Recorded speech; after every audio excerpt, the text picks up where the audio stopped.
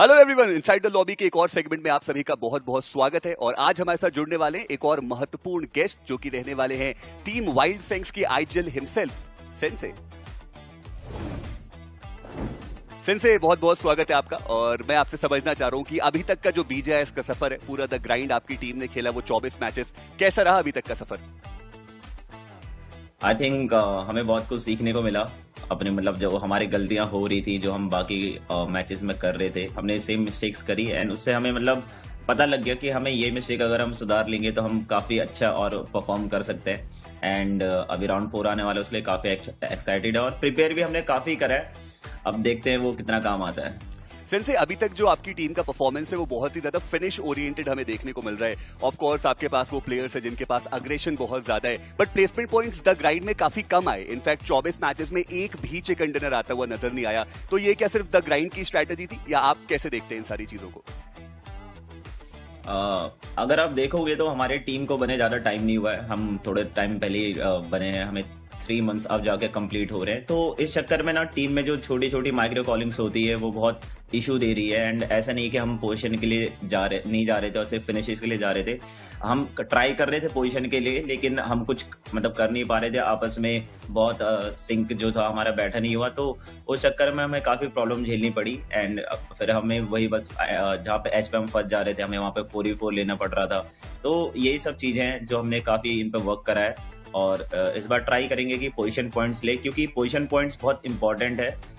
और क्योंकि अगर आप देखोगे जितनी भी टीम्स है जिनके पोजीशन पॉइंट अच्छे हैं और फिनिशेस पॉइंट उतने, मतलब इन राउंड्स में जिन पे हम क्वालिफाई करके आगे जाएंगे, जिनके पोजीशन पॉइंट ज्यादा हैं वही अच्छा कर पा रहे हैं। जिनके फिनिशेस पॉइंट पे जिनका सिर्फ फोकस है वो टीम ज्यादा अच्छा नहीं कर पा रही। तो वो चीज हम देख रहे हैं एंड फिगर आउट कर रहे हैं।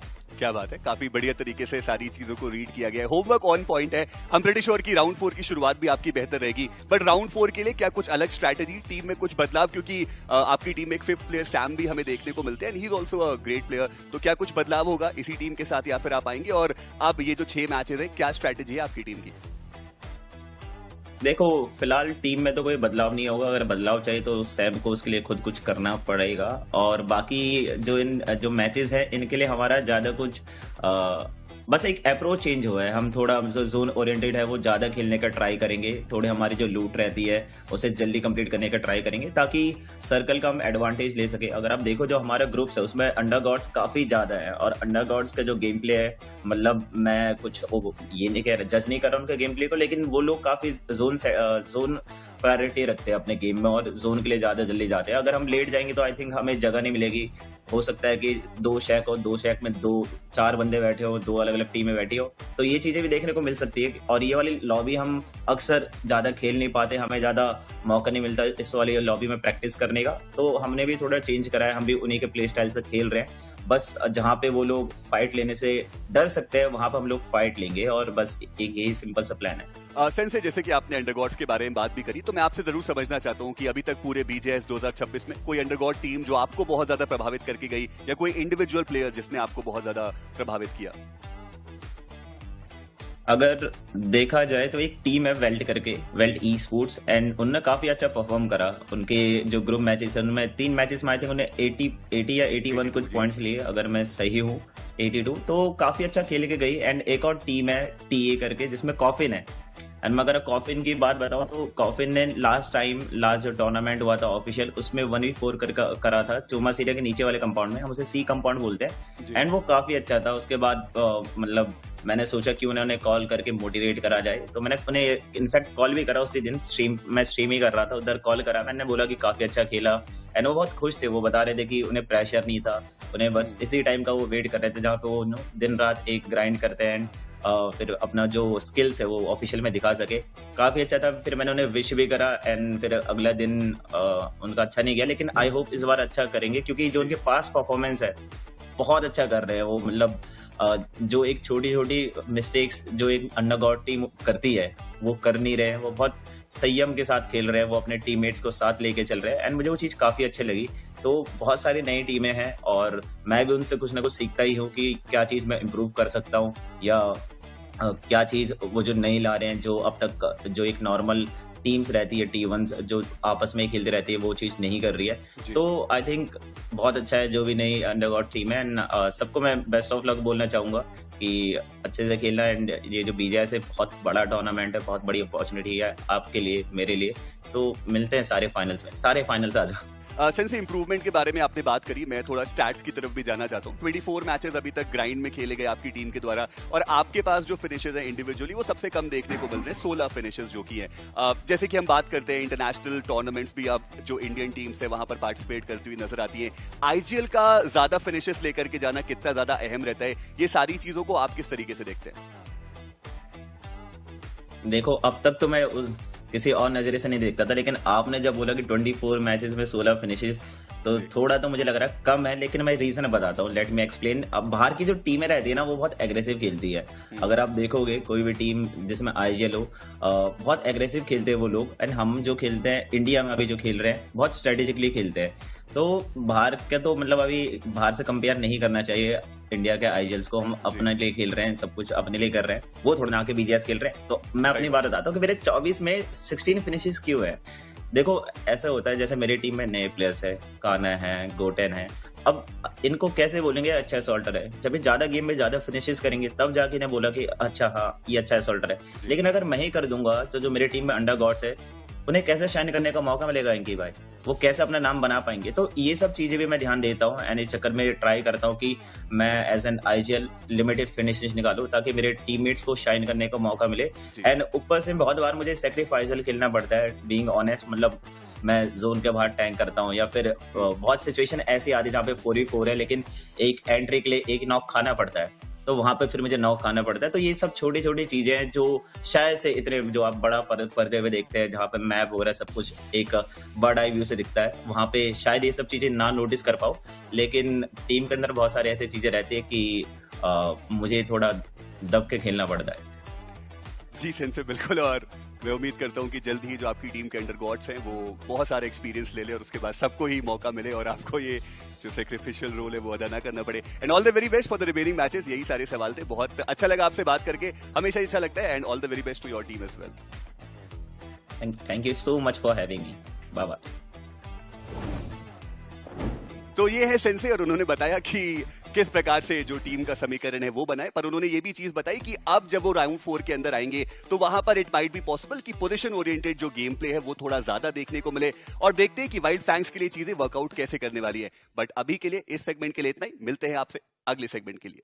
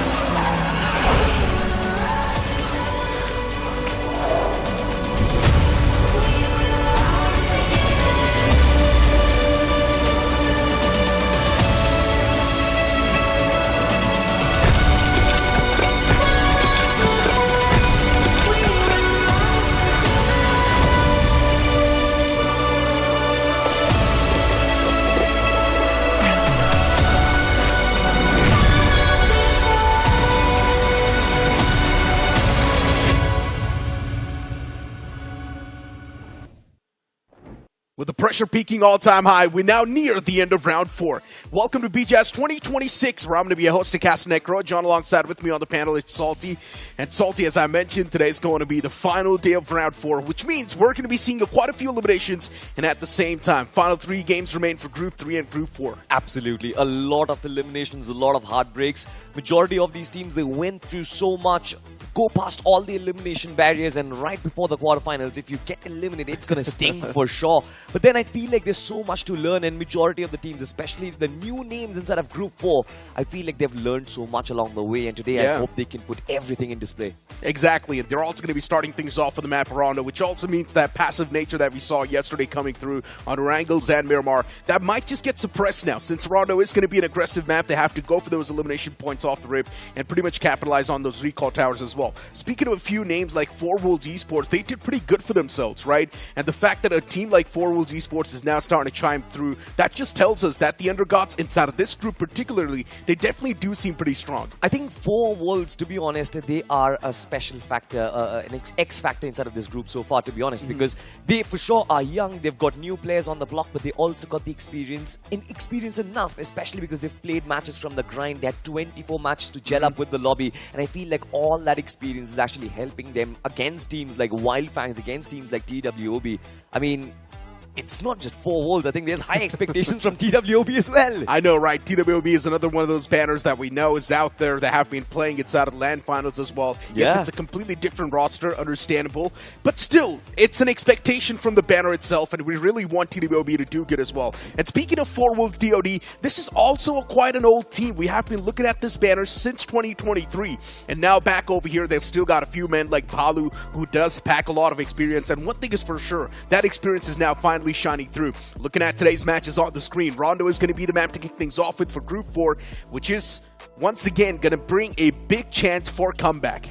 Absolutely. I mean, the first 3 games for Group 4, and then of course the last 3, the ones on Miramar and 1 map on Wrangle for Group number 3, as we do have the highlights, the best moments from yesterday. Right Nation, they started things off on a fantastic note. I feel like that was one of the teams I definitely wasn't really watching out for, but then they just surprised us all. They indeed did surprise us all, and especially speaking of Wingod Esports as well. It started things off on a pretty great note, had a lot of elimination points, but then Game 2, Game 3, Wingod Esports just completely bombed it. And Riot Nations, this was the only team that showed a decent bit of consistency. Even in one of the games of Miramar, Riot Nations did have an okay amount of elimination points, and that's why they were also able to secure an okay amount of positioning in that game. And Riot Nations currently is doing pretty good in the overall standings too. If you look at their position, they're currently sitting on the 2nd spot. Another new name on the block is also going to be God's Official. A team coming in out of nowhere, securing themselves a top 4 finish, exactly what you want. And the same thing can also be said for 4EC Esports. These are all the new names that we're seeing. Exactly. In fact, I think when we do look at the overall standings from Group 4, you've got 5 teams who are atop, who we've never really heard. I mean, barring Four Wolves DOD, who have played in the elimination stages in the past. I feel like the rest are 4 names. They're absolutely new, and this is something which I absolutely like, because there are so many big names out there. You've got TWOB, you've got Wildfangs, you've got teams like 8-Bit as well. And speaking of Team 8-Bit, they certainly are struggling, something which none of us expected. But we do have the performance graph on our screens, ladies and gentlemen. We've got Four Wolves leading the charts, and we do see that steep climb past match 2 and match 3. It's happening for the first time in the history of BGIS 2026 that we're seeing an entire group dominated by the undergods. Top 5 is completely filled with new teams, and even if you look at the performance graph, it's a prime example of that. Yes, now you see Wingod Esports and Wildfangs when it comes to these particular stats itself, when it comes to finishes, because Wingod Esports did have a lot of finishes in the first game. That transition towards the 2nd and the 3rd game, though, it was not that smooth. I love that graph coming in from Wildfangs. Look at how straight it is, right? There's a linear performance coming through. They know they've got a decent amount of finish points every single game, and they're just stacking things up. But it's not really helping them because they're outside the top 7.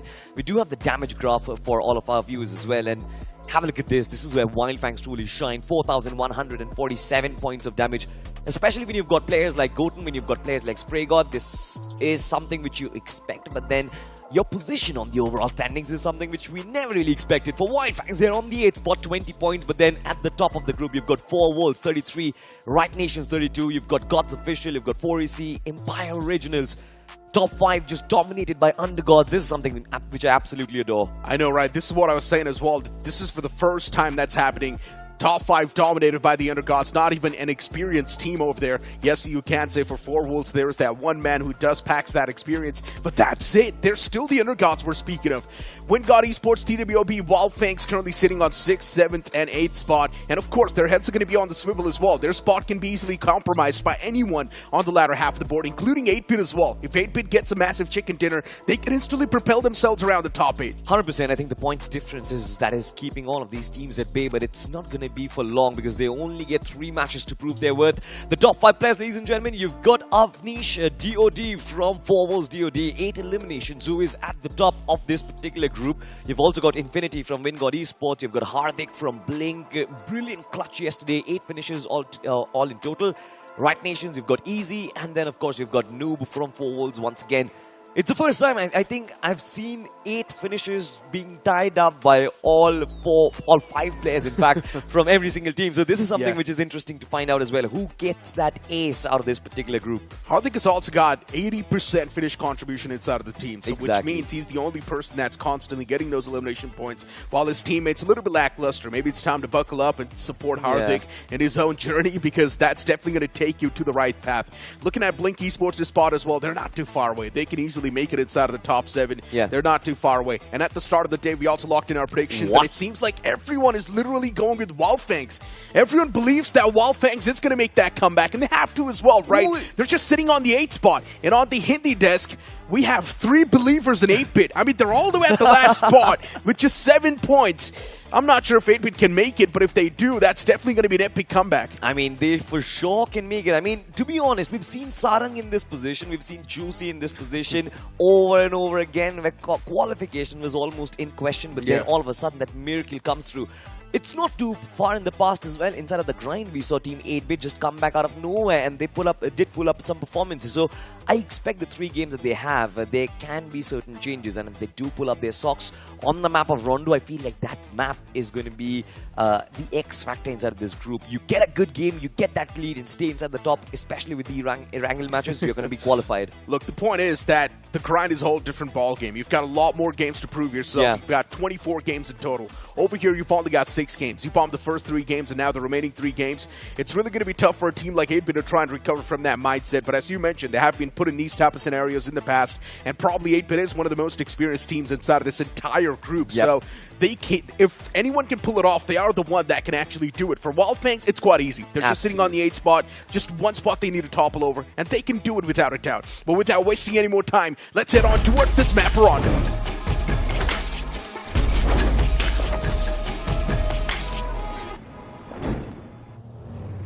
The planes in the skies once again, and this time on the map Rondo, we expect an aggressive start for this entire group. Yesterday, this group was playing it quite passive and tactical, but maybe today, it's time to throw the tactics away and focus on the firepower a little bit more, since you guys need a lot of points on the latter half of the board. And we might see a chaotic start starting all the way from the Ox Factory towards Stadium.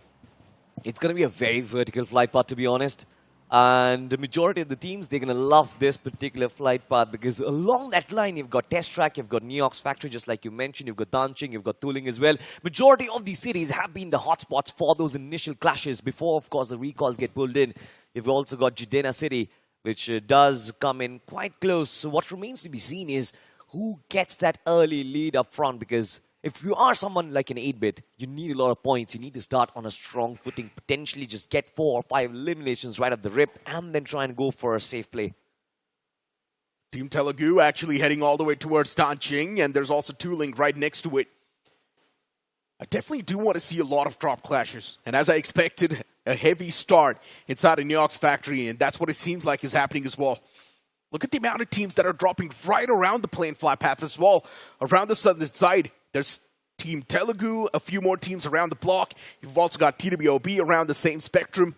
So it's definitely going to be really interesting. DC on the screen. And as of now, the spot they've got, it's probably not one of the best. Onslaught crew getting slaughtered themselves. That man just jumps down at the last nick of time. So he's going to be safe as of now, but still a few shots taken from 8-Bit, but no proper connections found yet. There are going to be 3 teams just inside of this compound right now. You've got Onslaught Crew, you've also got yet another lineup. Team 8-bit has to be extremely sure whether or not they want to take this fight, because this is quintessential. Onslaught Crew yesterday were quite brilliant, especially in their 4v4s. Can't really take these lads, Kushal, Shweb, too lightly in this situation. Elsewhere, we've got yet another scuffle. You've got Team Telugu. We saw that almost clutch coming through from Shanu as well yesterday. The 1v3 on the map of Miramar was nigh impossible to complete, but then the way he pulled things off like that just goes to show that the amount of firepower the undergods possess. But this time it seems like for AC, they are kind of taking a step back. They're not really looking too good inside of this fight. Indeed, that's what it seems like. But TWOB already dropping a man. Starboy's knocked out. Inferno is in the back lines. And looking at Inferno's position, it's definitely okay. Executor getting bounced on as well, and it's not going to stand a chance, but still that nade. It's going to be able to find at least one knock. It was a preemptive nade from Executor, but he gets executed himself. TWOB under a lot of pressure. Starboy still knocked out, by the way. They want to hand out that revival, but how do you do so? Inferno is the only person in the nearby proximity, and he wants to move out now. He's got a few nades to work with. Actually, just one. And this one's going to be tossed right in that window. Man in the front with a lot of guts, just moving out in the open like that. And Gen Z Esports eliminating the remnants of TWOB in this area. You know, Necro, there are 5 teams instead of Danching, and I understand why TWOB aren't being allowed mobility at all in that particular fight. But nonetheless, switch back to the right-hand flank. Team Telugu, they are kind of stranded right now. Shanu gets knocked out. Fuzi is going to find that knock, get that finish. 6 eliminations on board for 4EC. Now, this is what we call a good start. Not a single casualty bill handed to them, and they are doing so brilliant. Next up, of course, it is going to be the last from Gen Z Official, and Pekka OJ is so close. And I'm actually very surprised the fact that the knock is still not yet to be there. I know, right? Fight extending for too long. And now Pekka is done playing it passive. Gonna move out. Try to create that off angle, but once again, he's back towards the same angle where he was. A little bit confused on what he's exactly trying to replicate, but there we go. He just wanted to climb on top of that roof. Onslaught Crew able to inflict a bit of that pain and hurt on 8-bit. And 8-bit is also getting shot at by the entirety of WinGod Esports. They chime inside of the action. WinGod Esports eliminating 8-bit from Neox Factory. And for 8-bit, it's not going to be a great start. They were not able to secure a lot of points. That's quite unfortunate. Just 3 elimination points secured, but at least that's going to be a decent start. Infinity taking a lot of damage from that nade. He's also inside of the EMP zone, so he needs to be a little bit careful. More utilities tossed out against Infinity. He's constantly being pressured, utilizing the bandages as well. He wants to patch himself up, but unfortunately Infinity does not even have a first aid to work with, and somehow Infinity loses that duel. It could actually be a brilliant combo coming in from WinGod Esports. The Molotov was thrown in. He almost thought that the pressure is going to delay the peak coming in from Shwep Oji, but the shot did not really connect. Elsewhere, of course, TWOB's Daniel is going to find revenge. The first track is going to be there. TWOB, how many points do they have for them? They have just gotten off the mark. But the one good thing is all 4 players have been brought back up. 3 recalls have been utilized already. Elsewhere, Helix Esports. The first knock comes through. Riot Nations are down on their knees right now, and they certainly are dominating. This is surprising because Riot Nations, they love these chaotic fights, but somehow they're losing bodies. Helix Esports, 3 frags on the board already. Feeling pretty good. TWOB and Gen Z in the close proximity, and there we go. TWOB dropping the ball, getting knocked out. It's quite unfortunate for Daniel getting knocked in such a way, but I hope they've got the recalls available. There is still that 1 recall available. I do see it. Riot Nations getting the players back up on the field once again, triggering that recall. And there we go. For TWOB, the same thing happens. Daniel's back on the place. For Gen Z Esports, 5 elimination points secured so far. Not even burning through a single recall. That's remarkable. So Gen Z Esports, 4EC Esports are the ones who've had a blinder of a start. Look at 4EC, by the way. They've gone up from 6 to 8 right now. And they're potentially looking for more. This is a brilliant start. 2 recalls have been utilized. That's completely fine. I think it's a positive trade. Onslaught Crew, that is an open man out there. You're not supposed to be missing shots like that. That should have been a finish for you, but the man escapes. Nade comes through from EMP, but Onslaught crew, they are completely struck right now. Shweb Oji, there's nothing that this man can do potentially. From the back line, there's yet another player. Rockstar has been coming through as well. I wouldn't be surprised if the knock comes through. Oh no, the man knocked out and confirmed. Solid stuff from EMZ Esports. Now getting the revival is definitely going to be a hassle, but there we go. It comes through. Not a lot of teams left over inside of New York's factory anymore. It's just two. Wildfangs being one of them, and EMZ being the other. And Wildfangs, as of now, playing around the outskirts. Godin spotting out EMZ on top. He's got 41 bullets in the magazine, so he's got more than enough ammunition to take this fight. But it's just two players in the proximity, and I'm not sure how successful they're going to be taking this fight. Exactly. It's not even about ammunition at this point. They potentially don't really have the best of spots to take this fight. And of course, if they do try to force the issue, they might just get caught off guard out in the open. That is something which you wouldn't really like. Wildfangs, they are making a move out of this fight. But what does surprise me is, why is Wildfangs playing with such a massive split? Where are the rest of the two players? All the way on the left side towards the recall. And these two players, they've got the recalls available, if I'm not wrong. So yeah, for Wildfangs, the plan's simple. Even if these two guys do get knocked out and eliminated, they still have got the recalls available so they can burn through them. Ultima Official taking those shots in the far fray. Just one connection found right on the dome. For Ultima Official, things are not looking good. Two men knocked out on them. They need to get the revival back up. And looking at the circle as well, taking a curveballic shift all the way towards Mehran. Teams like Ultima Esports, including Onslaught crew as well. Everyone's messed up towards the southern side. But look at that, 4 Worlds DOD. They're going to love this circle, to be honest. They're right at the center.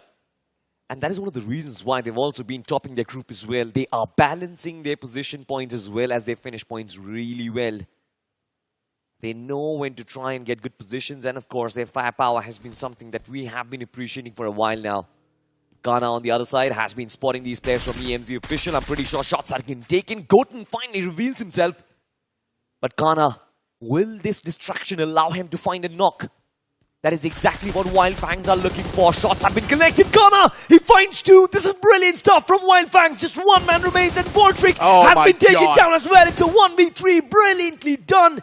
Distraction coming in from Goten and execution coming in from Ghana. It's an absolute massacre from Ghana. Shutting down all three players all by himself. And we were doubting these guys, by the way. We were thinking, how can they really convert this fight with just a two-man squad? Not having the man advantage in that one. For Empire Originals on the opposite side, even they're now starting to deal a lot of damage. Collecting those two frags instantly. Ultima Official dropping down at a few men. And that's going to be stinging them quite a bit. But still, the fact that Ultima Official, they've got every single person once again back on the board. It's all good in the hood. Burning through all the recalls, getting everyone back on the same page. It's okay. It's that phase of the match where Necro majority of the teams have gone in through their recalls. All of them are good and dandy. Points have been accumulated. Now it's time to play your natural game. But whether or not you take good positions in the circle, that determines whether or not you're going to get that chicken, whether or not you're going to find those finishes in the final third of the game. But Empire Originals, Commando has had a fantastic start. You've got to give it to this lad. 4 eliminations right all by himself, and that is... Oh my god, the victims of Ultima Official. 3 players just walked up to him in front of his crosshairs, and all he had to do was play music with his triggers. And he did not even have a lot of HP. That's insane. How does this even happen? I mean, Ultima Official, there's no way you guys just messed up that fight like that. It's kind of very basic, to be honest. If there's a guy peeking with a shotgun, you're not supposed to give him 1v1 duels. It's not even about 1v1, but just the way they walked out. Exactly, they walked out like sheeps. And they got absolutely slaughtered. You know, there's a certain level of humiliation when it comes to clutches, and this one has to be the maximum. Absolutely. And to recover from that, Ultima Official, there's a chance they might just be eliminated. It's impossible to recover. I mean, the recalls are going to be there. They did find their players up in, but have a look at where they are right now. Hung Shan is too far from the circle at this point, and to actually make it to the circle and find a good spot, Not really sure if Team Ultimate officials have the strength in their arsenal. And the problem is, since you've just got the recalls done, you're not going to be having enough mats to tank the zone. It's going to be doing a lot of damage now. We're going to be proceeding on towards stage 4 soon. Ultimate official, yes, they are going to find that breaching point as well. They might just breach in towards the safety lines, but they're also going to be exhausted on resources. Absolutely. And that's where the main problem lies. I mean, to be honest, they've got 3 eliminations in the first half of this particular matchup. If they can get possibly 4 or 5 more, I still would say that Ultimate officials, they are on the right track. But, of course, if you want to actually propel yourself inside of the top 7, you need a lot more. You potentially need the chicken. Double digits, I think. Double digits, 100%. I think for Empire Originals as well, you can say that a 4-5 elimination game would be good for them. But for EC Esports, now this is the highlight that I've been longing to see right now, because this team, they had so many players right around them. They had at least 5 teams in their vicinity, but the way they navigated through and, of course, controlled the lobby, you've got to give credit. 8 eliminations in the first segment of Rondo. There's something which I absolutely love. Definitely impressive. Really good. For EC Esports, a complete new team on the block and still doing so good. Chopping everyone down. Empire Originals, Commando himself just getting 4 elimination points. So far, the man's finished contribution is 100%. I guess the remaining players need to step things up. They do have 2 recalls available, and I'm not sure if they can get the recall on the fallen comrade. If they can, you gotta do it right now. A 4-man squad is much better. WinGod Esports, not in the best of the spots, but still, it's something they can work with. Taking those pop shots constantly. And now Blink Esports, even they're taking too much damage upon themselves, and there we go. Getting knocked out from the sidelines, it's not the best possible scenario. Blink Esports just caught out in the open, and for Wildfangs, this seems like a date with destiny. Claiming those elimination points, just marching through, and Godin, of course, is fearless. And look at Blink Esports. They understood that the force up front is just too difficult for them to deal with. It was a solid decision to actually fall back and try and keep your 2 men up a line, because especially when they spray God and Goten up front, I feel like this duo has an insane chemistry. Now, I understand our community always talks about Spray God and Sarang, how their duo was something to actually celebrate about, but I feel like Spray God and Goten, they've got a different energy altogether. I feel like while Sarang was someone who balances out Spray God's aggression, it feels like Goten just amplifies it. I think Godin is just a different beast. Yeah. He does not need a duo to pop off. Godin himself is just really good. Yeah, nothing taken away from the rest of the players, but Godin mechanically is just gifted. Godin is one of those players that has just never had a downfall. For the other players, you can't say, yes, there's been a certain period where you've seen their downfall, where the form is not exactly there, but Godin, he's been popping off since the start. You talk about Inferno squad, since then he's been doing really good for the squad. And up till now as well, Godin's form, it's not vanished. True that. Everlasting player for sure, but can he help his team find the chicken dinner inside of this map of Rondo? I'm pretty sure Wildfangs have been looking for it. Sensei always talked about, we did see the interview at the pre-show today as well, how Sensei was talking about this team needs those position points. And as soon as I say that, how on earth does it happen? It's so funny. Godin was the man who was taken down to 1 HP, but Sensei gets knocked. There's just no way. I'm so sorry, my friend Sensei. Sensei is just unlucky, I'm not going to lie. At this point, even the game does not like him. Straight up.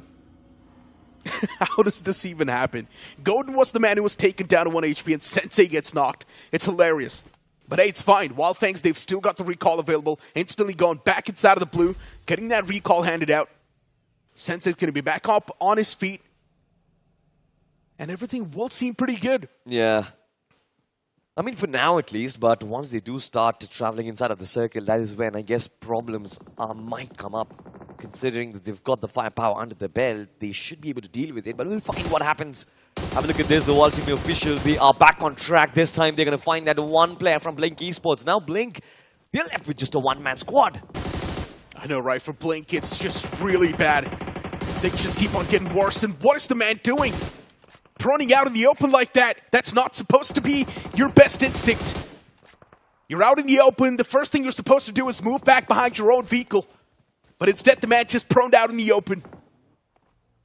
Gods, They've definitely claimed that elimination point, but now as you move on towards Riot Nations, solid stuff, eliminating the team at the front, but they themselves get eliminated. 4EC, they get eliminated with 10 finish points, but Riot Nations, they do not have a lot of points to take and exit. They only had 5 elimination points. I'm kind of disappointed, to be honest, with 4EC and their elimination. I was not expecting that. 11 finishes. Where did that momentum vanish? Riot Nations just distinguishing one of the most aggressive teams inside of the map of Rondo. Now they have been eliminated as well. But as we shift focus, there is another team that needs attention, and that has to be 8-Bit Esports. Team 8-Bit, right up front, will be the last from TWOB, and we've seen it in the past that 4v4s, not exactly what TWOB shy away from. They love taking these fights. For Team 8-Bit, their players, Sarang and Skips, will have to deliver at least this time now. It's high time. Your team is struggling. You've got experience. You are previous winner. Well, showcase it. Showcase that talent. Where's the circle going to shift, though? That's also going to be really important. Shifting on the right side, shifting on the left. There's a chance it might just pop right on top of the boys of TWOB. But instead, there's EO right next to it. EO's got the smack center with them, but there's also a chance they might just catch a lot of hurt. And looking at Wildfangs, yes, return trades happening. Spray God getting knocked out as well in return, and even Kana was taken down real low. Godin, for some reason, just sitting in that one spot. Wildfangs, now unsettled. Helix Esports returning that pain and hurt. Wildfangs themselves taken down pretty low. Now Nate's also being cooked. And look at Helix! Oh, this damage is too much! Well-placed Nates from Helix also doing too much damage against Wildfangs. And now Wildfangs as well, down 3 players. From which one of the man's back up on his feet, but still Helix. Now they're going to look to make that pounce. They've got the man advantage inside of the situation, and if they want, they can suppress Wildfangs even more. But Wingard Esports, even they're pressing up on the matters. Exactly the third party that I was looking for, Wingard Esports. This is their chance to shine, to be honest. They can acquire so many elimination points. It seems like they want this fight to die down, to be honest. Look at that, yet another nade sails in, coming in from Kana, from Sensei. They are constantly pressing that switch against Helix, and slowly but surely, Helix, they for sure are taking a lot of damage. Wildfangs, they resurrected all of their players once again, but from the sidelines right now, Wingard Esports causing the problems. Helix has been eliminated, but problems don't seem to end for Wildfangs because now they've got to deal with Wingard. Oh no. Teams getting eliminated left, right, center. Helix, they were supposed to survive this. They did a lot of damage to the boys of Wildfangs as well. And it's not easy to bring a team like Wildfangs on their knees. But Wildfangs now, they start taking fight against Wingard, actually. Yeah. Wingard on the receiving side of the spectrum. It's not going to be feeling too great for them. And Wildfangs now trying to create some off angles. You can look at Sensei, the man's the first one to get knocked out. Infinity, the confirmation's not going to follow up just like that. And Kana, he wants to create the off angle. This is the confidence that I love from Wildfangs, to be honest. Goten on the left-hand flank, Spray God with the Molotov. It was almost beautiful to take down APS. Wingard and the defenses have been absolutely shattered as Infinity and another man in the front lines are getting knocked down. Wildfangs is a systematic destruction. I'm telling you, Godin, this man is an assassinator. The way he just moves on and constantly just keeps on hurting the opponents, not even scared of anyone that's standing in front. He's fearless. An absolute assassin. Now the sights set on Ultima. But he's not pulling the trigger yet because he knows he does not have a clear line of sight. Do they understand that there's still one more guy from Wingard left alive? Because Wildfangs, if they completely ignore this fact, I'm pretty sure why they go up and try to take them. They know. Do they? Yes, they do know. And wow, what a way to finish him off. Godin heard him actually hide in that spot when he pushed up. So yeah, the call was already conveyed. And look at the amount of utilities that are being tossed by EMZ. There we go, another man falls apart. That's going to be Rizzi taken care of. Mikey and Voltric next to each other. EMZ. Oh no, the players just keep on dropping down even more. Voltric, he's taking too much damage. Not going to be able to survive that Wrath of DOD as another man falls apart. And just like that, EMZ, they've been melted from this game. Showed the gates of hell. But the fight's not done yet. As you move on towards Wildfangs versus Ultima, this is going to be the main important fight for Wildfangs. Potentially to gain control of that western highway, to gain control of the western landmark. They are, of course, at the edge of the circle, and this fight, it's been over. He's been finished off. Ultimate officials have been eliminated. God's official from the sidelines. Wildfangs together in tandem just destroy this team. And now Wildfangs have complete control. But the problem is, how do you cross on over to that island? Because you've got an amazing waterway. What am I even watching? Wildfangs are absolute psychotic people. Taking fights after fights. They've eliminated 4 teams next to each other around that area. This is the only team with a mob that's just mopping up the floor. This is some insane stuff. Destruction to the top level. And now as TWOB, they found themselves on the receiving side of the spectrum. Empire Original, they know they've got them on the knees. 6 eliminations for them. It's not too shabby, to be honest. Elsewhere, Team 8-Bit Esports finally sending TWOB backpacking to the lobby. Now, this is something which is good news for them. Team 8-Bit, they need this. With Saran being eliminated already, it escaped Suez, taking down the mantle. But now he falls in the front lines. And this is problematic. Team 8-Bit once again losing bodies. An opportunity to make that climb on the overall standings. It seems like it's getting taken away, snatched away from them. And just 2 players who still hold that dream alive. It's not going to be easy. Especially with the Wildfangs approaching them and God's official, who have actually been pretty nice in this fight. I now feel Team 8-Bit, they are slowly approaching danger. I'm not going to lie, Wildfangs, they deserve to win this game, straight up. Yeah. The way they've been playing, they're just too dominant. Asserting dominance in whatever area they take control of. Which is incredible if you think about it. The firepower is so immense that Wildfangs knows that no one's going to be able to stand a chance against him. Relying completely on the firepower, and Sensei, that's the 4th time the man was knocked out, and now finally finished off as well. It's completely fine. I mean, Wildfangs still retain 100% of their firepower. Not even gonna... Oh my god. That is true, to be honest. Kana this time, they were on the flank. God's official. It seems like Harsh Oji was looking to chase him down, but that little glimmer of hope gives him a chance to revive his fallen comrade. God's official, we've completely ignored the fact they've got 11 finishes for themselves so far, and now they are fighting against Wildfangs. And I absolutely love their mental game, their mental state. They've got the numbers advantage, they've got the high ground as well. They're looking to gatekeep these lads. And if they manage to do it, I feel like it's going to be a big win for God's official. I just can't recover from that one. Just can't. You did them dirty. They still recover 100% of their firepower. I just can't believe you said that. I hope Sensei's watching the English broadcast, even though he doesn't. I'm pretty sure he's not. Yeah. I mean, I had a talk with him. He said he does not even understand it, so... Yeah. It's a whole different story. But Wildfangs now starting to drop dead. Godin as well gets knocked out. Spray God Godin done and dusted. And just like that, within the blink of an eye, the entirety of Wildfangs done and dusted. Oh my god, what just happened? Wildfangs were doing so good. They were playing intact. They were constantly winning those fights. But now they found themselves in a pinch. And that's why they were not able to fight back that well. You know what? Necro, enough about Wildfangs. This game it's about God's official right now. 14 eliminations over there. Look at that numbers that they have actually put up on board. They've got all of their 4 men alive. They've got complete control of the circle. And the only other team who potentially have somewhat control of it has to be 4 Worlds DOD.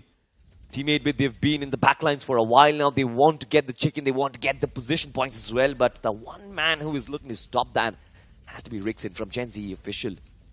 Right next to them, if Team 8-Bit disrespect his positioning, I'm pretty sure the punishment is going to be quite hard. Oh, Gen Z Esports. 7 frags on the board already. But it's just one man standing. And now he needs to survive till the top 2. That's it. But looking at the position the man's got, he's outside of the circle, and that's going to be a concern. 8-Bit's in the close proximity, and for 8-Bit, they've got 2 men standing. It's not being a dominant game from their side, but instead, it is going to be the voice of God's official once again claiming the throne, as Wildfangs were eliminated a while ago. And now for 4 Wolves, they're left to just back away from this entire spot. But even 4 Wolves, they've got all the 4 men standing, so if they want, they can back away and play it safe. But that's not going to be the case. They want to play in tandem instead. The amount of pressure that God's official have been putting up against 4 Wolves, it's too difficult to adjust yourselves against. Especially look at those utility usage, right? Constantly pushing 4 Wolves on the back foot. Elsewhere, it seems like Gen Z Esports, they've been spot out. Juicy on that move. Oh no. To take him out, but shots coming in from the sidelines. One of their players has been taken down. Team 8-Bit Esports, I hope they don't lose their life in this one. Could have been eliminated by just that one single man, Rixon.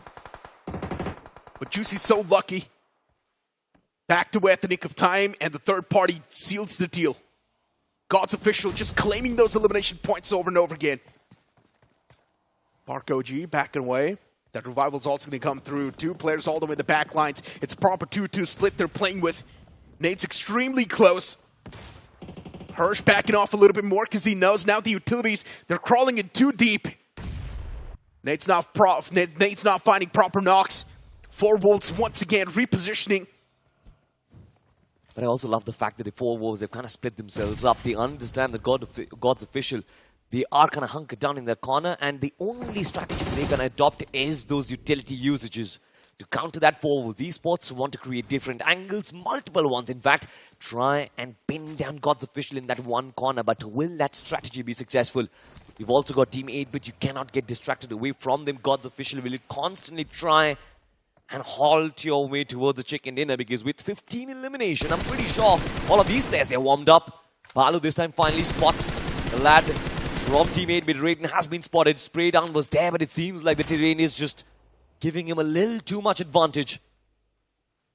Dip for Juicy, not really so much for Raiden, and the blue coming in from the back. This is such a living hell, to be honest, for 8-bit Esports. I know, right? The blues closing in. 8-bit, they need to move inside of the circle. They are inching in slowly and steadily. Dip to dip. There we go, spotting out those players. And once again, Juicy, he's going to be the one to get knocked out this time. God's official, they need to be a little bit more concerned about four Wolves. And eventually 8-bit eliminated from the game. It's still a decent outing from 8-bit. It's the best game 8-bit has had so far. Yeah, potentially you get 6 eliminations, the third place as well. You're going to be happy with that. A little bit of readjustment on the overall standings, but it's still not over. It's still not done. It's a 4v4 that we're left with, ladies and gentlemen. You've got Team 4 Wolves DOD going up against God's official. I'm liking this so far. It is still stage 8, so there's not really a compulsion for you to just push up. But it seems like 4 Wolves official, they've had enough of patience. Now they are palpitating. I can see Balu just constantly peeping and weaving, bobbing to try and get that angle, try and get the opening. But can Team God's official counter this will be a big question, Necro. I mean, Gods, they've got the advantage. Enormous. Yeah. Backs against the wall from the side of 4 Wolves. The Blues on the move. 4 Wolves, they need to be on the move themselves, and while doing so, they're also going to be really exposed. And that's when Gods can actually go for the strike. They've got the deployable covers to work with, even the vehicles and the dips as well working for them. And the blue as well now is going to be a paid actor. Slowly and steadily shrinking down even more. Hirsch finding that first man. That's going to be the glimmer, and that's more than enough to put the players of 4 Wolves in a concerning spot. Hirsch now constantly trying to find a few more frags on the board. And if he's able to find the second one, that's going to be a game turner. And look at Toxic from the back. What a cover fire that was. 2 players already down for the side of 4 Wolves. Another man is right next to Toxic. He peeks out, gets the third knock. It's just 1 man standing for 4 Wolves. And even that man was out in the open. And what a way to close things off. God's official. This is the exact game they were searching for, and they find it as well. And with this game, they're going to find themselves on the first spot in the overall standings. Not just on the first spot, but dominating on the first spot, to be honest. Atop everyone is. There's something which we did not really expect. You expect Wild Fangs to put up a performance like this, which they apparently did, but they've always had the struggles of closing things out. They get to a point where they get 10, 11, 12 finishes, and they get extinguished all of a sudden. But I like the way God's official closed the game, held their composure in spite of having so many eliminations, and now they've got so many points from this one. I love it. Yeah, it was a pretty good game for 8-bit too now, finally initiating that comeback in the overall standings. But the question is it too late? I don't think it's too late. 8-bit got double digits on the board, so 8-bit's now going to be in an okay spot in the overall standings, extremely close towards that top 7. Yeah. In the upcoming game, 8-bit, they need the similar sort of performance, and even they can breach inside of the top 7, but also hope that someone else is going to be cracking under that pressure. To be honest, I'm pretty sure majority of the teams are going to crack under pressure right now, because there are so many teams battling for that spot inside of the top 7. I mean, majority of the teams inside of the top 5, they are playing really well. You've got 4EC, who had 11 eliminations before they got eliminated. You've got a brilliant game coming in from 4 Wolves, another massive one for God's official as well. And then, of course, you've got 8-bit jumping up, Wild Fangs jumping up. I'm not even sure where Onslaught, Crew, Blink, Esports, and all of these teams are, but we'll definitely talk about the chicken dinner team stats of God's official because my oh my, Harsh OG 9 eliminations. What is that stat? 1300, 6 points of damage, and then of course you've got 4 on Barky, you've got Toxic with 5, Master with 2. This has been a performance which you can't really stop applauding. It's been an insane run from the side of Gods. That's for sure. Even yesterday, Gods had a lot of points, and now today as well, just starting things off with a lot of points in the map Rondo itself. And the fact that now they've got 2 more games to go, there's a chance they might just start hammering down the lobby even more and start creating that vacuum in the overall standings. And if that does happen, teams like TWOB, Wildfangs, and including WinGod Esports will start to suffocate. But I think Wildfangs is now going to be in a comfortable spot. Yeah, Wildfangs had a fantastic outing over there as well. If I remember correctly, they had about 15 eliminations before getting eliminated. Yeah. So I think there's still going to be an opportunity for them to try and retain that top 5 spot, but I think WinGod is going to take a fall. TWOB is going to take a tumble as well. I'm not really sure if these teams are going to be pretty happy with them, but one guy who's going to be pretty happy, it's going to be Harsh, ladies and gentlemen. It's a mistake on the name, I'm pretty sure about it. 9 eliminations on Harsh, 1306 points of damage, 2 headshots, 6 knockouts, and a survival time of 29.55. It's insane. Of course, it still shows Barky, but I'm pretty sure, I assure you, it's going to be Harsh. Then, of course, you've got Commando with 6 eliminations, Goten with 5, Hyper with 5, and then Toxic with 5 as well. Yeah, I mean, he's definitely the GOAT, that's for sure. And then you move on towards Commando as well, doing pretty good for his own individual team. Point standings popping up on the screen. Once again, God's getting total points of 30. Wildfangs moving on, getting 18 points in total as well for themselves. 4 Wolves 2 getting 11 points. 8-Bit as well getting 11 points. That's going to be the initiation 8-Bit was looking for. Gen Z Esports getting 11. And 4EC Esports, they managed to rack up 11 finish themselves. So Gen Z also get themselves 11 points. You've got Empire Originals with 9 points as well. And Ultima Officials, yes, for sure, 6 points considering for where they are on the overalls. It's still not enough, but it's still a step in the right direction, which I absolutely adore. Right Nation, so yesterday was a fantastic day for them. I just hope that this team does not fall behind anymore. You've got WinGod, Helix, TWOB, Onslaught Crew. All of these teams I was actually rooting for at the start of the day, Necro, but it seems like they did not really begin on their side. I mean, look, you started talking about Wildfangs. We saw Wildfangs I started talking about Sensei. The man got eliminated too. And now looking at the overall standings as well, you were rooting for WinGod, you were rooting for TWOB. They're not doing too good in the overall standings. Riot Nations as well was another name you were looking out for. And even Riot Nations now struggling. But still, those 5 points that Riot Nations got, at least that's going to ensure that this position is still going to be there inside of the top 7. Yeah. You move on towards finishing damage report. And of course, Gods, they've got the biggest tower right next to Wildfangs. Absolutely, they definitely have got the biggest tower, but Necro, I'm going to remember this, right? It's your time of the world where all of your predictions are going right, mine going wrong. I'll make sure that my numbers get evened up, just like the finish and the damage report. You've got a little bit of the higher towers coming in from 4 Wolves and 8-Bit as well, but then of course, towards on the lower end, I feel like Helix is going to be one of those teams who had a lot of damage, were expecting a lot of those points, but only 3 finishes. That is where they struggle a little bit. But overall standings, ladies and gentlemen, at the end of the 4th game for this particular group, you've got God's Official at top, 55 points, 4 Wolves 44, Wildfangs in the top 3 position, 38. But then, of course, you've got Riot Nations, 4EC, EMP Originals, WinGod, and TWOB. There's not any damage, there's not any difference at all, to be honest, amongst these teams. Finally, one known name now breaching inside of that top 5, yeah, right? right. And then finally, one name who was an undergod is now being pushed outside of the top 5. You've got Empire, who did not do pretty good for themselves, and that's why they were pushed outside of that top 5. Looking at WinGod Esports, they're still on the 7th spot. WinGod Esports now needs to realize one thing: their head's on the swivel. There's also teams like TWOB right underneath them who will be delivering consistent performances in the future. And if WinGod Esports messes up, it's done for. They will be eliminated, so they need to be a little bit quicker now. They need to start racking up those elimination points. They cannot just slack off. Absolutely, and I feel like after this particular game, Rondo, in my opinion, was a very high-fragging game, to be honest. Majority of the teams up until, I believe, the 9th and the 10th spot had about 9 points secured from that particular matchup. So I still feel there's a chance that on the map of Erangel, a lot of teams, in fact, can come back on the overall standings, but all depends whether or not they can convert a chicken in the next one. And I guess another team that should be part of the conversation is also going to be Team Telugu. 0 points accumulated from that one. And now currently at the bottom half of the overall standings. Before now, let's move on to a short break.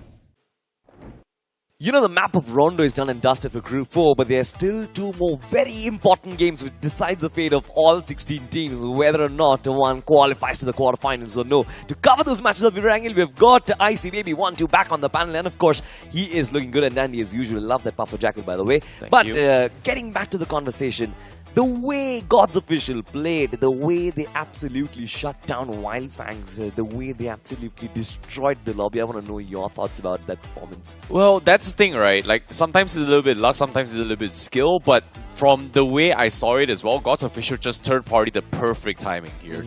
Taking out Wildfangs was one of the key winning factors that allowed them the space that they needed and also the points to take aggression, which gave them the win, which was something that I really enjoy, but at the same time, not so much for Wildfang fans though. But for you guys, if you guys are not too happy about the performance, it's okay. All is well, because inside BGMI we do have the Royal Pass available. That is going to be the Rebel Roquefort set that is available right now. Make sure one-time purchase, buy it all out, max out all the missions, and you can get the DP28 and also the set skins for yourself. And you also get back cashback UCs to maybe even buy the next season's Royal Pass. Yes, absolutely. And of course, if you are using the Rebel Rogue Fox, make sure to actually take a screenshot and tag me on your stories, because I kind of find her my crush. So I don't mind enough Rebel Rogue Foxes in my day as well. But coming back to the conversation, I see now that with 2 more games left to go, you've got the map of Erangel. I feel like Rondo is always that X factor, whether or not you are in the first half of the overall standings or the second, you can always prepare yourself for a bounce back. But now with Erangels left, do you really think that all the big names down up there who are potentially struggling on the overall standings, someone like a TWOB or a WinGod, I'm not really sure if Erangels are going to be their games. I think it comes down to just a little bit of luck as well. But yesterday's Erangel was a little bit of a messy situation considering how messed up the circle was. And we did see a little bit of drop clashes where teams are intentionally tanking the circle just a bit longer to kind of draw out the fight, which I think, personally in my opinion, may have given a lot of opportunities to rotate a little bit earlier to try and go in for position points. But let's talk about a little bit more on what happened here in Rondo for the highlights itself here. One of the teams that is not in towards the end game here is going to be 4EC, who really popped off in the early stages here, picking every single fight and actually winning that, which gave them a decent amount of finish points. 100% agree over there, but I feel like 4EC was one of those teams to watch out for in the early stages of this particular game. And 11 finishes before they get extinguished, and the way they got taken down, it kind of felt unfair as well. They had no information of that team's presence. But before that, I think there were also moments of brilliance coming in from Wildfangs. Kanha specifically over there, a little bit of distraction coming in from Goatman. They're just Kanha mowing down everyone. For sure, I think in terms of finishes, Wildfangs are definitely not going to struggle. But what they have been struggling for over the course of all of the matches that they've played so far is they kind of lack the confidence to close out their matches and finally get the chicken dinner. They'll make it to the top 5, potentially to the top 3 as well, but there always comes a phase that they choke down their fights and they get completely eliminated.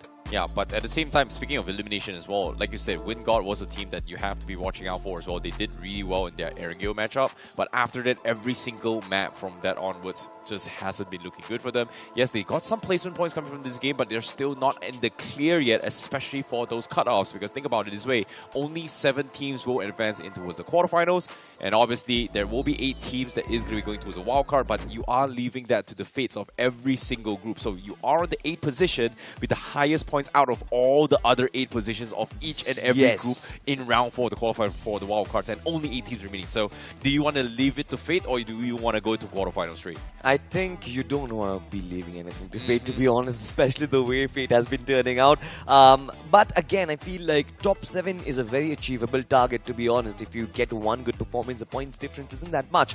But of course, we will talk about the next segment, of course, which is a little bit of a player substitution. Ladies and gentlemen, Team Telugu did switch things up. You've got Shanu who has been subbed out. Very surprising there, because Shanu actually got almost a very good clutch yesterday on the map of Erangel, on the map of Myanmar, by the way. This time, who they have brought in is 1v4 God YT. Now, we don't really know how this player plays, but Team Telugu, I think for them, problems are definitely going to be there. They're still at the bottom of the overall standings. I'm not really sure if there's any chance left for them. Well, I wouldn't say they don't really have a shot here, but in 2 maps of Erangel, as long as they get themselves about, what, 1 chicken dinner, and then maybe like a 6-7 points on towards the last game itself, they should be very, very close to the top 7 as well, considering that we are going to be potentially seeing a vacuum of points in this particular group, because even then, 4 Wolves was also very consistent in the previous match as well. Since you're talking about the vacuum of points, before we get in the game, once again, from you, what do you think the cutoff for this particular group is going to be? It might be even higher. A little bit higher. Yeah, maybe 42, 43 points. Maybe 42, ladies and gentlemen. We'll find out. But for now, ladies and gentlemen, like I said, last 2 games remaining. The second last one on the map of Erangel.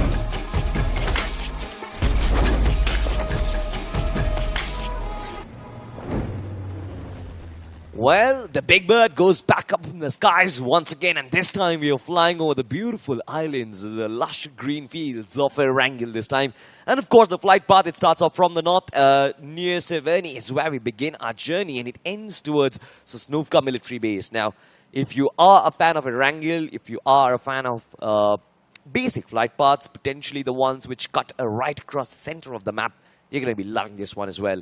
But if the circle does land up anywhere towards on the sides, you might be struggling as well. We'll find out if those early clashes are going to happen. But with me, my co-pilot, IC Baby, I want to know what your thoughts about the conditions and where the teams are going to be going. Well, I'm going to make a premonition right here, right now, is that in the trend in BGIS 2026 so far, we've seen a lot of circles tend to shift towards the military island itself. I wouldn't be surprised to see it again, considering that in the entirety of round 3 and round 4, we've seen a majority of it inside this zone. So I wouldn't be surprised to see Group 4 actually facing it off again. Because think about it this way, TWOB, they were the first teams to actually drop towards military base, but the circle shifted onto west side instead. So for this group in particular, we didn't see too much, but before we show the circle, let's take a look in towards a potential drop clash. It seems like Win got Ryzen in a little bit of scuffle. He's on top of the roof, and there is a guy right below him with a pistol. Yes, he does not have the angles, but Wingard, Ryzen needs help right now. There's no way out. There's no way out. There's no weaponry for sure. And the only thing that is afraid of that this man does not get a nade for himself, because the moment he gets one, or potentially even a Molotov, I'm pretty sure Ryzen is going to get taken down. Look at that. Ryzen, I feel so sorry for you, my brother. Is getting outnumbered this time. He wants to fly away, run away from the situation, jumps down, tries to knock him down. This is insanity, to be honest. Ryzen, with just a dagger, finds the life of that player from Ultima Official, but finally, he gets traded. But something has to be said about that bravado, because that is something outrageous. That is the worst case scenario here coming from Ultima Official. A free point completely traded off for absolutely no reason. A pistol losing to a knife fight, damn. What? But at the same time, you know, Win Gods definitely, you know, made good in the worst possible outcome here. No drops, one of the worst possible landings, I would say.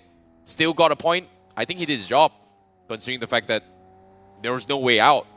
They're going to be sharing a laugh for this, I'm pretty sure. Wingard, I mean, in my opinion, it's still not the best of starts for them. One-for-one trade at the early game segment is still not something you want to fancy yourself, but Wingard Esports, they're going to be fine, I think. The rest of the players, Infinity, APS, and Riser, they are quite capable enough, I'm pretty sure. When it comes to Kaiser and the rest of his lads, I feel like what Wingard needs right now is a solid performance. Potentially 10 to 12 points from this particular matchup of Erangel, but let's just watch the replay. How? He steps down, anticipates it, and he knew he could close. Ooh, that was bad. He actually whipped the shot as well. Got a couple of tags in, just like that. Goes in for stab, and surprise, surprise. That's going to be 2-punch to the gut.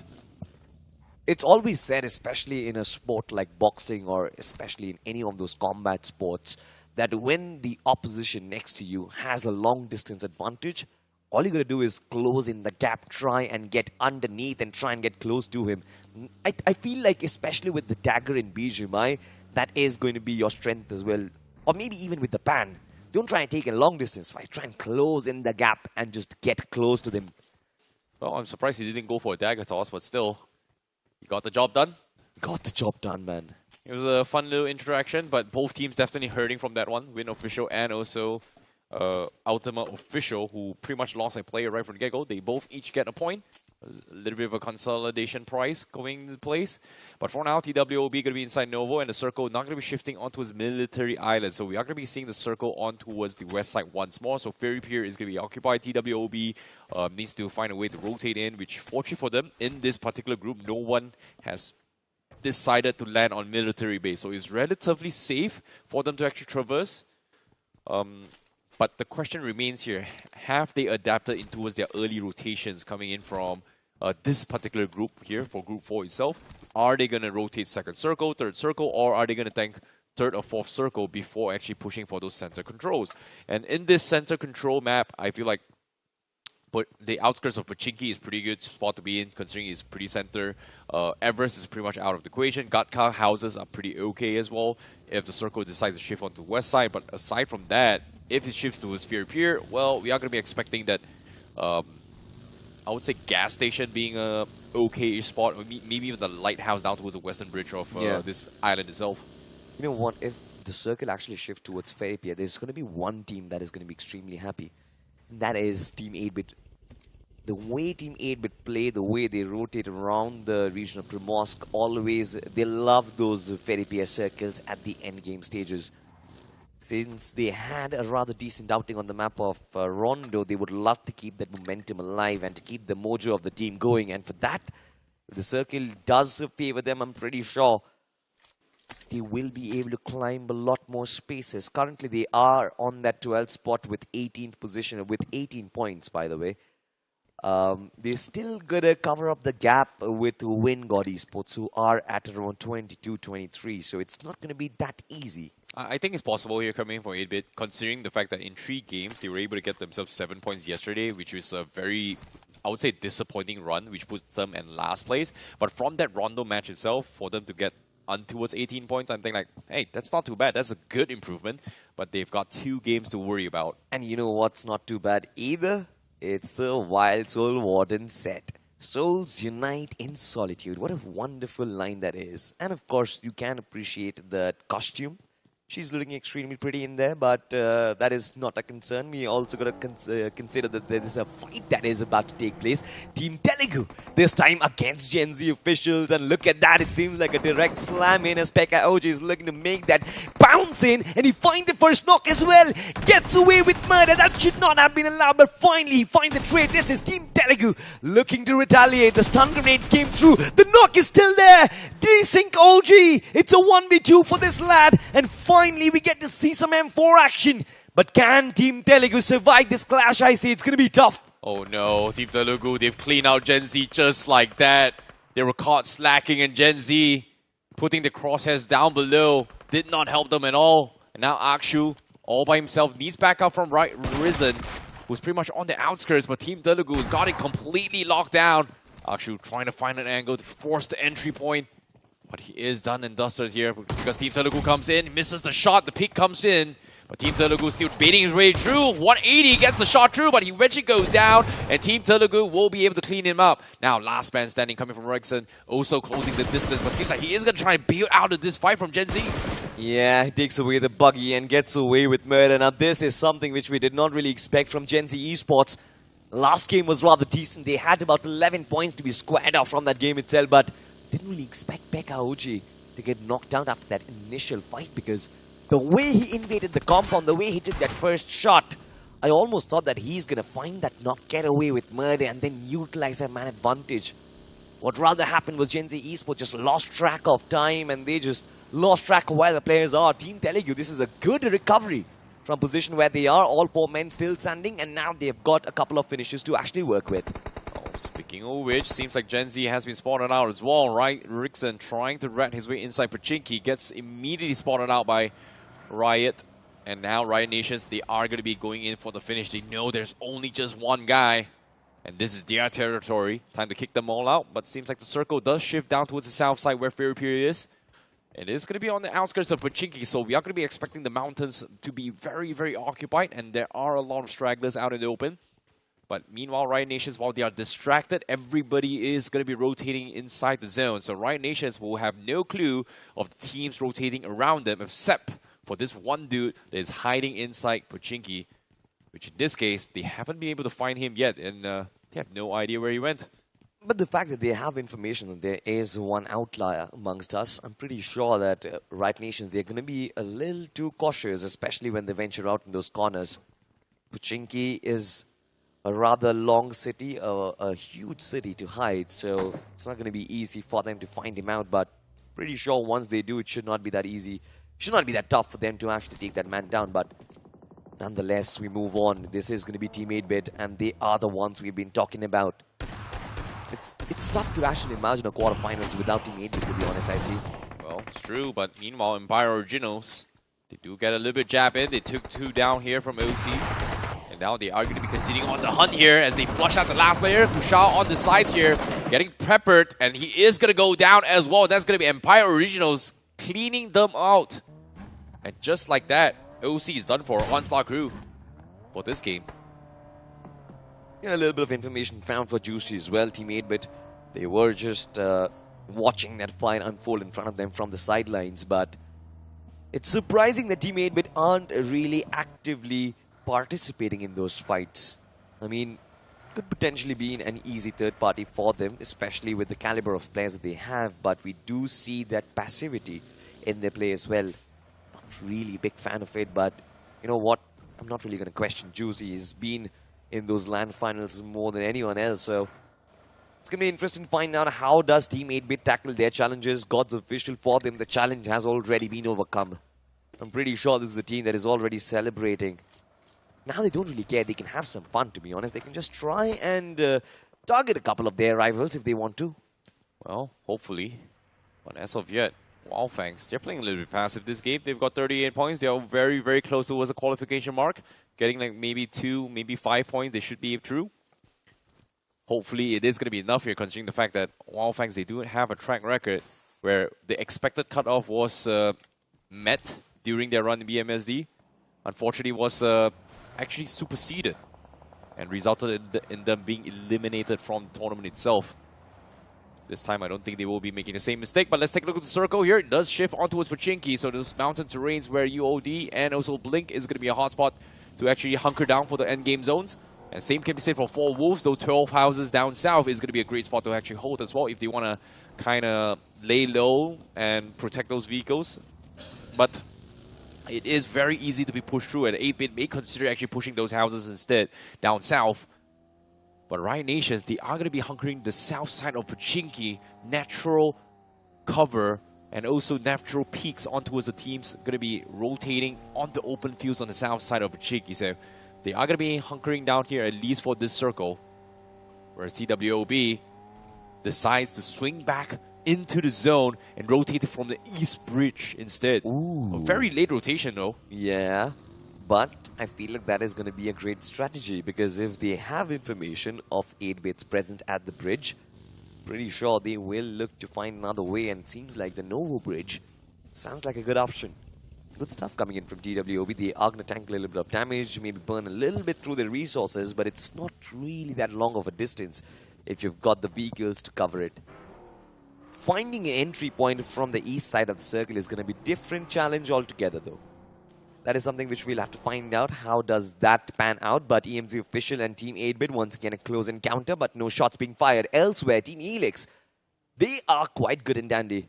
One man that was, of course, knocked out, but no real threat elsewhere to be found. It seems like, yes, of course, there are going to be teams, but it seems like there's still time for safety. I'm curious to see how Helix was able to get knocked here, because Riot Nations was the one that got the knock from Pochinki. So that was like, what, a 400, almost near 400 meter shot?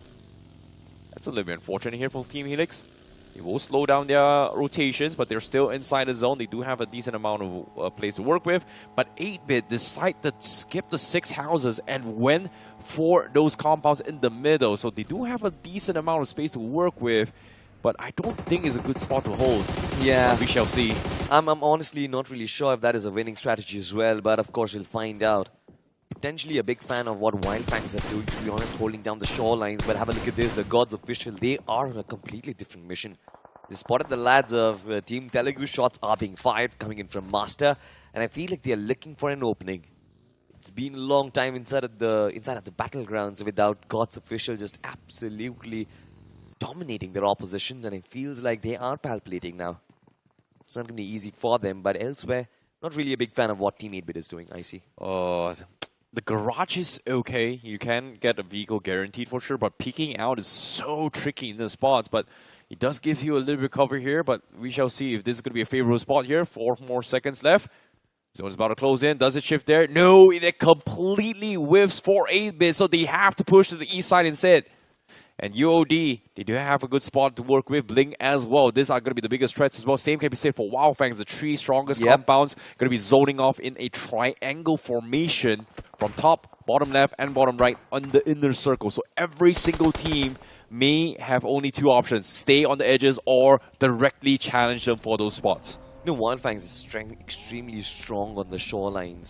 Spray God and Kana from those angles can be deadly. I'm not really sure if Ultimate Officials are going to be very safe for now, but elsewhere we do have a little bit of a fight going on. Right Nations clean up WinGod. WinGod did suffer early casualties, but have a look at this. Even their players did manage to fall. I'm not really sure how. Shots coming in from Ultimate Officials. 3 players knocked out. Right Officials. It seems like they're in shambles, but of course that small little pipeline, it's gonna prove to be the lifeline for all of these guys. Oh, well, Ultimate Official should be able to pick them apart, but Riot Nations, if they can get the reset here, they still have a way out here to actually rotate in, unless Ultimate Official, you know, decides to go in for the crash, which in this case, they are kind of out in the open, doesn't want to take this risk. Seems like Ultimate Official, they are going to shift their focus on another team as well, try and zone them out. They are spread off, and as of yet, they're slowly losing out in ammunition as well. That's going to be a tricky spot to be in. Meanwhile, southwest corner, we do see 4 Wolves engaging against EMZ. EMZ on the low ground. Nades are coming in. But that is going to be the knock coming in. As 4 Wolves will get the knock, but they are spread off. We'll have to. EMZ Esports as well. They've got a flank. This man Rockstar has always been delivering so far in the past, so I'm expecting him to kind of find the opening, potentially stop 4 Wolves on their charge. The nades are coming in. Balu. This time the nade and the shrapnels from the nade itself is going to tear through his flesh once again as Voltric falls. We've got Mike looking to hide underneath that buggy, but it's not going to provide you enough cover. There's no support for EMZ Official, and I think it's finally time for Rockstar to actually come out of his shack as well. 4 Wolves, they push up and they get taken down.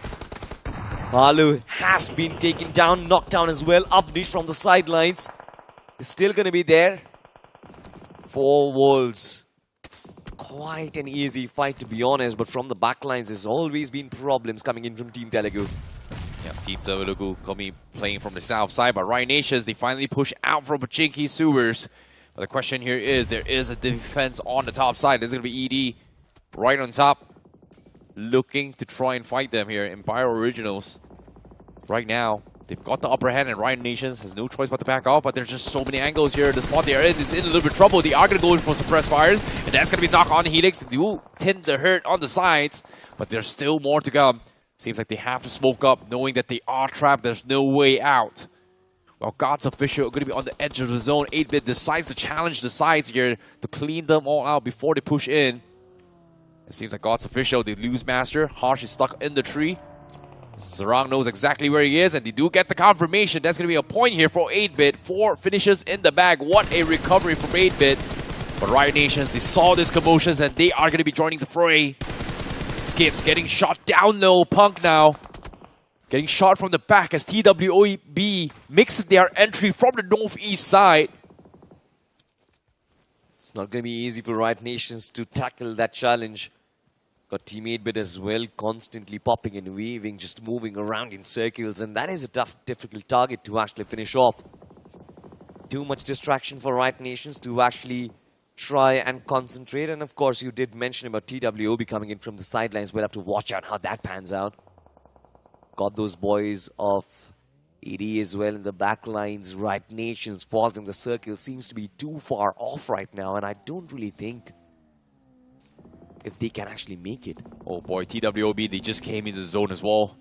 The question remains, how do they push in? Because we talked about the triple defense from those 3 teams, and that's going to be Ultimate Official, Blink, and also Wildfangs. And you can see everybody is a little bit hesitant to challenge those compounds, and because of that, it is starting to get a little bit crowded on the edges. It seems like TWOB, they have no choice but to make the first move here.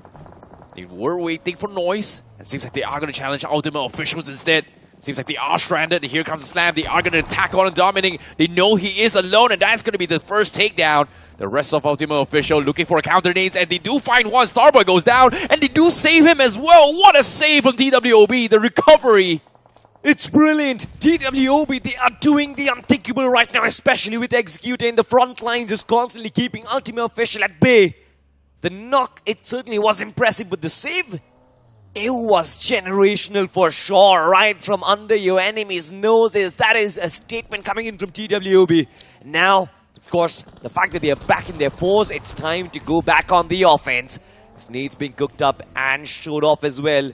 Seems like for EC, they are going to be in a little bit of a world of trouble as they do try to battle out by Originals. Shots are being taken, another man falls, and from the back lines, look who arrives. It is going to be Team 8-Bit. Sarang falls, Juicy steps in to try and make things life easier for him, but he instantly gets shut down. Team 8-Bit once again in shambles as TWOB.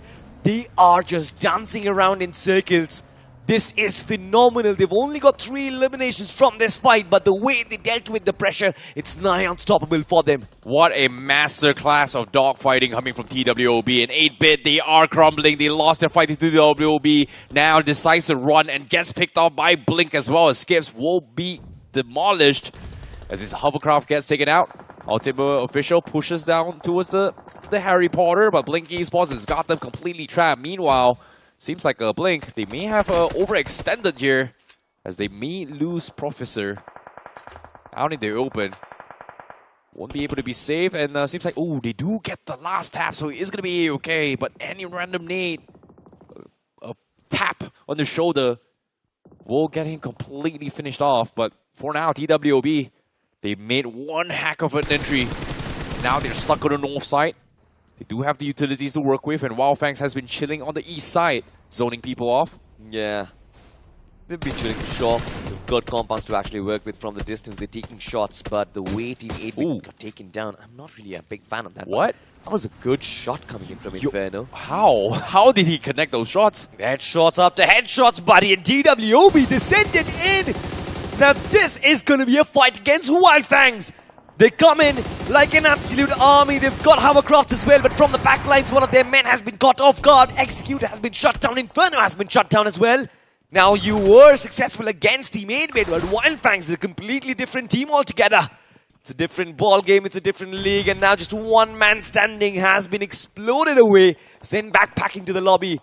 Wildfangs, they are absolutely chilling, even when a team is approaching them like that. Beautiful defense coming from Wildfangs, but TWOB, I would not say the idea was wrong, but nice try. There was nothing much you could have done. But for EC Esports, they heard all these commotions, but decides like, hey, I'm not in position to challenge this. I am kind of out and open, but seems like Wildfangs, they're going to be expecting another company. Ultimate Officials, they finally rotate in. They think they're weak, but gets shut down. Golden baits them in. And that is going to be Wildfangs with 7 finishes in the bag and now in the top 5. And we're down towards the 5 teams remaining in this final endgame zone. Yeah. Thala for a reason, is it? Wildfangs, and as soon as I say that, they make the 8 finishes for Wildfangs. Immortal DOD has been clutched out. Not clutched out, rather say just run over there. Blink Esports, they are inside of the top 3 to be honest. And this can be a big game for them. Especially if they do decide to get the chicken in. And I'm pretty sure, add up the position points, potentially a couple of finish points, this team can actually make a bounce back inside of the top 7. Look at this though, Team Telugu. Bad news for you, because knock knock, you've got 2 teams on 2 sides, Wildfangs from the backlines, and then of course you've got Blink on the front. I don't think this team is going to be surviving for longer, but from the backlines, Wildfangs, they don't really care if it's Team Telugu or Blink. They are just shooting bullets, shooting laser beams at this point. Oh boy, Wildfangs doing a fantastic job. They want to get the chicken dinner. They know they're hurt. They know they've got the off angle. They know they have the compounds behind to fall back to as well. As Goten going to be providing some cover fire, but the nades from Kanha, beautifully done. Connects on 2, Telugu. Now in a lot of trouble. Z-Great, last man standing. But another nade from Kanha will clean out that player as well. But seems like Z-Great wasn't spotted out. Spraygod was still checking the corners. He is going to try and find the angles, but I don't think he was spotted out as well, so he should be fine for now. As Spraygod decides, you know what? Let's focus on Blink instead. As Spraygod applies the pressure, hoping Blink is going to be making a mistake. Finding an off angle from Kanha, but no! Kanha actually checks this corner, goes for the jump shot, takes the map. We're down to the final 2 teams. Yeah. 4v3. As Spraycon now down pretty low, and Blink decides to put the pressure and push him. And that is the right approach, to be honest, as well. SprayGod does manage to survive, but from the backline, that is just weird. Kana, of course, just being so mature from the backlines as well. The angle check, the shots coming in. Wildfangs have been so brilliant, and now, of course, Joish was just taken down by Goten, who at the final lane of the coffin. This is a chicken dinner for Wildfangs. A good performance on the map of Rondo, a brilliant one on the map of Erangel. It seems like this team just woke up on the right side of the bed tonight. Yep, but with that being said, with this winner chicken dinner, Wildfangs has gotten enough points to qualify into the quarterfinals, but at the same time, Blink, what was that? That was a push that they should have taken down SprayGod, but SprayGod was able to patch himself up, jiggle his way through, bait a little bit more time, and the moment they got a little bit too far, gave SprayGod the line of sight to actually challenge them from afar. And same, the support fire from Kana and also Goten from all the way back at the compound just completely annihilated them from 3 different angles. So yeah, great cover fire and great chicken dinner. Great chicken dinner for sure, but I think the one team who certainly was looking extremely good before that moment has to be TWOB, because the way they took those fights, the way they dealt with the pressure, especially the third party coming in against 8-bit, I feel like that was so brilliant. And then again, the knock against Wildfangs, the way he got the Goten down as well and the rest of the team just pushed up. I feel like TWOB, they definitely do have what it takes to actually reach the quarterfinals, but now one more game remains, one last game remains, I see, and I feel like for them the job just gets even more difficult now. I think TWOB, they did everything right by the books here. Unfortunately, against Wildfangs, it was just, think about it this way. We got one knock, they are pretty much weak, they should be scrambling to actually defend, but Wildfangs choose to actually fight back, which oftentimes not many teams do. And considering that they needed to take spot as well, I think TWOB, they did what they could. Hopefully the next game is going to be better for them. Absolutely. Well, I'm going to be hoping the same thing as well. But apparently, I see it seems like Blink Esports, that was a big miss, and we're going to have a look at that once again. Team Telugu, they were, of course, the sacrificial lamb in between the two teams. They were in a position where absolutely nothing could have been done. Blink from the front lines, Wildfangs from the back lines as well. And then, of course, Kana checking the angle where one guy was hiding. I feel like that was just such a mature play, to be honest. Look at that. Yep. Jumps in, finds Z-grade as well. But this was a moment which I did not really expect from Blink, to be honest. Like, what are you thinking? What are you thinking? You've got that man behind the tree. You know you've got to finish him out, but instead you just ignore him and give him a line of sight. All 4 players traveling in one vehicle. It's a death trap for you. But of course, not for Wildfangs though, because they are the ones to claim the chicken. 12, or rather no wait, 16 eliminations being secured now. This is new, to be honest, for me, because Kana has 8 eliminations this one. Yeah, Kana was just stepping up big time this game as well. He has been doing on form for the past, even yesterday's games as well. There were a couple of moments that Wildfangs could have dropped it all. Kana was able to save the day. But this game just now, him single-handedly dismantling Team Telugu in a 1v3 situation, that was just, wow, impressive stuff coming from him. You know what? Sensei actually had some words of wisdom at our pre-show as well. I'm not really sure if you heard the interview, but he was asked, you had 24 games inside of the grind and you only had 16 eliminations. How do you respond to that? And do you know what he said? He said that if I'm going to be the one getting all the finishes, how will the undergods in my team get a chance to shine? And well, look at this one. Kana just shine bright, man. 8 eliminations in one game. Like, you know what? I feel like this team is just full of madness, and the way they are playing, I absolutely adore it, because they're kind of unserious as well, but then when it comes to the game, they just lock in, and all of a sudden they pull up performances like this. It's brilliant stuff. Yeah, exactly. But again, you know, that circle was a little bit of a tricky spot to work in as well here. The triple defense coming from the north, southwest, and southeast belong to Ultimate Official, Blink, and also Wildfangs. It's either all these teams going to be clutching the chicken dinner, and Wildfangs was the one to actually secure the deal instead. And the MVP from that match is going to be Kanha himself, with a very, very impressive performance here of 8 finishes, followed by SprayGod with 4, Goten also with 4 here, Wildfangs 3 players on the top, and we've got Heka from Team Telugu, and Raiden from Raiden coming in from 8-bit, which again 8-bit did pretty okay until they lost that fight against TWOB. I'm not really sure about Team 8-bit right now at this point, because just one match remains in Team 8-bit. They understand that they've got to make a bounce back right now. 9 points, not too shabby, but the ones they were fighting against, we'll have to find out if did they really build up the difference on the overall standings. Wild Fangs at top, you've got 26 points on them. Team Telugu, brilliant recovery coming in from them as well, 13 points. Is it going to be enough to actually push up inside of the top 7? I don't think so, but this is definitely on the right track. Blink Esports, 11 points, a little bit of recovery coming in from them as well. Four Wolves, they were already doing great. Empire Officials, they were doing great. TWOB, now this is a team, question marks are going to be raised because 4 points in spite of playing so well. That is concerning. I was expecting even more points here, but okay. Yeah. Seems like DWB, they are in the gutters, but let's talk about the overall finish damage report as well. It seems like a majority of it came towards Wild Fangs, but Team Telugu also was the ones that actually chimed in all these long-range encounters.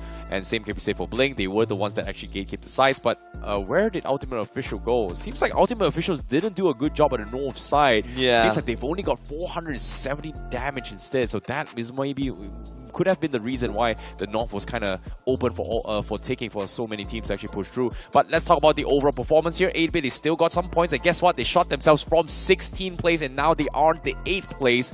Very close to breaking past in towards the 7th spot right now. Oh no, I see. Now this is concerning. Now we were talking about the cutoffs. I was thinking that this is going to be a rather low cutoff, potentially around 30 to 35 maybe, but now the cutoff just reaches 30 already. You've got so many teams closely following up. You've got 8-Bit at 27, you've got Wingod at 27, TWOB at 26, and somehow with just one game itself, Team Telugu from the 16th spot, they jump up to that 11th, and if the next game goes according to plans, now this is going to be an entry inside the quarterfinals, an unannounced one, but I'm pretty sure they're going to celebrate a lot.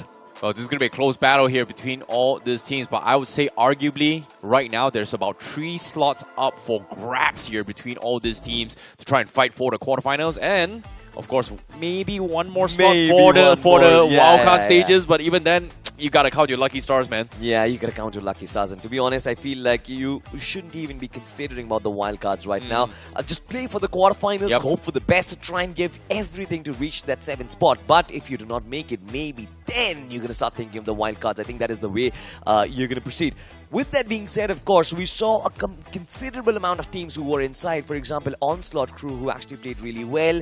Helix Esports, now they are reeling at the bottom, I see. And of course, just one particular game remains on the map of Erangel. Do you think comebacks are going to happen? It could be, because seems like 8-Bit, TWOB, they're all informed. So, I don't know, maybe. Well, ladies and gentlemen, if there are going to be comebacks or if there are going to be our select quarterfinalists, we'll find out, of course. But that happens after a very short break. Just one game remains. Don't go anywhere.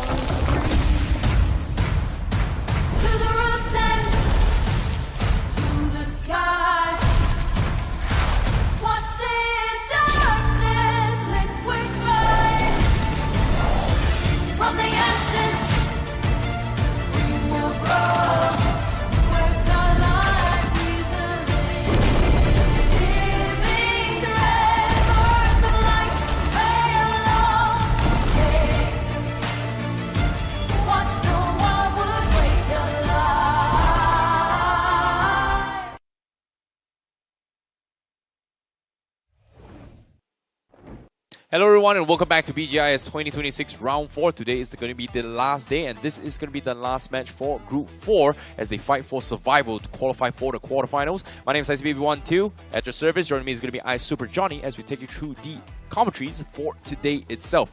And now this is going to be where things matter the most. Who is going to be at the top 7 by the end of this round, or who is going to be kicked out of the tournament completely here? Johnny, who do you think? Oh, I'm scared for TWOB if I'm being honest, and 8-bit as well. These teams have kind of been decent so far, but we are at round 4 already. Decent is not going to cut it. You have to try and be better than how you've played before in the previous round. And for 8-bit, I think that previous game was a nice little outing for them, but I believe they could have done a lot more. Survived a little bit longer, maybe gone for the chicken dinner as well, because mid-game positioning they looked extremely solid. But speaking of other things, I think Wild Fangs, this is a nice turn of events. We were quite curious as to what would happen with Sensei and Wild Fangs after the rebuild of last year, but things are looking pretty good. Hey, they got the winner chicken dinner and they got enough points to actually qualify as well. But for you guys watching at home as well, if you guys want more rewards, now's the perfect time to play more BGMI. The more you play, the more you'll be feeling the BGIS 2026 prize pool. And of course, we will hit a certain milestones throughout the entire journey as well. The moment we hit those, we are going to be unlocking even more rewards and we are going to be unlocking even more money towards the prize pool itself here. So far, I think, what, 3 million has crossed? Yeah, 3 crores? 3 crores. Yeah. We have managed to cross 3 crores and we are trying to see how much further we can take it. By the time we reach the grand final, so make sure you guys are grinding BGMI, playing your classic matches, getting your practice in as well for the next edition of BGIS next year. Who knows, maybe you guys could be playing in one of these matches. But it's the last game for Group 4, one last opportunity. Do you think anyone can bounce back? I want to see TWB and 8-bit bounce back. Same. I'm going to pick one of those two names. But what's going to happen, only time will tell. And with that being said, it's time for the action. It's time for one last wrangle for Group 4.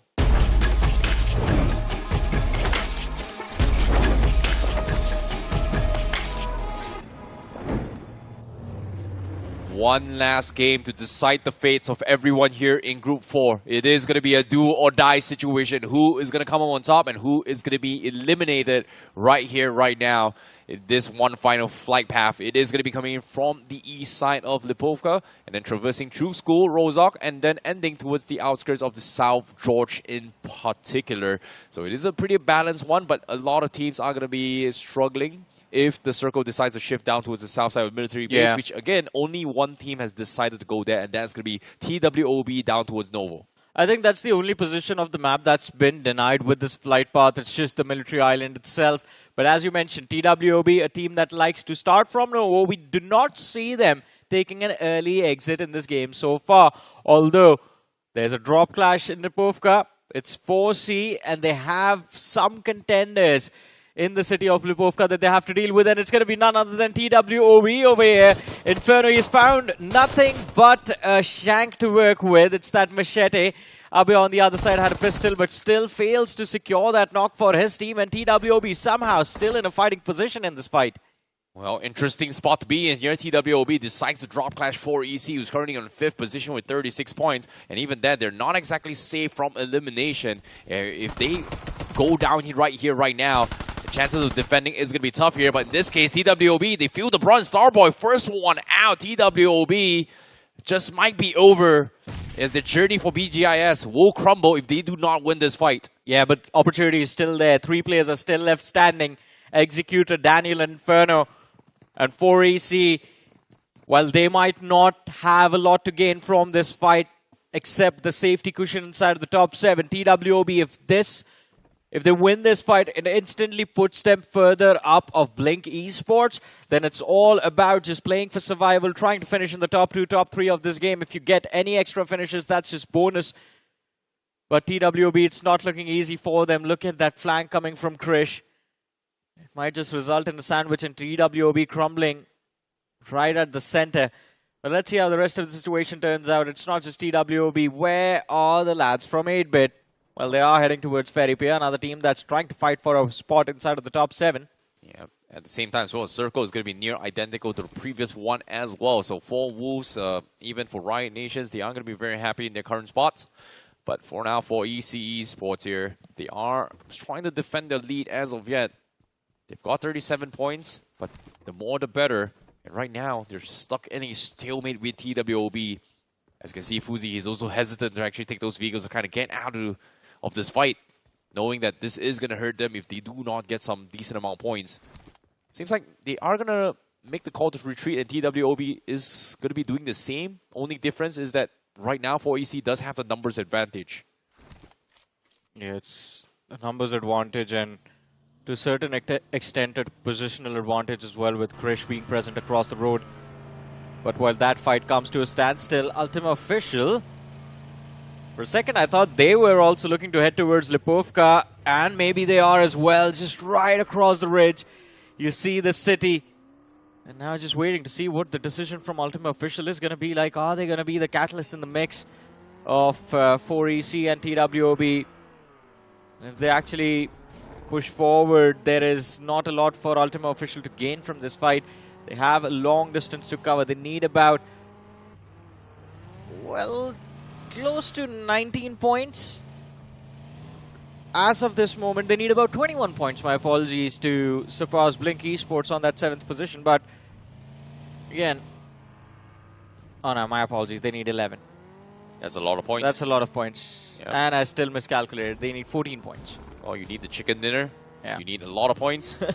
I was looking at the distance between 4EC because I believe that is going to be the safe haven. But hey, Inferno, what's he doing here? Oh, seems like he's trying to make a run for it as well as the Ultimate Official goes in for the slam. Inferno gets confirmed, and TWOB getting tag team here as they try to make the exit.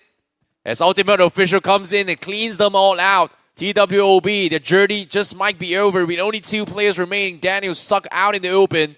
And Skell knows exactly where he is. Here comes the nade. They are looking for those long-range fights. And the nade connects and Daniel is down. And TWOB, only Executor remains. He's got the M249 and he was spotted out. But at the same time, 4EC is going to be potentially looking to help them. But no, it does not happen. TWOB, first team to be eliminated from this group.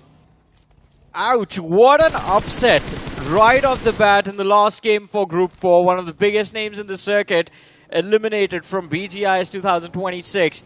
And I think TWOB to a certain extent were prepared to take on the players of 4EC. They were ready for a 4v4, but that third party from Ultima Official, something they did not see coming.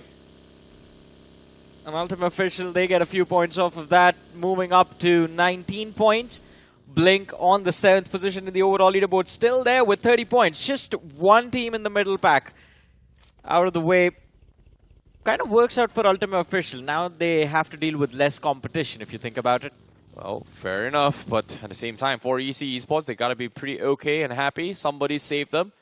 But they do need to figure out a new rotation plan to actually get out. Meanwhile, Wildfangs inside Milta, uncontested. Let's not talk about Wildfangs anymore. They're the table toppers in this group so far with 64 points. So they are pretty much in the clear to qualify for the quarterfinals. Same can be said for God's Official. Same we can say it for Wolves X DOD. But to see another grind team bite the dust here round 4, that is... ooh, that does not feel good at all. Hey man, it's unfortunate, but it's also getting me excited to see what the quarterfinals now are actually going to look like. And as we were talking about Wildfangs a few moments ago, I think Wildfangs, yes, they have been incredible, but today, the fall of Riot Nations has me a little bit intrigued, to be honest, because yesterday was a phenomenal run from Riot Nations. The amount of aggression we saw from this squad, especially on the maps of Erangel and Miramar, was phenomenal. But today, yeah, things are good. I think Riot Nation should be able to survive quite easily inside of the top 7, but I was just expecting them to step up their game. Turns out Wildfangs today just came prepared for Riot Nations. Well, true enough. But same can be said for WinGod as well. They did pretty good okay yesterday, but now they are on the hot seat to be eliminated. And the games that they won were inside Erangel. And the previous one did not look good for them. And hopefully things are going to be for the better as they fight for survival in this final match. But speaking of fighting for more rewards, guess what? Discovery Island is up. Play more classic matches and you guys can earn free rewards. No UC is required as well. Yeah. Have to spend absolutely nothing. Just play, practice, and also contribute at the same time to the overall prize pool of BGIS 2026. But hey, Gen Z, it seems like they are about to make a contribution to the fight for qualification, going up against the players of Blink Esports. But it is going to be Dazzle who gets dropped. And Gen Z, this is something that they weren't really prepared for. Down in numbers, out into the open, the pressure from the players of Blink. But Akshu, he pushes up with the shotgun, finds the opener, gets the flank as well. And now Blink, they're starting to feel the pressure as Hardik pushes up. There's Jayesh in the backlines. Akshu's position completely compromised, but still with the S12K, he doesn't want to back off. This is a risky move. The man is about to fall, and with that, I think Gen Z might just be done in this fight. Oh boy, Gen Z getting pinned off, and they are going to be the next to fall as well as Blink Esports cleans them all out. And currently sitting on the 7th position, Blink Esports defending with all their might. What a hold, what a fight. 4 points in the back, and the cutoff is going to push up even higher now with this performance. Oh boy, now I'm worried for 8-bit. Now I'm worried for Wind Gods as well. This is going to be a tough push here. Yeah, it's definitely going to be tough because with those 4 finishes, Blink Esports now move up their advantage, move up the safety cushion to 7 points. 34 for Blink, 27 for Wingard and 8-bit. And 8-bit, as we talk about them, they've just managed to gain access to the gas station right across the military bridge. It's a decent position to work from, but it still keeps them towards the edge of the play zone. And look at that cluster forming up center. There's Empire Official, there's the squads of Gods as well, just a little bit up north of their spot.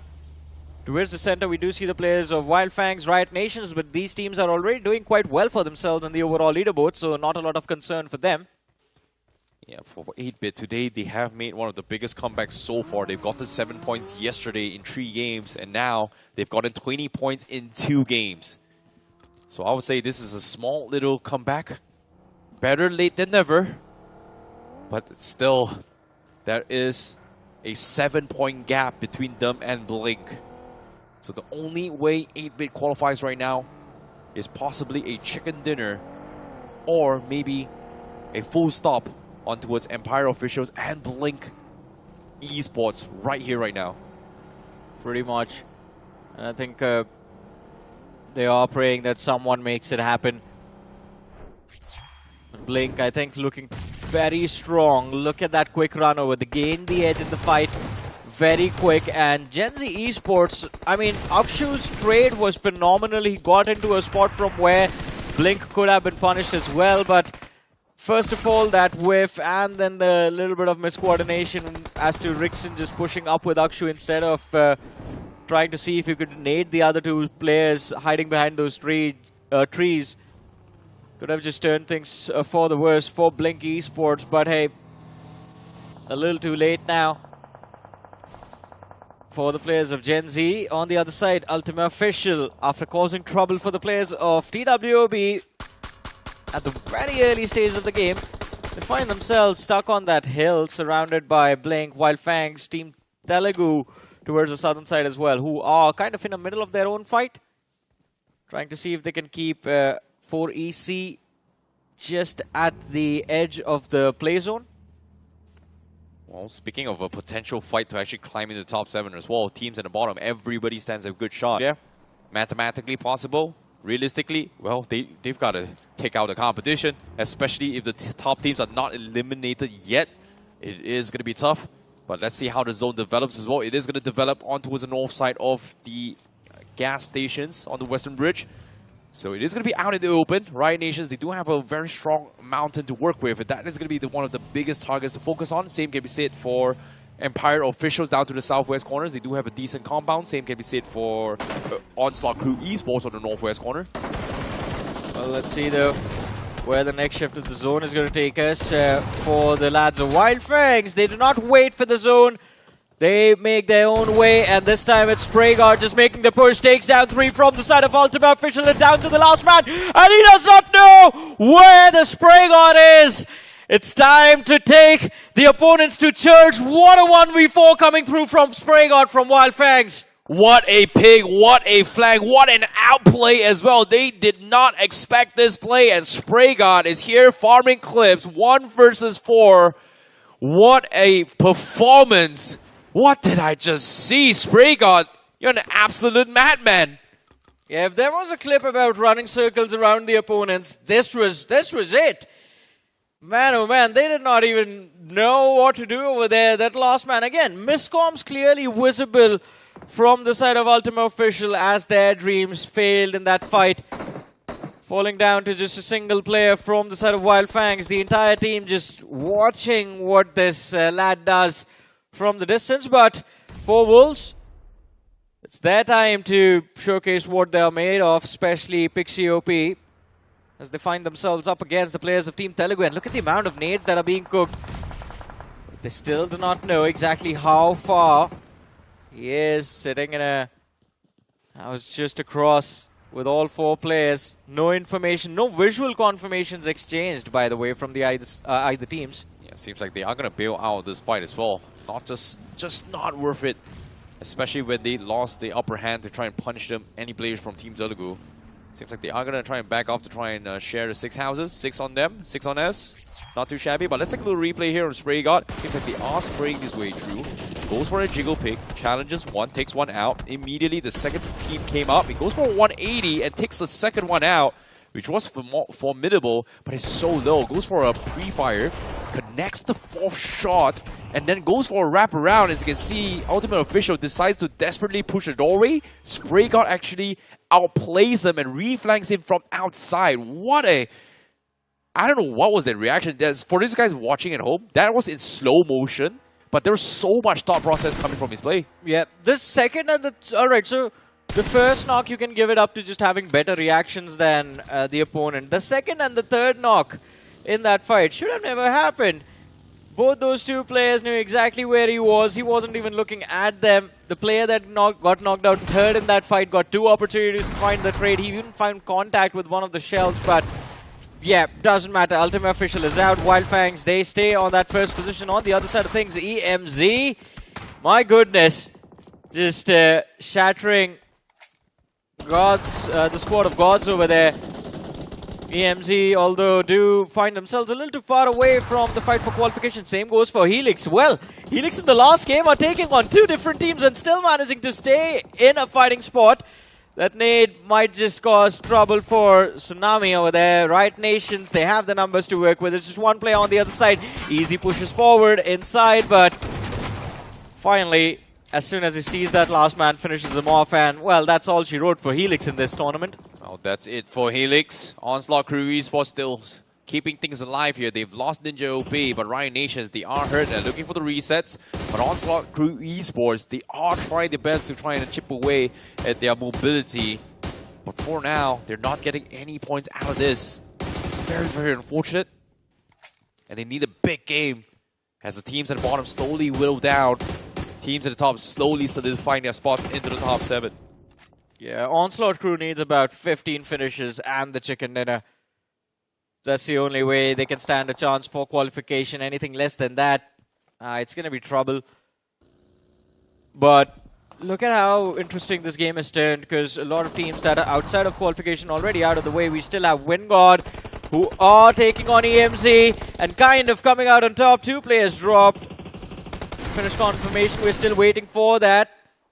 Abs, he finds 1 more. Mickey, his position is compromised as well, but Abs needs a reset. This could be the end of Wingard Esports. Mickey with a nade, lobs it out, knows where the opponent is, but Mickey now taking damage from the blue. He's stuck, and Abs finds himself in a decent spot to work with. Just a few shots to the body. He should have this fight in the bag, and there you have it. The cleanup comes through. Wingard, they're down to their last man. Can he save someone? Oh no. Oh, this is not looking good. He has to make a run for his life. Oh no, he wants to save, but he cannot. It's stage 4 zone as well, and Onslaught Crew will gobble up all those points away, stolen away. And just like that, Wingard Esports just might be eliminated as well. With 1 player remaining, he's got to do the impossible to qualify. Nothing is impossible until it's truly over. But again, hope slowly crumbling away from Wingards as another known team about to go down in BGIS 2026. But hey, he's not stopping. He turns around, takes a few shots on the players of Onslaught Crew. It seems like Abs has somehow managed to negate the pressure that was on his head. But Wingard isn't the only team that's trying to fight for a spot inside of the top 7. Here we have it.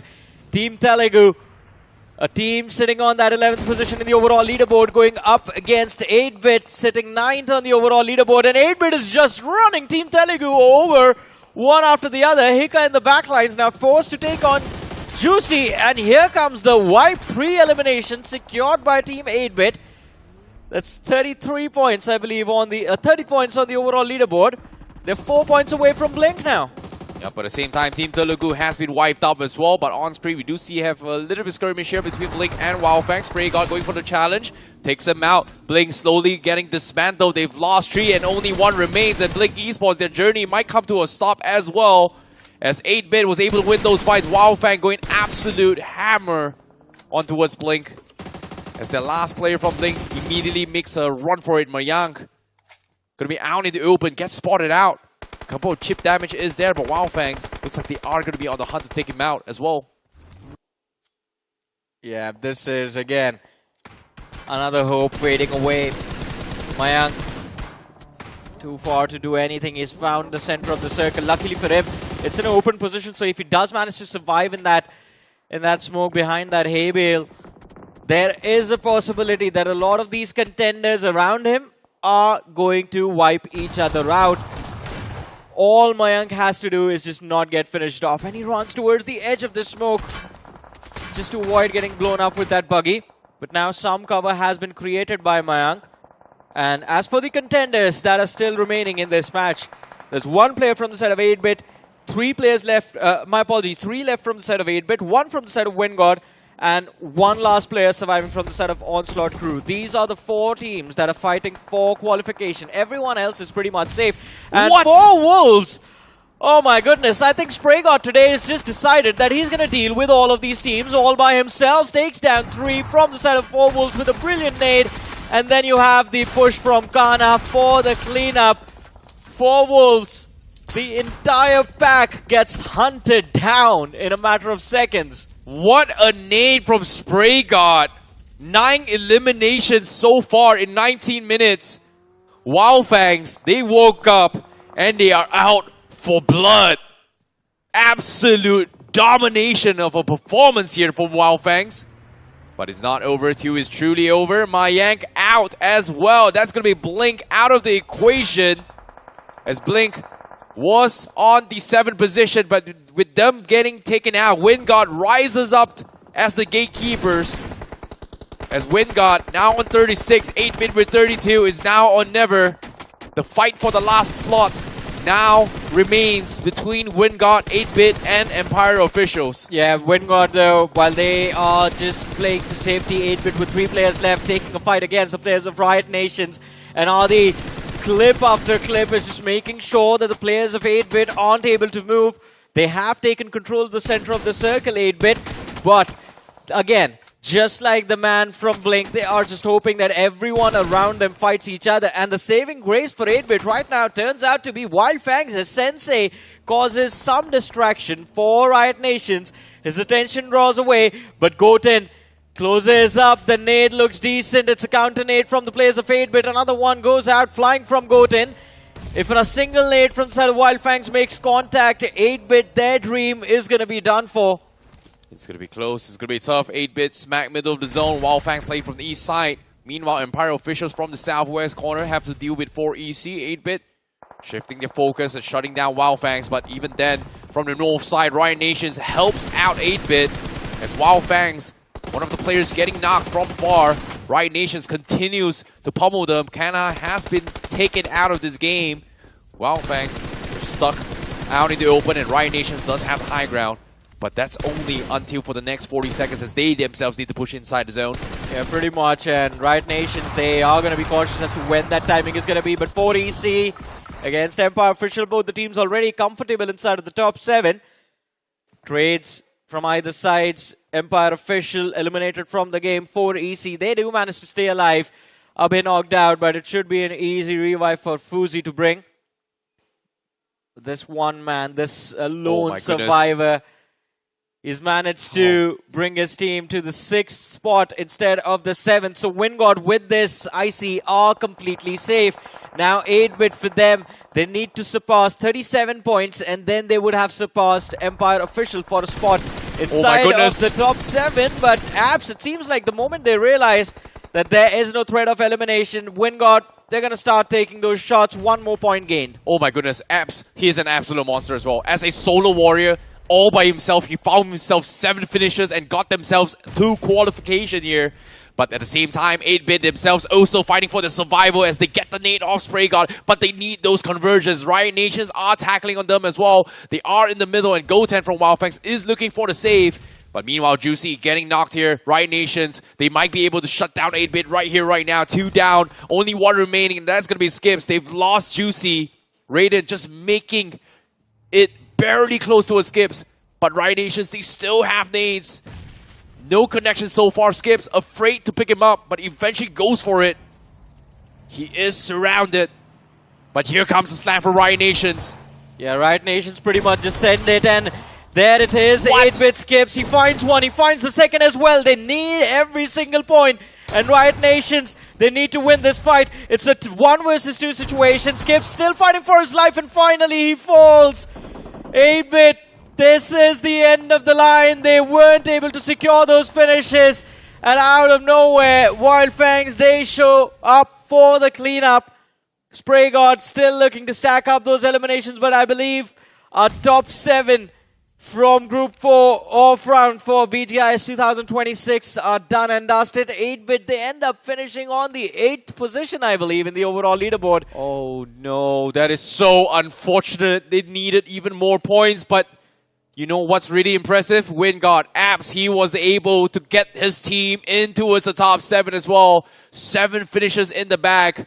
What a performance coming in from Abs.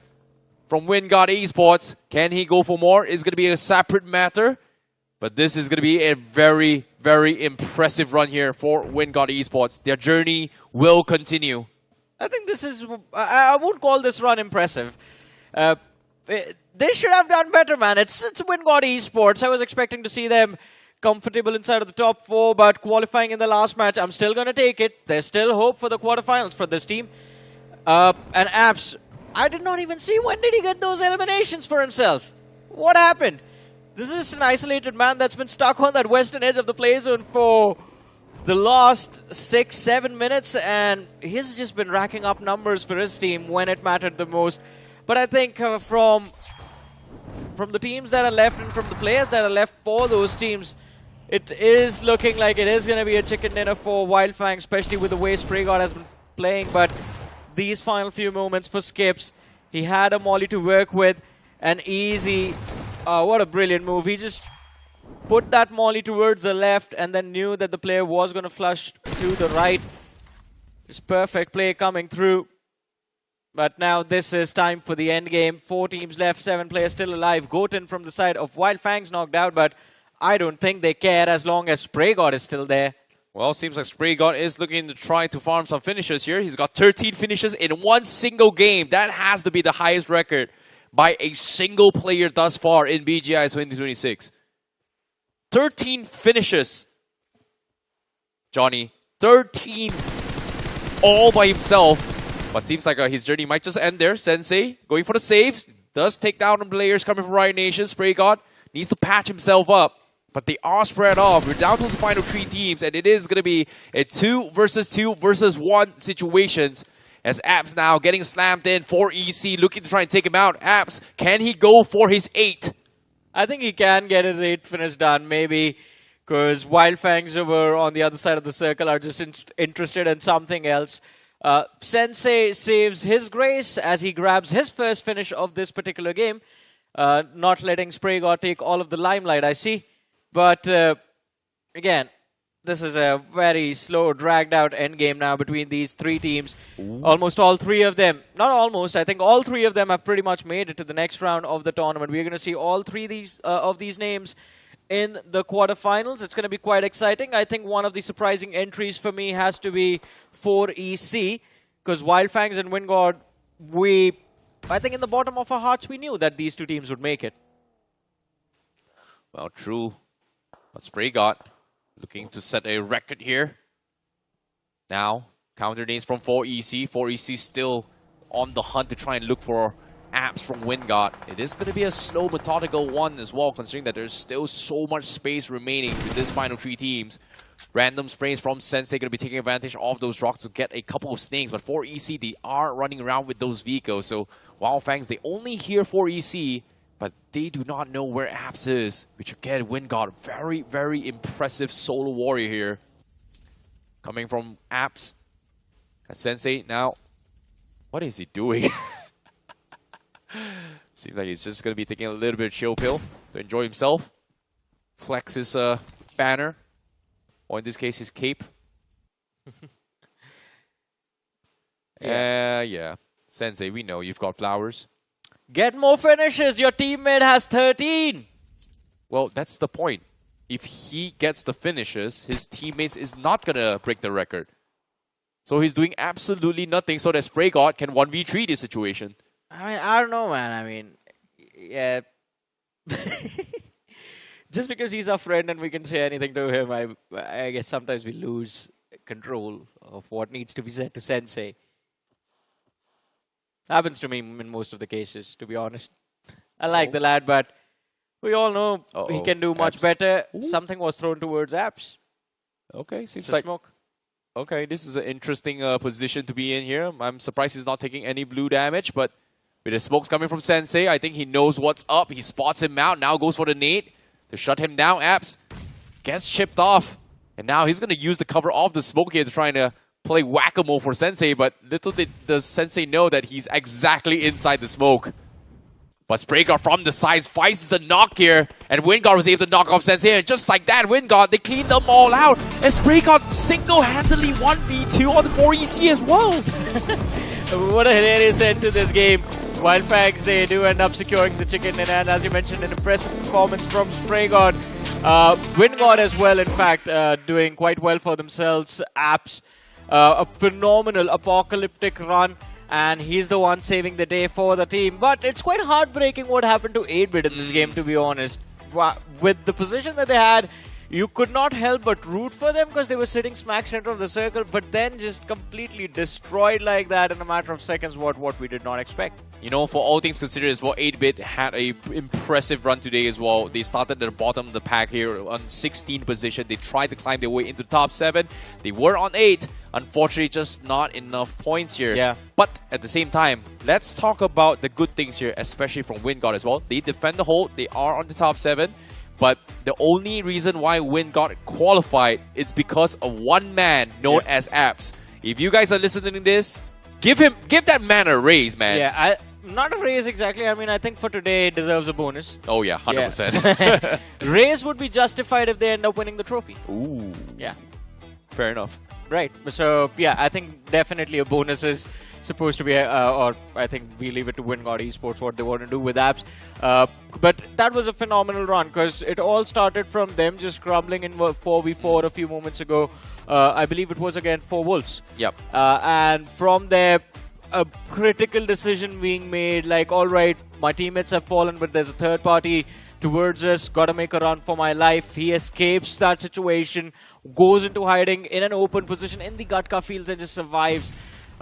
Absolutely phenomenal run from Apps in this particular match. But I think, again, along with him, another individual that's worthy of praise has to be this man. Not this man, I think his teammate, Spraygod, who was quite phenomenal today. I think starting off with that 1v4, where he just destroys a team all by himself, and in the same game he makes sure that that's not the only squad that he is gonna force to just sit back in a corner and think about their decision. There were more teams. He has 15 finishes just to himself. Yeah, that's just insane as well. Him single-handedly winning the 1v4 is one thing. Him also dismantling 4 Wolves with 1 nade, taking 3 players, also was really impressive as well. So, yeah, absolute domination. This has been the highest record thus far in BGIS 2026. Yeah. A single player with 15 finishes, and Spraygod should be in the finish leaderboard from this group as of yet. Pretty much. I think individual decision-making from this game that Spraygod made, it needs to be studied. Someone just...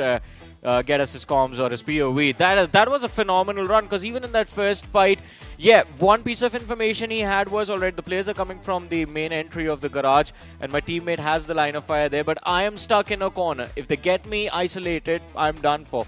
Takes down 3 without even breaking a sweat. So that was a phenomenal run, but still, we know who the MVP of this match is going to be because that is pretty clear, but still have to wait for the overall leaderboard. 15 finishes and 1,877 damage. Out of the 15 finishes, 11 knocks. So that means he was the one that won those challenge 11 times out of 15. And well, the other remaining 4 finishes is pretty much him being a thief, stealing people's finishes, which again, still pretty impressive. Yeah, just stole 4 finishes, man. We can give him that. But following him up, we have Apps, who was also quite incredible. That survival time and the finish conversion was phenomenal. And looking at the point standing, we have Wingod, Wildfangs, my apologies, finishing with 29. Wingod finishing with 14. Very critical 14 points that actually helped them qualify inside of the top 7. We have Riot Nations, 4EC, 8-bit, Blink. I don't know if Blink make it. They have 5 points. Blink makes it as well. Are they going to be on 7th? Yeah, they should be on the 7th spot here, I think. But of course, all this will have to go through POV checks as well. We have to wait for the official announcement on social media. So be sure to check out Krafton India Esports on social medias and to find out the official results. Yeah, pretty much, I think.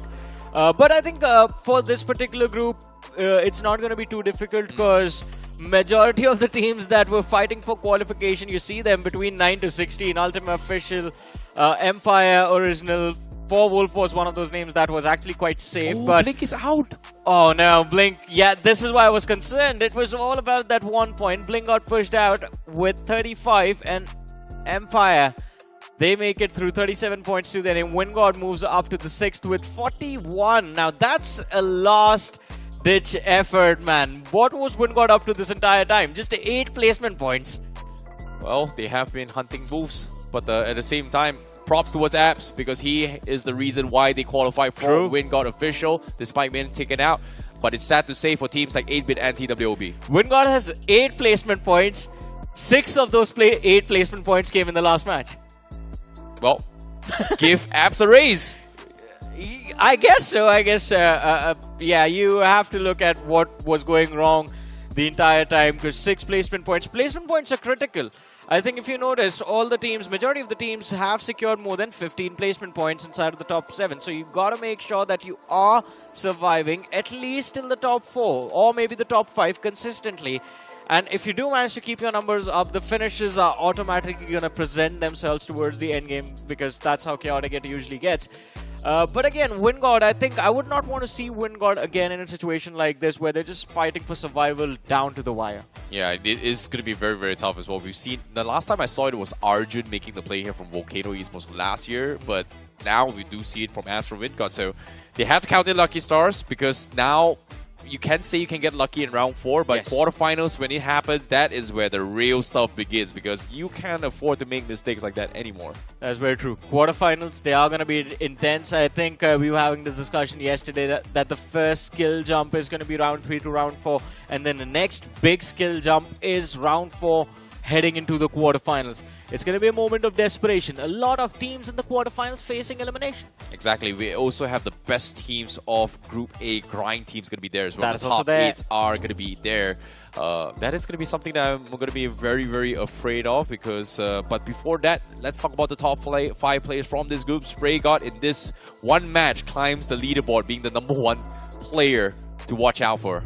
Yeah, incredible performance from SprayGod. 15 eliminations in a single game. Then we have his own teammate Kana right behind him with 18. You have Adi from Riot's Nation with 15 finishes. Guten from the side of Wildfangs is there in the list of top players as well with 14 to his name. And then Commando from Empire's Original is going to be there with 13 eliminations to his name. But again, I think SprayGod, Kana, Goten, the roster that Wildfangs has, and I'm going to keep on saying this, unless they fail to make it to the finals, this roster can get themselves to the semi-finals just based off of raw firepower. We have seen what one of their players is capable of when they're logged in. Now imagine having 2 more of the same kind in your team. See, last year we saw Goten clutching things out here during his run before he joined Wildfangs. We've seen Kanha also with his individual performance. We've seen SprayGod being one of the most consistent fraggers in the, I would say, the entire of India as well. But at the same time, just could not make it towards a proper LAN and then winning things here. Yes, he may have had a trophy back 2 years back, but 2 years back and now it's a completely different gameplay. I mean, I understand that, but again, just because things don't work out always, you can't take away the legacy from a player, right? Fair. You can't deny him the fact that he's one of those, he was part of the team that ended up winning the official trophy back to back. That can never be taken away from him. So I think respect where it's due. We all know he's a phenomenal player, and just keeping my fingers crossed that things work out for this roster of Wildfangs, because it's not just about Spray God, Kana or Goten, the man that's leading this team, Sensei as well. I think it's high time. We have seen him do incredible things, make it to the stage of the LAN finals as well, but the only thing that is left was that trophy. Unfortunately, by the way, with 8-bit out of the way, I think, yeah, Juicy's legacy is gone now. Ooh, a little bit unfortunate for them as well. Our fan favorites winner not going to be happening anymore. Yeah, that's going to be heartbreaking. But I think heartbreaks are part of a tournament like this.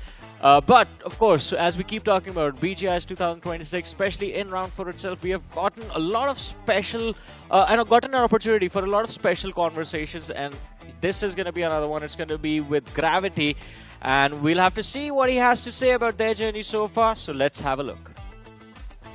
Hello everyone, स्वागत है आप सभी का एक और segment में जिसका नाम है इनसाइड द लॉबी। और आज हमारे साथ जुड़ने वाले हैं टीम जेनेसिस के आईजीएल हिमसेल्फ, जो कि रहने वाले ग्रेविटी। तो आइए स्वागत करते हैं उनका।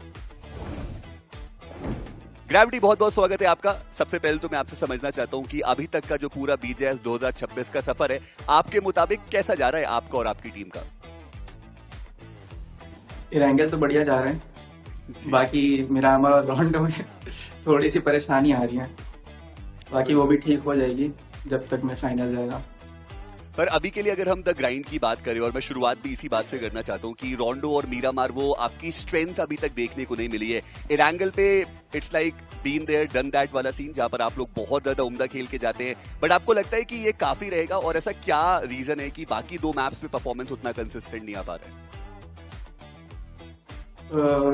मिरामार में तो हम लोग मोस्टली फाइट्स के लिए जा रहे हैं, तो क्योंकि हम लोग की फाइट्स मिरामार में थोड़ी बहुत चोक हो रही थी, जैसे नॉर्मली भी हम लोग खेल रहे थे ना जी। तो हमें पता था कि हम लोग एंगल से क्वालिफाई हो रहे हैं, तो मिरामार में हम लोग थोड़ा एक्सपेरिमेंट कर रहे थे कि अगर ये चीज़ सही जा रहा है, तो अगर कुछ गलतियाँ हो रही तो उस पर वर्क करना है, वो सब चीज़ें।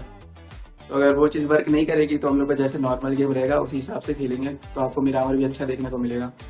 रोंडो में हम लोग मतलब उसमें भी थोड़ा ज्यादा रश करने का ट्राई कर रहे हैं, जोन के लिए नहीं जा रहे हैं। एज पे तो खेल ही नहीं सकते रोंडो में, क्योंकि वो बहुत डिफिकल्ट हो रहा है, तो उसमें भी थोड़ा सेंटर ट्राई करेंगे, सेंटर खेलने का। बिल्कुल। तो ग्रेविटी, क्या अभी के लिए ये कहना सही रहेगा कि टीम में ओवर अग्रेशन थोड़ा ज्यादा हो रहा है? क्योंकि कल के दिन पे भी हमने देखा जिस प्रकार के मैचेस आपके गए, ऐसा लग रहा था कि शायद थोड़ा ओवर कॉन्फिडेंट टीम लग रही है और थोड़ा आसान समझ रहे हैं आप राउंड 4 की लॉबी को। आसान तो नहीं समझ रहे हैं, बस हाँ थोड़ा सा ओवर एग्रेस हो रहा है हम लोग से, मतलब सब प्लेयर्स से नहीं हो रहा है, कोई कभी कभी कोई मैच किसी प्लेयर से हो जा रहा है। जैसे रोंडो में भी तो थोड़ा सा गाड़ी ज्यादा घुमा दिया था, तो बॉर्डर वाले पकड़ लिए थे उसको। उसके बाद एंगल में भी हम लोग ट्राई कर रहे थे कि जैसे ग्राइड में खेल रहे थे, स्प्लिट्स हम लोग का वैसे ही सेम स्प्लिट था, पर अंडर गॉड्स मतलब कहीं से भी स्लैम कर दिया हम लोग पे, तो वो चीज थोड़ा सा हम लोग को दिक्कत हो गई। इसमें 2 मैच लॉस हो गया था हम लोग का, वरना वो मैच हम लोग का बहुत अच्छा कन्वर्ट हो सकता था। पर ग्रेविटी, जब हमने द ग्राइड में आपकी टीम को खेलते हुए देखा, जहाँ पे एक्सपीरियंस टीम सारी थी, वहां पर आप एंगल में इतना ताबड़तोड़ परफॉर्मेंस दिखा रहे थे, पूरी टीम इतना बढ़िया खेल रही थी। आप मान रहे क्या कि अंडर गॉड्स अभी बहुत ज्यादा पोटेंशियल लेकर के आए और राउंड 4 इतना आसान नहीं है? लुकिंग एट द कॉन्फिडेंस जिसके साथ वो स्लैम कर रहे हैं, जो फायर पावर वो दिखा रहे हैं, आपको कौन सी चीज अंडर गॉड्स की अभी तक सबसे बढ़िया लगी? अभी तक तो मतलब वो डरते नहीं है बिल्कुल भी फाइट्स लेने में या कुछ भी। मतलब पहले तो ऐसा होता था कि थोड़ा सा डरते थे अंडर गॉड्स, बट अभी के टाइम पे सब लोग एकदम कॉन्फिडेंस ला रहे हैं, एकदम गन पावर बहुत ज्यादा हाई हो गई हम लोग की भी, और बहुत फास्ट गेम हो गया हम लोग का भी। तो इसलिए मतलब और टीम लॉबीज खेलते हैं हम लोग, तो हम लोग को पता रहता है कौन कहाँ पे स्लैम कर सकता है, कब कर सकता है, हम लोग भी अलर्ट रहते हैं जी।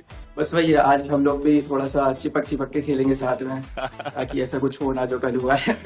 चलिए, तो थोड़ा डर का माहौल तो यहाँ पर बना है। बट आज के दिन पे क्या प्लानिंग और क्या एग्जीक्यूशन होगा? क्योंकि आज तो आपका जो स्ट्रॉन्गेस्ट सूट रहा है अभी तक एंगल, वो सिर्फ एक ही मैप है, 2 मीरामार आपको आज खेल करके जाने हैं, तो आज के दिन की क्या स्ट्रैटेजी है? आज एंगल ट्राई करेंगे कि पहले मैच में ही क्वालिफाई हो जाए, बट अगर नहीं हो पाए तो फिर मिरामर में कर ही लेंगे, क्योंकि हम लोग ने बहुत ओवर करा है उसके बाद मिरामर में जो गलतियाँ हो रही है हम लोग से, तो होपफुली हाँ हम लोग क्वालिफाई हो जाएंगे आराम से आज। चलिए, कॉन्फिडेंस देख करके मुझे काफी पसंद आया और मुझे लगता है कि आपकी टीम, मेरी भी ये प्रिडिक्शन है कि काफी आसानी से वो क्वालिफाई करके जा सकते हैं। बट अभी के लिए अंडर गॉड्स के लिए अगर आपके पास कोई वर्ड्स ऑफ विजडम हो, बिकॉज ग्रेविटी आप पिछले 2 सीजन्स जो BGIS के रहे हैं वहां पे आप ग्रैंड फाइनलिस्ट रही है आपकी टीम, आपकी आइजलिंग के अंडर, तो कुछ टिप्स ट्रिक्स, कुछ वर्ड्स ऑफ विजडम जो आप अंडर गॉड्स को देना चाहें ताकि वो भी कुछ सीख सकते हैं और वहां से और इंप्रूव करके आगे बढ़ सकते हैं। एक टिप तो यही देना चाहूंगा कि जब प्रेशर वाली सिचुएशंस आती हैं तो उसमें डबल थॉट मत करा करो, जो भी दिमाग में आए उस पर ही वर्क करो, कि हल्का सा भी डबल थॉट आता है तो फिर कहीं ना कहीं आपको फिर आपकी या तो कैजुअलिटी हो जाती है या तो आप गलत डिसीजन ले लेते हो जी। तो वही जो पहला थॉट आया उस पर ही वर्क करो, ज्यादा सोचो मत, कि जितना ज्यादा सोचोगे उतना ज्यादा फंसोगे। क्या बात है, अक्सर ज्यादा सोचने से फैसले कमजोर हो जाते हैं और शायद वही आप एडवाइस भी देना चाहते हैं। बहुत बहुत शुक्रिया gravity, all the very best for the matches today and I really hope कि आपकी टीम क्वालिफाई करके जाए। Thank you, bye bye. तो ये है ग्रेविटी, जिन्होंने काफी कॉन्फिडेंस दिखाया कि आज के दिन पे उनकी टीम जो है वो क्वालिफाई करके आगे जाने ही वाली है। क्या गलती हुई उनके बारे में भी उन्होंने चर्चा करी और अंडर गॉड्स को उन्होंने एक बढ़िया टिप भी दी। तो इस सेगमेंट के लिए बस इतना ही, मिलते हैं आपसे अब अगले सेगमेंट में। Well, that was an interesting conversation between Anki the Bot and Gravity, the IGL from Genesis Esports. But it was always going to be interesting to see how their journey was going to turn out this time, especially with Genesis going through a massive rebuild after their kind of unfortunate series of events in Showdown last year. But ladies and gentlemen, with the groups changing, we have a change on the men on the panel as well. We have Salty with us right now. Salty, first of all, a big heartbreak. We aren't going to see our favorite IGL Juicy on the LAN stage anymore. It's gonna take a while for me to actually swallow that pill, to be honest, because I did not expect that 8-bit were so close, especially being on the 8th spot before that last game. I thought that this team is gonna push through, especially with that performance as well. It was unfortunate, man. But ladies and gentlemen, something like that should not happen to you, and for that we have the Royal Pass, the Rebel Rogue Fox, as well as the DP28.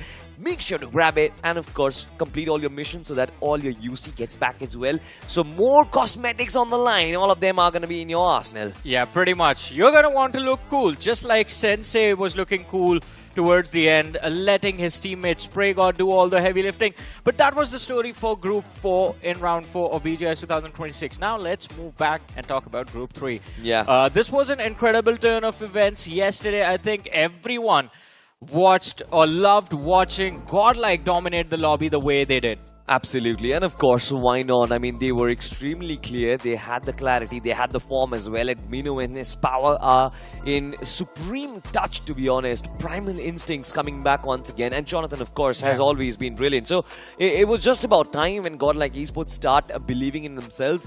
There were a couple of games where they could not really showcase their prowess. Yes, the first match, they got a lot of finishes, but could not really convert that to a chicken. It's completely fine. I think the way they got the next one in the bag was so much more impressive. But more than Godlike, Johnny, I think there's one team that I have been rooting for as well as liking a lot. It has to be T7 Esports. Yeah, T7 was nice to look at yesterday. Currently sitting in the top 3 and a decent balance, I have to say, between the aggression and the survival instincts put on display. Along with them, I think one of my personal favorites is going to be the turnout from Meta Ninja. Meta Ninja yesterday were phenomenal. Yep. But while we praise all of these teams, just now we had a look at an interview with Gravity IGL from Genesis Esports, and Genesis is right on that 7th position. A question that was asked to Gravity just now was, how does Genesis want to play their matches today? And his answer, I liked his answer. He said, we are going to stick together. We're just going to play A for natural survival. game. No, not natural game. They want to play for survival. They want to make it, man. Oh, now that is interesting. Genesis playing for survival is something which I did not expect. But look at this, though. Look at the number of finishes on Godlike, on Meta Ninja, T7E, and SGN, Sun God Nika. And it seems like up until match 1, all of the teams were actually in close proximity, at least barring Meta Ninja. But then you see the steep climb coming in from Godlike in match number 2, and then of course it just follows in match number 3. You've got Meta Ninja just performing consistently, so you see that upward trend coming in from them.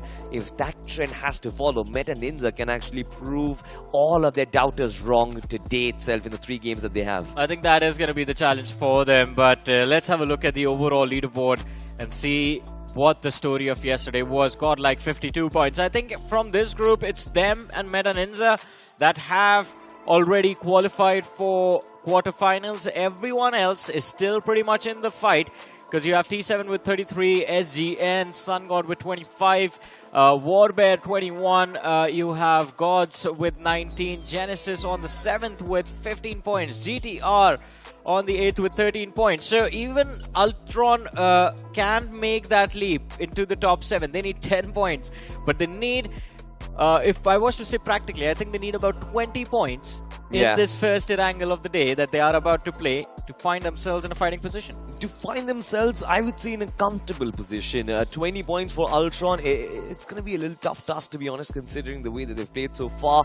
A few big names over there in the second half has to be H4K. I was not expecting them to be over there. Yes. You've got Gorkha as well. There was Bengal Warriors, expecting all of these teams to actually make a bounce back. But these players, they need no introduction. You've got S-Power in the top 5 players right up front. 17 finishes over there. You've got Shadow 7, 11.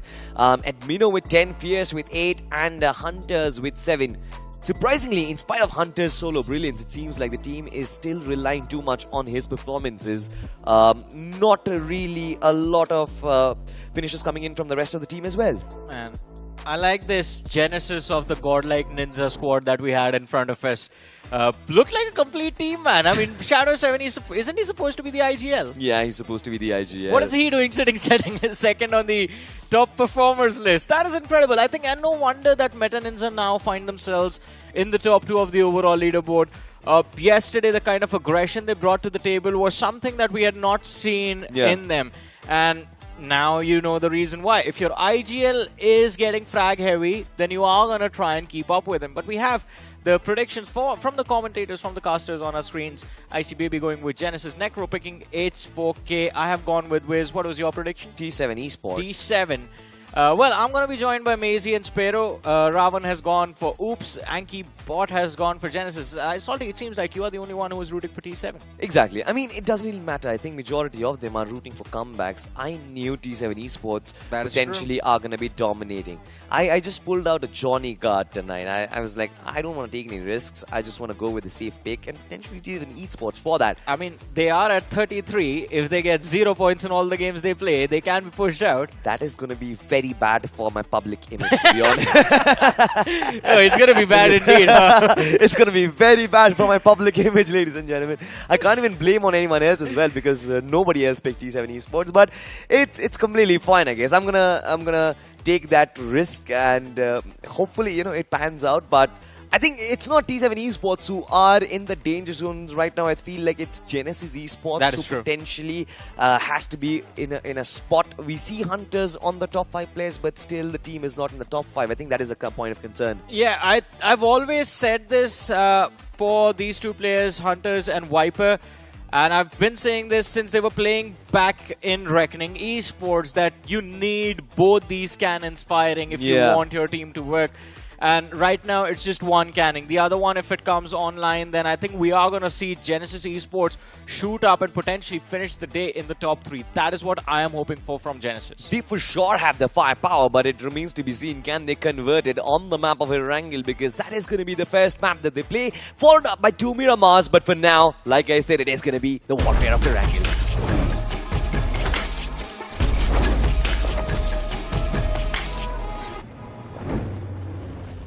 Well, the Big Bird goes back up the skies once again, and we are here on the map of Erangel, flying on top of these lovely islands. Just always reminds me on how much I absolutely love flying. But this time, it's not going to be a safe landing. Well, all of the 64 passengers, they're going to be dropping down on an absolute battleground. The battleground which is going to decide who are going to be the quarterfinalists. The flight path, of course, starts off from Milta Power, goes towards on the northern fringe of Quarry. It's a very horizontal flight path, Johnny, which does keep a little bit of military base in action, so teams can actually go there. Yeah. But if you are looking to somewhere like a shooting range of Severny drop, then I think you've got to work hard for it. Yeah, the extreme northern edge of the map is the only part that's denied. Apart from that, I think this is the most favorable flight path for every single one of these teams for these IGLs. The entirety of the map is your playground, but that also means that the others will have opportunity to try and throw off your game plan, like it might be happening with the players of Godlike, I believe. Look at that 4-man widespread drop coming from the players of Godlike. But on the other side, Ultron Esports going up against Next Gen Esports. Trades found from either teams. So numbers are pretty much equal right now in this fight. And Honey, alright, he's trying to make this push with a pistol. It's not advisable. The other player has an M4, but Honey's just buying his team time, I guess. Yeah, Ultron Esports now finally KOD comes back in the picture. He's got a rifle to work with. I just hope that it can be used in time. Mega Boy, there's a gas cannon. There's a gas can right at the edge of the staircase. I think it's been blown up. NX Gen Esports all by themselves. They've been outnumbered, and this is so surprising since there are players in the backlines. What were they waiting for? I have no idea, but now they're going to have to wait for the next match. Ultron Esports with a clean squad wipe. 4 eliminations secured, not a single player lost. It was a fight that could have gone against them, especially when we saw Honey with just the helmet and the pistol, but still, they turned it around in an incredible manner. And props to that man who was in the balcony with a shotgun, because I think that was the most critical play, just taking that shotgun player out and then just pinning the entirety of Next Gen Esports indoors. You know, I still don't understand why it was one sacrificial lamb amongst 4 players of Ultron Esports, while 2 others just were lying in wait in the panic room or the closest room that you talk about. It just didn't really make sense. I mean, if you are there, if you can provide cover fire, then why not just try and take shots in tandem? Well, seems like we'll never know, at least in this one, because NX Gen, they've been sent back to the lobby. We'll only see them in the next game. For now, though, we do have Warbear Esports on our screens, and I still remember yesterday's square off. I believe it was against Godlike Esports, where they did get absolutely owned up, but I think the run-up to that moment for Warbear Esports wasn't really that bad. And now, on the 5th spot with 21 points, this Undergod team certainly has proved themselves so far. Yeah, definitely. I think they do find themselves in a position from where fighting back and maybe just comfortably securing a spot inside of the top 7 is not going to be too difficult for Warbear Esports. They just have to be consistent. Yesterday, they averaged about 7 points per game. I think even today, if they average about 7 points per game, they're going to be good. So don't fall under pressure. That's not even there. In a comfortable position in the overall leaderboard, might as well just chill, take a step back. I think in this game for Warbear Esports, the only thing that can cause trouble is going to be the fact that they're way too far away from the play zone. But again, having the luxury of playing with all the time that you have on your hands, you got to use it to your advantage. Got to use to it advantage as well. But while talking about an advantage, Hero Extreme Godlike, they've got a massive one in their hands. They certainly can get a lot more points, to be honest. They have already qualified to the quarterfinals. A lot of people were expecting this team to have hiccups along the way, but it seems like Mania and the boys, they worked up, as Aurum had suggested as well, as a lot of videos circulating online suggested that Godlike wants to actually go back and fix all of their causes, problems. It seems like they've actually done that before their round 4 matches began. But so far, it's rather been a peaceful game of wrangle, and we see that lovely Porsche in front of us, Johnny 16. It's one of those trademark Porsche that I feel like everybody in the audience will recognize. And kudos to the production. Yesterday, we were asking for a commercial level sort of cinematic of the vehicle. They gave us the interior of the car as well. Yeah, I think if you can cut it out, it potentially can be a commercial for it's Porsche as well. Yeah, It's it is, yeah. Well. Should go live on air, but look at this. NX Gen Esports, Anas. I mean, they did start off this fight really well, but then Brawly SSG from the sidelines, the way he just arrived in time to help his teammate, a little bit of those parkour moves as well. And this is what I was talking about. You've got a player who's trying to take a fight, two players are just pinned down in the backlines. What are you even trying to do? Ooh, I did not even see that second knock from Brawly SSJ. He just went for that man on the window, found the knock, incredible conversion. That was unexpected. I think that is where Ultron Esports ended up winning the fight. But after that initial conflict, this game has completely gone silent. The lobby has gone silent because we had a standard flight path and we also have a standard circle, quite centric in fact. So not a lot of incentive for these teams to force a fight. Although there's a cluster building close to the center of the circle. You have Ultron Esports, H4K, Genesis and GTR all quite close to each other.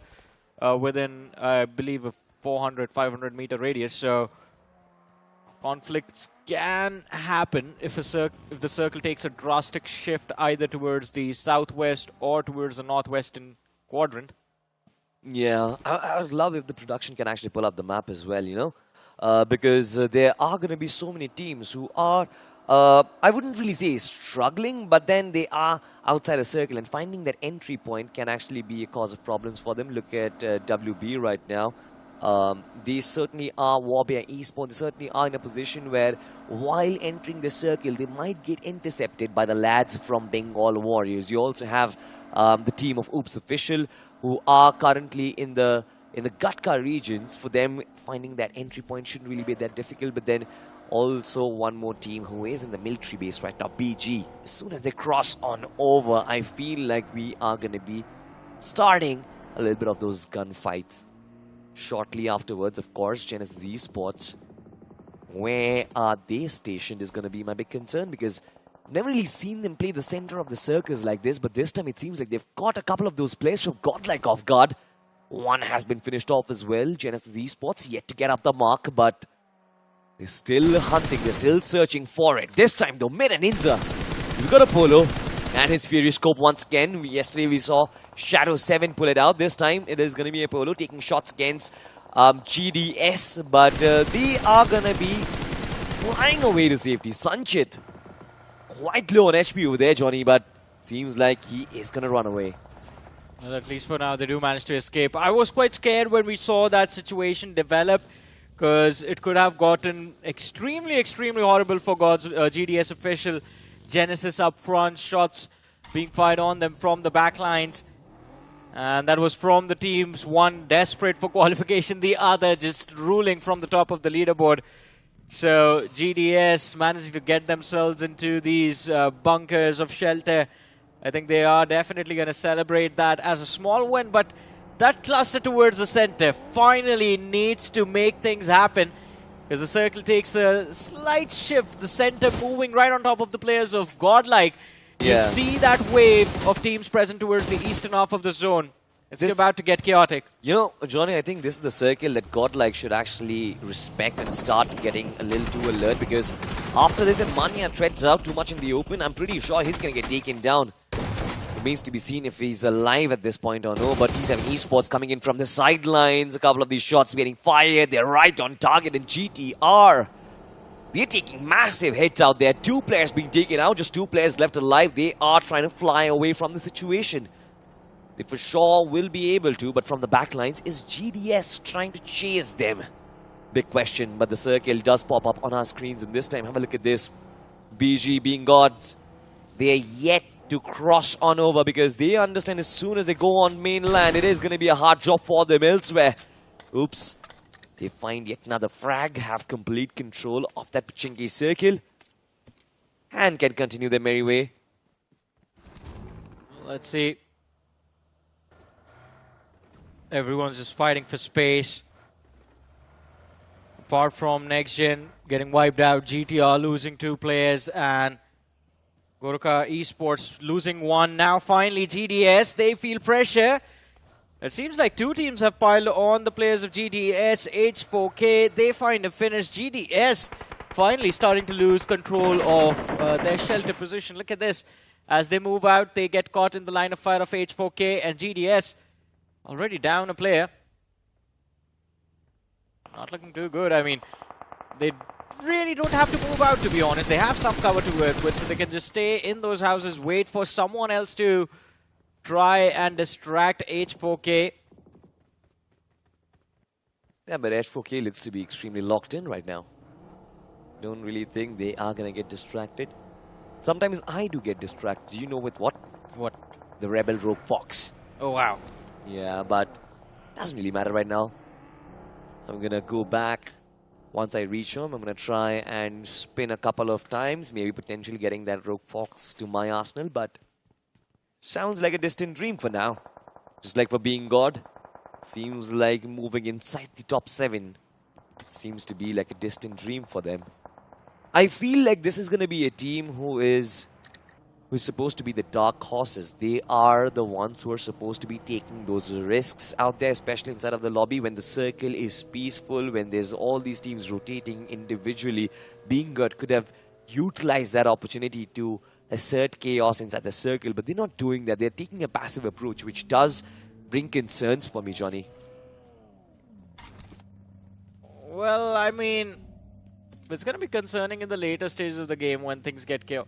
There are only 2 seats in that car. What were you trying to do? For that reason, they've won more, no? I know, but I think, yeah, who doesn't want to sit in a Lamborghini? Yeah. Are they just messing around, the players of Warbear Esports? They are in the blue zone. It's stage 3 already. They got to move. You know what? Yeah. I would be in the same situation as well if I were to choose between a Lamborghini and a Porsche. It's a difficult decision, man. What would you choose? I don't know. I used to enjoy a different era of 2023 where you would have Team Insane running around in those 4 black sedans. The corporate squad. Yeah, the corporate squad. I miss the corporate squad. That would be my ideal loadout inside of the game, to be honest. Like, that had aura. That edition of Team Insane had a different aura back then. Well, talking about aura right now, I'm thinking about Lamborghini. Oh. I'm a big fan of the Porsche. Don't really get me wrong. I think I absolutely love the Porsche. But you know, when it comes to the Lamborghini, it's every boy's dream. Come on. I've never seen a guy who dreams of a Porsche over a Lamborghini. Oh, really? Yeah, I mean, there are going to be people like me, to be honest, because the GT3 is one of my all-time favorites. Yeah. And, well, we're going to talk about vehicles sometime else, I guess. Yeah. Because we're still waiting for action to happen. Once the show is done, I think. Yeah, once the show is done, we are going to discuss differences in vehicles. Because even the Lotus is an amazing one. Yeah. But nothing could be more amazing than seeing Genesis and Godlike fight it out. Please do something. I don't really think they are going to take this fight, to be honest. Now, Gravity is here for just one purpose and one purpose only, and that is to take information about who is present in their vicinity. But, Johnny, you were asking for fights. It seems like Team Sun got Nika. They've heard you. One of the players in the front lines have been taken down. This is Warbear Esports. 2 seconds ago, they were deciding whether or not taking the Lamborghini or the Porsche. This time, they are deciding whether or not taking Sun God Nika out. One player has been knocked out. DP God this time is going to move away from that nade in comfort. In the backlines as well, you've got players shooting down WB. Their formation looks insane. And there's absolutely nothing that Sun God Nika can do. Oh, this is going to be interesting. Sun God, they are starting off from a great position on the overall leaderboard, and same goes for Warbear, but this is just the start for the day for both these 2 teams, and Sun God, oh no, there is going to be an eclipse in their lives, at least for their journey on Erangel, as Warbear Esports do manage to find those 4 eliminations, and they make it look easy as well. It was a simple contest for the Potato Hill. And Sun God, for some reason, the players did not move around or try to juke those the gunfire from the side of Warbear Esports. But look at this, S-Power in a situation like this usually comes out on top, and this is going to be no different. Finds the 1v1, gets traded out, and that is Godlike with 1 less player left in the game. Or maybe 2. Again, split up from the rest of the lineup. This is the fall of Godlike. This is not expected. What happened? 3 players in 3 different directions just had no clue on what to do next. And that is how this team crumbles yet again. Oops, official. Wasn't even a difficult fight for them, to be honest. His power was fixated on one. The bait and the switch came forward. And of course, it was an easy knockout. What happened? Sorry, my brain can't comprehend what Godlike did and what happened to them. We saw S-Power taking that fight. The players of Oops Official were falling in line to support their teammate. And then all of a sudden, you see Admino getting knocked in the back. Jonathan shows up at the wrong time. Where was Manya? Manya was already taken out early on. They were a 3-man squad, but the problem is that they had no cohesion in their movements. I mean, I was already panicking because S-Power was in that location. He was completely surrounded with 4 players from Oops Official. Now, you're not supposed to actually deal with a complete team yourself, are you? I mean, I'm just completely at a loss of words. Did not really expect that to happen, but nonetheless, we're going to move forward. Or are we? Wow, production. You bring it on the replay at the exact time. Let's find out what exactly happened. S-Power has got caught up by Oops Esports. Then, of course, you've got Admino getting caught by a completely different team, and Jonathan in the midst of this chaos falling together as well. It's such an unfortunate situation for Godlike, but have a look at this. Ghost Rex Official doesn't really seem like it's a very fortunate one for them as well, because T7 Esports, the one I've been watching for, they are looking to invade their compounds, and already smokes can be thrown out. What remains to be seen is what is going to be the purpose of these smokes. Well, let's see. As of now, I think the nades are what can get the job done for the players of D7. They want to finish off this man sitting on the first floor as quickly as possible. Do not waste time in securing control of this compound. And look at Skep. Goes out into the open, wants to lob a nade through the window. Starboy takes some damage, but is still standing on his feet. A lot of utility being committed by T7. And it makes sense. They are down to 2 versus 2 inside of this red building for the next few moments, but they have to take this control completely away from GTR. On the other side of things, Genesis, they are looking to make a pounce on Bengal Warriors. They find the opener, they find the man in the corner panic room as well, but Viper, oh no, we've never seen him whiff that bad, and that whiff might just caught Genesis, despite they're down to the last man. Gravity IGL fighting for his life, and not for long. He's going to stand on his feet, gets taken out by Raja, and Bengal Warriors, I don't even want to call this luck. Genesis Esports, those whiffs, they were so brutal. Yeah, it's not even luck, Johnny. It was an absolute dismantling coming in from Bengal Warriors, handing down them and beating Genesis Esports. Now, this is when I believe certain teams are going to panic. Genesis Esports is going to start to panic. Sun God Nika is going to start to panic, because at 17 and 25 points, you are so close to actually get the job done, but then you're also very far. And since the first game has been taken away from you, I'm guessing these players, they are going to be rethinking about their approach. Genesis should for sure rethink their approach, because you've got Hunters in top form. You've got a man like Viper. I understand he's potentially not getting those openings on those frags, but his firepower is always going to help you out. Just try and go aggressive. Just try and find those points out there. But we move on, ladies and gentlemen, and Warbear Esports this time in the midst of battle. Elsewhere, we can find the T7 Esports. There are lads who are falling. Apparently, Ghost Rex Esports Official, they have just absolutely shut down T7 Esports. One man seems to be still alive, but I did not expect GTR to kind of give them a reply back in kind like that. This is just turning out to be more chaos than anyone bargained for. But still, look at how the top 7 is looking to change. GTR down to 2 players. They're praying for someone to take down Oops. With Genesis out of the way, they can close the difference. Bengal Warriors as well, left with 2 players. But from the bottom of the leaderboard, H4K slowly and steadily moving up. Bengal Warriors on our screens fighting the side of Warbear. But they are starting to crumble down to their last man. As Shambhu, with an 8, he can find the opening. He sees the man in front of him, still whiffs. Shambhu was the one who actually pulled off an insane clutch yesterday. We remember how that 1v3 could have actually changed the course of the game, just destroyed the lads from, I don't remember, EMZ maybe, but we'll find out. But for this one, Shambhu moves inside the compound from the backline. Shots were being fired and Wiz! What on earth just happened? through the doorway, they find something. And the connection is going to be there. Harsha gets yet another to his name. Wiz Esports gets off the marker, but they are in a good position. They've got concrete covers. They are yet to get control of that northern highway, but look at this. Control is not there for Meta Ninja either. It's so chaotic right now. This circle, Meta Ninja out in the open. White Tiger gets taken down. Apollo in the front lines. Another nade! And H4K! They take down the lads of Meta Ninja one by one. And it seems like just one man from Meta Ninja. It's Apollo standing tall.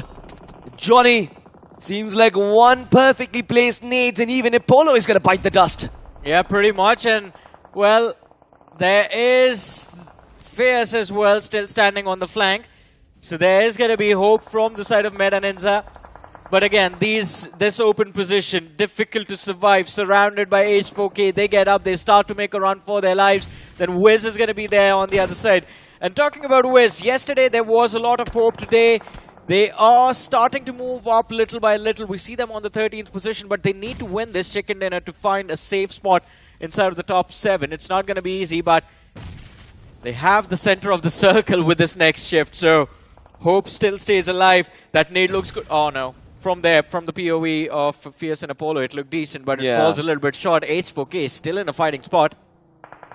It's a very clever move coming in from Wiz as well to escape the fight as soon as the opportunity presents itself. And then, of course, finding the center compounds. I don't really think they've got compounds, but at least central part, it's going to be something nice, hopefully.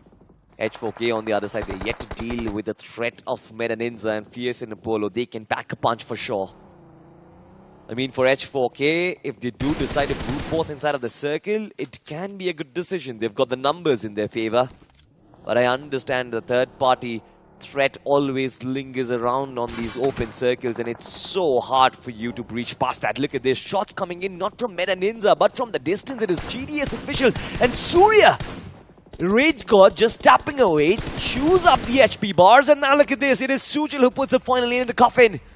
6 eliminations for Team H4K, signs of life, and I'm liking this already. Next threat, of course, which they do need to extinguish, has to be Meta Ninja, Johnny. Of course they do. Meta Ninja, I think you take out the team that has nothing to lose, and it makes your life a whole lot easier. Then, if you start taking out the competition, you just solidify your stance inside of the top 7. But look at Oops. Well, it's going to be an Oops moment. Could happen. Even I thought it was going to be like a perfect Steph Curry three-pointer right from the top of that shack. Hey, we can still hope for one. But on the other side, Warbear Esports, it seems like the war in their lives is going to run out as they are getting picked apart by Ultron Esports. And Ultron as well is a team that is fighting for a way out from the bottom 4. Somehow managing to get 4 eliminations in this game. We're still waiting to see how many total placement points they walk away with. But Meta Ninja, Salty are done for. Fierce and Apollo both get shut down at the hands of H4K. But look at this. Oh my god, being gods. I understand you've named yourself after gods, but it seems like they're the gods of nades itself. So many throwables have been utilized at this. One little shack and oops. They barely managed to escape through. If that was a 3-point contest, no one has scored till now. Yeah, absolutely. And I feel like the contest is going everywhere, Johnny, on the northern side, on the eastern part, as well as on the south. And of course, this is the one that we are talking about in the south. Oops. They understand they can't really move out of this shack. What remains to be seen is, can they find a solution to this problem elsewhere, though? Ultron still clinging on to their dear lives. It's going to be tough. They're completely out in the open. They've got a few smokes to work with. And Wiz Esports is actually on the prowl. I love the fact that Wiz, they are taking some serious movements inside of the final circle. But it can be risky. You can get taken down. You can get shot off guard.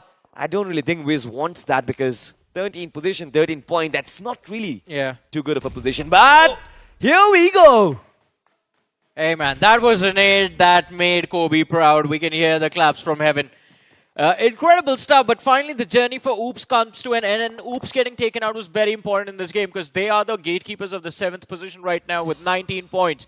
So H4K, Ultron, Being Gods, Wiz, Gorka, all of these teams now need to fight for the chicken dinner. This chicken dinner gets you to safety. This chicken dinner gets you inside of the top 7 within this game itself. And then the next 2 Miramars, you just play for survival and hold on for dear lives.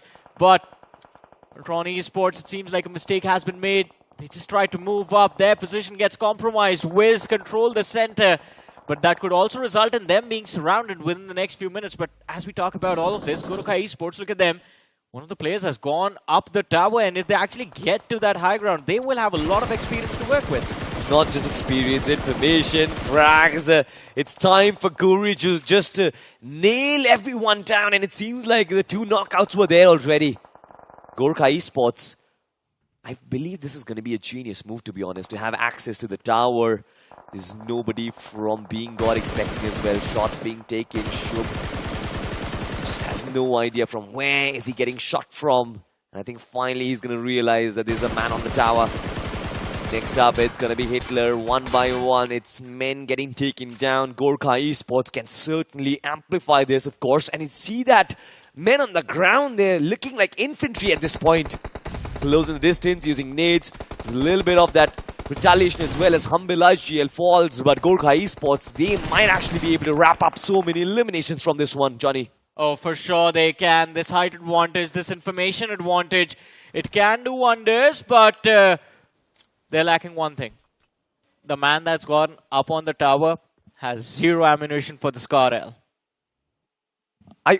For real? Yeah. He has no... 0 on the Scar-L? Yeah. That's going to be sad. He's look at coming him down. He's coming down. You wanted to be cheeky, huh? Yeah. Well, you run out of bullets. This is one of those moments where you head out of the house filled with a lot of confidence that you are going to conquer the day, and then you just return because you realize you forgot your charger back at home. Yeah, and now it seems like house is in shambles as well. Guri is going to make that entry. He thought that he's going to make the bounce with the buggy, but Hero's entry has been denied. Being God, they still hold on to that position, and now Guri, of course, is going to get confirmed. There's just one man, barely sliver of HP alive. I love this defense coming in from Being God. They just did not give in to the pressure that Gurkha Esports had put up. Now, all they had to do is deal with just one man. Pretty much, and I think it should not be too difficult for them. Being God, though, yeah, completely pinned. I think a single Molotov from Anurag, or maybe if he just sprays inside of that smoke, he should be able to find the hit marker onto that man from Being God, but distraction is going to be there. Gurkha Esports, they back off, but amazing performance in this game from H4K. I think with this, H4K should be able to find a comfort footing inside of the top 7. And same goes for Gurkha Esports. Being God on the other side, 5 eliminations. They should be able to find Anurag. He's getting a little too overconfident. He will see the man behind the buggy, but now gets confused. Picks off the frontliner. AWMI falls first. There's one more man in the back lines, and Anurag's sliver of HP to work with, and instantly peeks Shub, who wraps things up. And now it's a 1 versus 3. H4K, they are hungry for this chicken dinner. One player knocked out by Shub, but he does not know there's one more man on the flank. And there's no ammunition on his M4 as well. Needs a donation from his teammate. But in the meanwhile, Rage God just pushes up and secures the chicken dinner for H4K. Finally, I think we are seeing H4K play the way that we wanted them to since yesterday. Absolutely. I think they've got a lot of experience. Not a lot at the highest stage, to be honest, or at top flight, Johnny, but it seems like in these elimination brackets, H4K has had tremendous amount of experience. We've seen them in 2022, 3, 4. I don't even remember, I think, if we saw them in 2022, but at least in the last 3 years, pretty sure H4K has always been there in these round stages. Once again, a big chicken. They were sitting at, what, 6 points before this particular game. Now they stand at somewhat of a very decent position. Next 2 Miramar maps remain. I feel like H4K can certainly make it because there were a lot of teams inside of the top 7 who could not really convert this one. Exactly, and I think H4K, they should get about 22-23 points from this particular match. So, yeah, they're going to be in those mid-20s, a little bit of safety cushion to work with heading into the last 2 games. But hey, you know what? You want to hear something that's incredible. I think it feels incredible to me. It's going to be funny to the other people. All right. But the thing is that the top 5 of this game of Erangel were the bottom 5 of the overall leaderboard. And isn't that the best thing possible? Yeah. I mean, imagine the amount of competition that's going to rise up right now. It's just going to get absolutely double. If teams were thinking they're going to be safe, well, that's a bad news, to be honest, because, well, Team Sun God Nika had an early elimination. I remember Genesis Esports taking an early fall, so that 7th slot is back online, and I'm pretty sure they're not in the top 7 right now. Oops, Official tried to make it forward, but they could not really do so. We'll talk more about the team, but for now, one team that deserves a lot more credit has to be H4K. Wizard, Sujal, Rage God, and Mac. They've got about 13 eliminations shared between themselves, so that is 23 points from the map of Erangel. Pretty much, I think. So again, 23 points. They had 6 at the start of the day, as you mentioned, so that's a total of 29 points on the overall leaderboard. That should put them in the top 5 of the overall leaderboard right now, so there is some safety cushion for H4K, but I think we are expecting the cutoff to be over 36, 37. Yeah. So I think getting to that 40-point marker, they need 11 points. Yeah. I think they can easily make it happen. Another team that I have a lot of hope for right now, I think they were in the bottom 5 of the overall leaderboard before this. Top 5 of this game is going to be Wiz Esports. I mean, they sent us an amazing text yesterday just thanking us for their performance. Took a lot of feedback from the matches apparently, and today, right off the bat, top 5 of this game, decent position to work with. But then again, as you saw that difference in the end, H4K, the pacing of the push when you're in an open zone becomes very critical. You can't just charge for the center, middle of the cluster, become the bullseye for everyone and hope to survive. Exactly, especially when it's an open circle. I mean, on an urban warfare, understandably so, but when there's no compound, the center is not going to give you dividends. But, of course, ladies and gentlemen, the top players from this particular map, you've got Shub from Being God, 6 eliminations. I think pretty brilliantly done over there. The defense against, I believe, Gorkha Esports was spectacular. But the point standings in front of our screens right now, H4K, 23 points, Being God with 13, Ultron with 12, Gorkha with 11, and Oops with 6. Now, this is what I call competition. Yeah, for sure, man. This was an intense game for sure. And I think the only reason Warbear sort of make it to the top 6 is because of the number of eliminations. But nice difference or nice separation of those finish points, distribution of finish points between the teams of this game. And you look at how the fights were paced out. Almost every single team was able to find themselves in a fighting position, except maybe the bottom 3. Next Gen getting taken out by Ultron right off the bat. Then you had Sun God and Godlike also taking an early exit. Exactly. Even Wiz is going to be a little unhappy, to be honest, because they had 1100 points of damage, but only 2 finishes to show for it. I think the only feedback or the only info that you can get from this is how much the conversion was there, but nonetheless, overall standings in front of our screens, and here we go. This is where things do get interesting. You've got Godlike up front, still a top 52 points, Menaninja at 50, T7E 36, H4K in the top 4. 29 points. Now, isn't that lovely? It is lovely, but it's still not safe. There's 9 points between Being God and Next Gen. Being God make it inside the top 7 as well. What on earth is happening? Genesis is down in the gutters right now. 12th position for them, 17 points. Oops, Gorkha Esports. Oh man, all of these teams, they need to buckle up quick. Yeah, this is going to be a tough group. I think if things remain the same in the upcoming Miramar, then we're going to have a photo finish basically for this particular group. Because again, right now it's just 9-point difference between the 7th and the 16th position. Yep. And of course, from there, from the 7th till the top 4, there is another 8 points. Yeah. So, yeah, not a long way to go. Still, the only 2 teams that are safe are Meta Ninja and Godlike, because they are the only ones in their 50s. Yeah, exactly. I think if you have crossed the 50-point marker, you're going to be safe, of course. But I still don't want Godlike to lose their momentum, because for them regaining takes ages, ladies and gentlemen. But, ladies and gentlemen, also the fact I'm actually very happy with Meta Ninja and the way they've been playing so far. I think they finally found form. But that was on the map of Erangel. Will they be able to carry on the map of Miramar? Still remains a big question. But the maps of Miramar, 2 more maps to go. They come after a very short break. Don't go anywhere.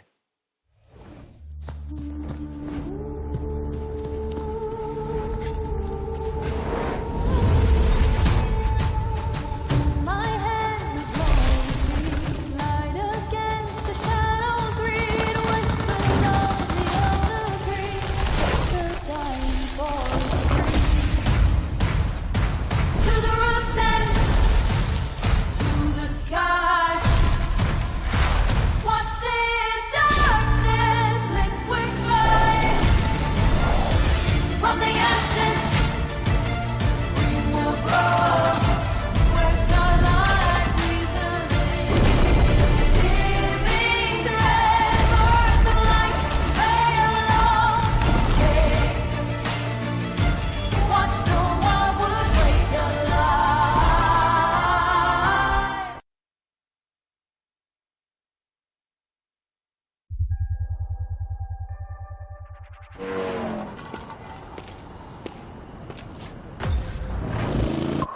When the rider breathes, the road wakes. Enemies ahead. I'm going in. A lone survivor stands, and everything waits. The map unfolds.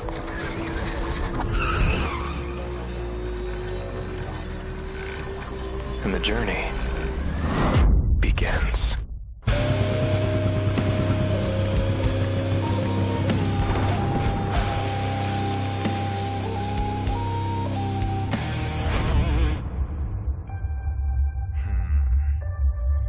As the rider breathes, the path bows.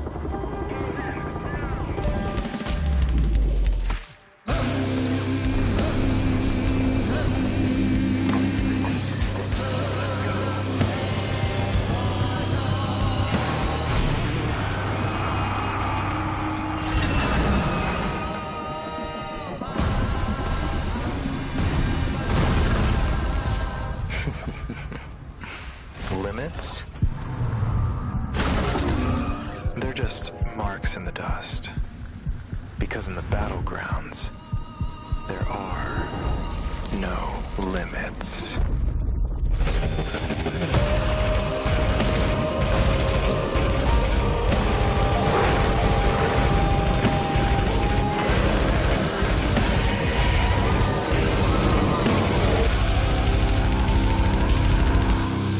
Ride beyond limits.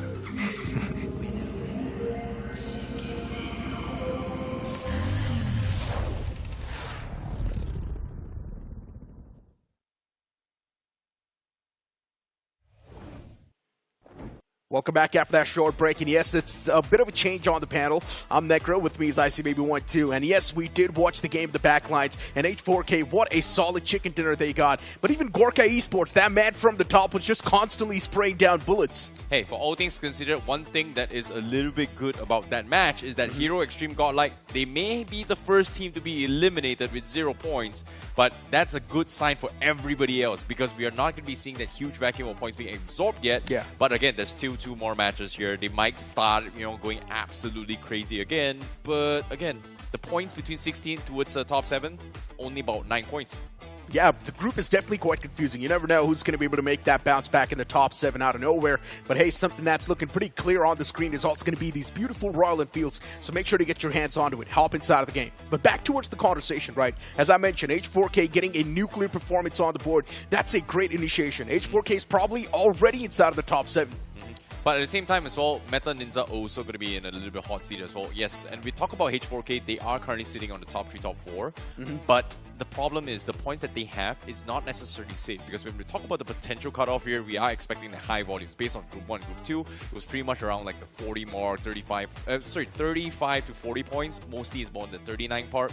Yeah. Just now we saw like 37 points was the cutoff from the previous group. So if you're not past the 40-point mark, you're not safe yet. So H4K, they're very close, but they're not safe. H4K, Godlike is the only team that you can say currently safe in the overall standings. Other than that, everyone else still has their heads on the swivel, including H4K is also one of them. Warbear Esports, T7 Esports, they got to buckle up. Having such a bad game at the start, it's definitely going to be hindering their performance in the upcoming moments too. But since we know it's also going to be the map of Myanmar, there's a big chance we might see some drop clashes. These teams are playing that map for the first time. Oh yeah.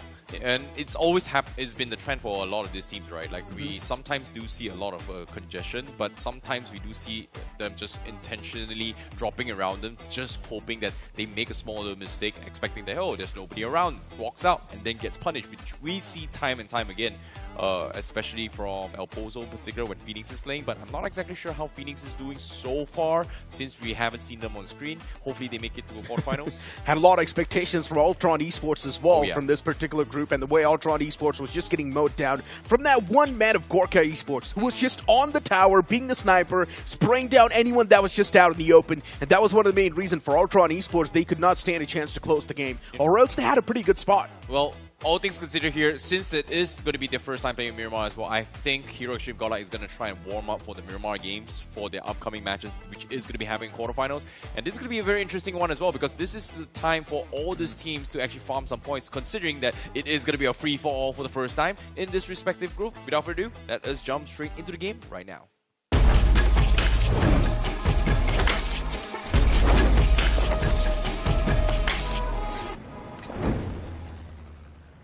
Second last game of the day, and as you guys all know, we're going to be heading on towards the deserty lands of Miramar. It is supposed to be a massive map, and of course, rotation's supposed to be easy as well, which also means that we might not see some action off the rip. But there's a big chance that the lobby heat might just amp up even more. These are the final 2 games that remain, and they need to secure a lot of points if they want to place themselves inside of the top 7. If you're someone on the latter half of the board, and the teams inside of the top 7, they need consistency to sustain that spot. Well, speaking of consistency, right from the get-go, we do see Wall Bears already dropping a little bit of a split here. I think only DB God is going towards Runes, whereas the rest of his teammates are looking to try and loot up a couple of vehicles around El Pozo. And that might pose a little bit of trouble here, expecting to see maybe Wall Bears was going to go there. But I think they spot out GTR and decided, you know what, let's drop on the outskirts instead. Maybe a little bit miscom here coming from Wall Bears. Not exactly sure what's going on there, but maybe that man all the way towards Ruins, he just wants to get his hands on the vehicle, and that's why he's went there. Yes, that's what he was trying to do. The man gets his hands on the vehicle, he knew exactly where the vehicle spawn is, and now is probably going to try to back off towards El Pozo. Not sure what the game plan is still for Warbear Esports, but since maybe they're being contested inside of El Pozo, that's why they want to reroute. That's what one of the game plan might just be. For Godlike, all the way towards La Cabrera and contested around Creative Fields as well. Metanids are dropping all the way towards San Martin. Even they're uncontested. Not really seeing a lot of drop clashes as of now. Yeah, interesting enough as well. But for Hero Extreme Godlike, seems like they are going to be on the north side, which is going to be an awkward one, considering that Hero Extreme Godlike has been playing on the edges for quite some time. Hopefully it is going to be better. Fortunately for them, for rotating inside the zone isn't that bad as well. Creative Fuse Mountain Terrain is great. Circle seems to be favoring onto his Monterey Nuevo, maybe onto his Power Grid as well. Picado is going to be in play. Chumacero is always going to be in play, but it seems like Gen X is going to be, Genesis Esports is going to be very happy with Chumacero themselves. Wait, it's not Genesis Esports. My apologies. It's actually Gorka Esports that actually went there. Huh. Yeah. And then we've also got SGN. Yesterday, SGN started things off on a pretty good note on the map of Rondo, getting those elimination points as well for themselves, but later on, we saw that pace drop down. Slowly and steadily, SGN was losing their form. Genesis Esports is currently on the southern side of Los Leones, a little bit far away from that city, and they're also moving away from that spot. So not sure where exactly Genesis Esports wants to loot up. Maybe around those individual compounds underneath Los Leones. That's what the game plan might just be. And that's also going to be extremely safe. Well, speaking of a potential drop clash here, we did see a little bit of skirmish onto his Los Leones. It's going to be a GDS official with Sun God Nika. Going to be dropping in towards the vicinity. And hopefully they don't collide here, because Zigsaw is going to be the closest to the next contact here from the side of a Sun God's Nika. In this case, do they want to try and fight that is going to be the question. That's a good question. But I highly doubt SGN's going to try to fight this one. Urban warfare is always really tough. And also a bit of that luck factor involved as well. So you might as well just not want to do it. Oops official. Looking at them and their overall standings, it's not been too good.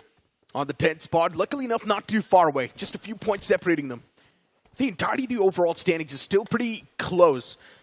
Pretty fragile. One single game, and you can instantly pop up in the overall standings. Yeah, and that's what I love to see, a tight-knit, close competition. That's the thing about this, right, Necro? Like, it's because of the initial vacuum coming in from Hero Extreme Godlike yesterday, and even Meta Ninja now also already passing the threshold to actually qualify for quarterfinals.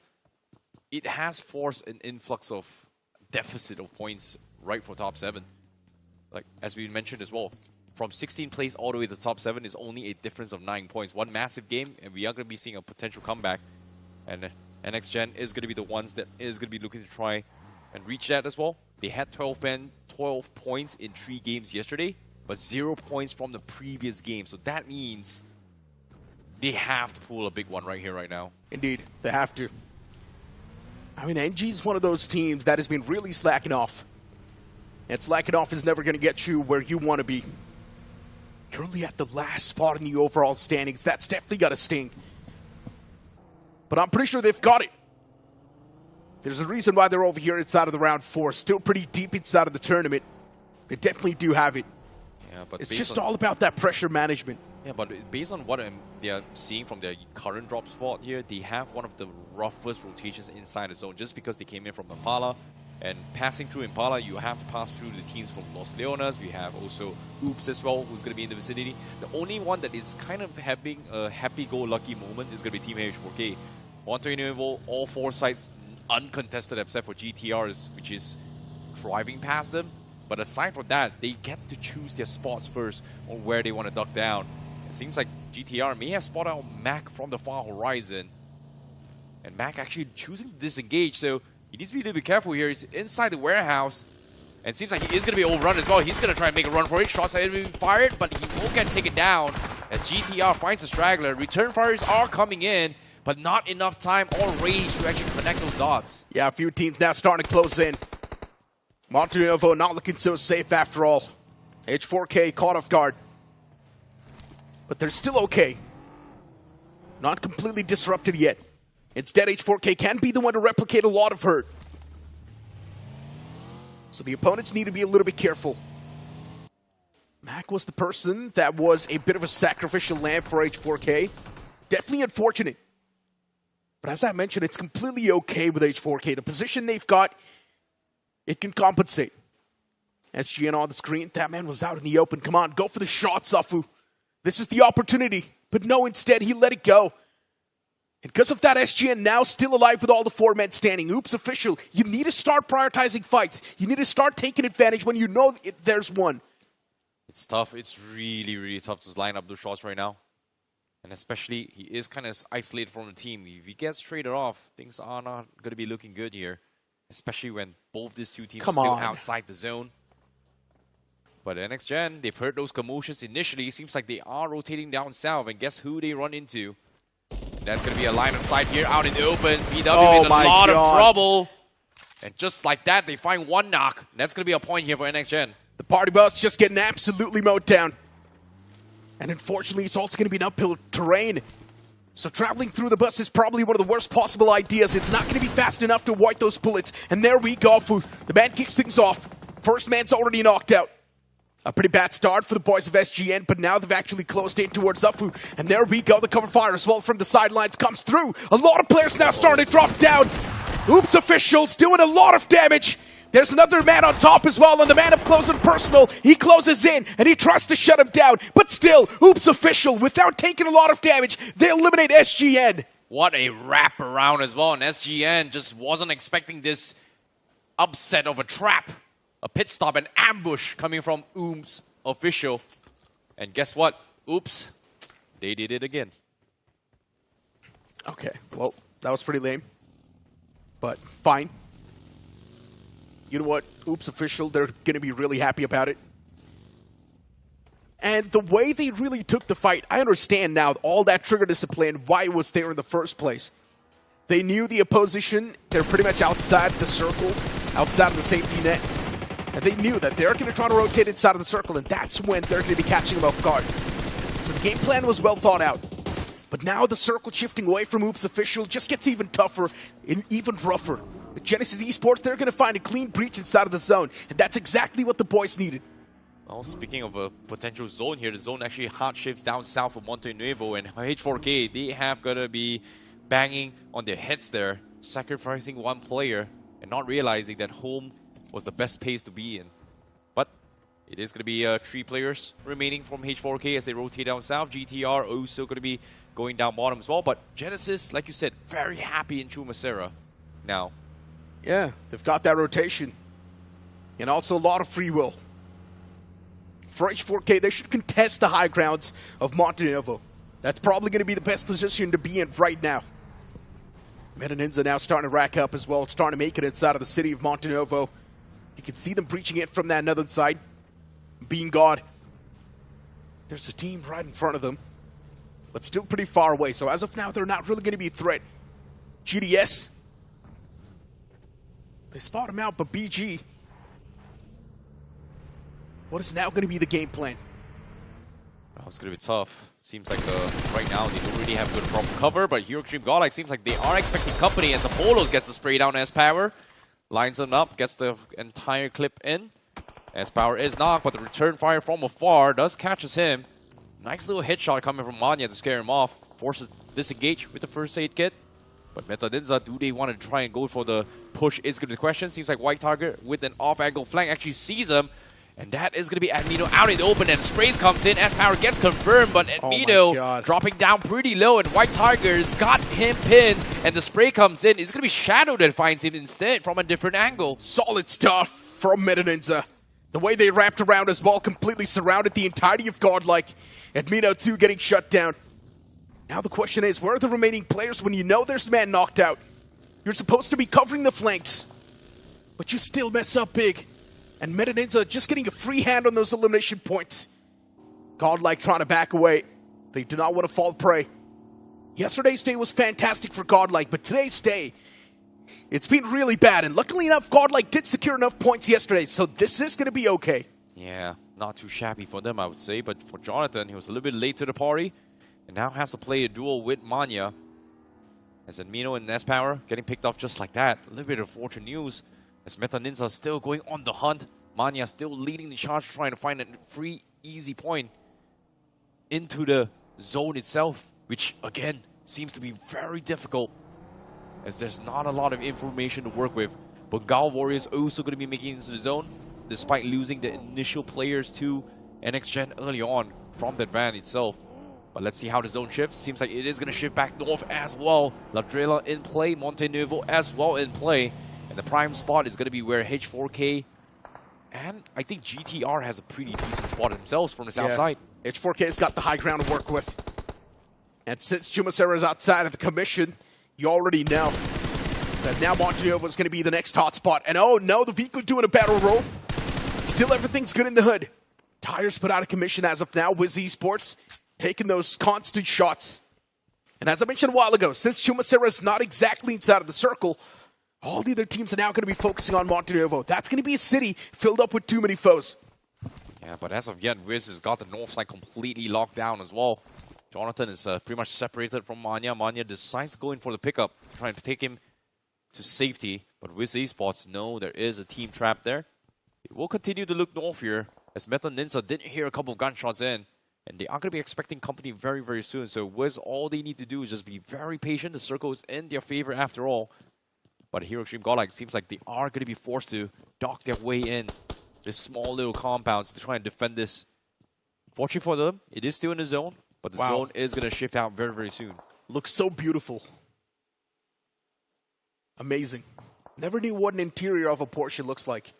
And now we know. Now we know. Looks pretty good. A little pixelated, but looks pretty good. Yeah. Maybe someday we will drive one ourselves. I know, right? But looking at what's going on currently inside of the map, being on the right side of the map, a little bit on the edge. There's Godlike right in front. Manya and Jonathan, the only two players standing. If Being God wants, they can actually make the pounce on top of Godlike and claim that compound too. But still, it's going to be filled up with too much risk. GDS, Zigsaw. He was taking those shots. The man's knocked out. That's going to be Humble IGL. Gorka Esports, the spot they've got contested by too many teams. They're also being the center of attraction currently. Humble IGL's knocked out. Getting that revival is going to be the main thing they really do want to pull off.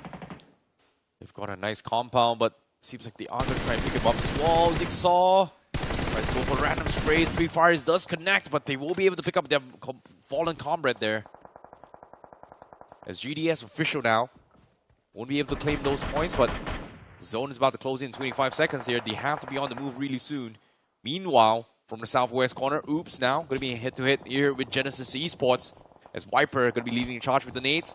Savage Kid gets knocked, and that is going to be Genesis claiming 2 points. As they find 2 players from Oops. Afu pretty much separated from the pack. As the shots keep coming through. 3 seconds left. The zone is about to move. Genesis seems like they have to be on the go as well. And it does shift back up north to Ladrela. And Genesis does have full control of this mountain terrain on the edges here. Gives them a lot of space to actually control the teams. But the question here is, there's a little bit too much from the east side though. Oops, they're on the verge of being eliminated. And that's quite unfortunate. Genesis Esports just driving around, searching for that one last man who's left over from Oops official. But that man is playing it real passive. Not letting go of his position, not even moving a single muscle. Not giving those sound coups. D7 taking those shots real far away, and that's going to be the final man standing for Oops. Weekle gets blown up now, he cannot even travel. D7 Esports, they're so desperate to claim that one single point. Keep on taking those shots. BW gets eliminated from the game. That's probably the one worst possible thing. They were desperate for the points. All the way at the last spot in the overall standings too. That's even worse. And now Genesis Esports, they're also getting worked on from the top. Yeah, Viper hand the low ground. Looks like he's going to try and provide cover from afar from the cross angles. Trying to get his teammates out of position. Hunter's pretty much stranded out in open. A lot of smokes being set up for this one way to try and pick through.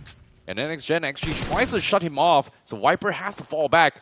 But with this distraction, Hunters is able to back off and regroup his teammates. So small little distractions play a long way, for at least for Genesis. But NXGen now in a tough spot because they haven't crossed the road yet into the zone. The problem is, it's only got a red dot to work with.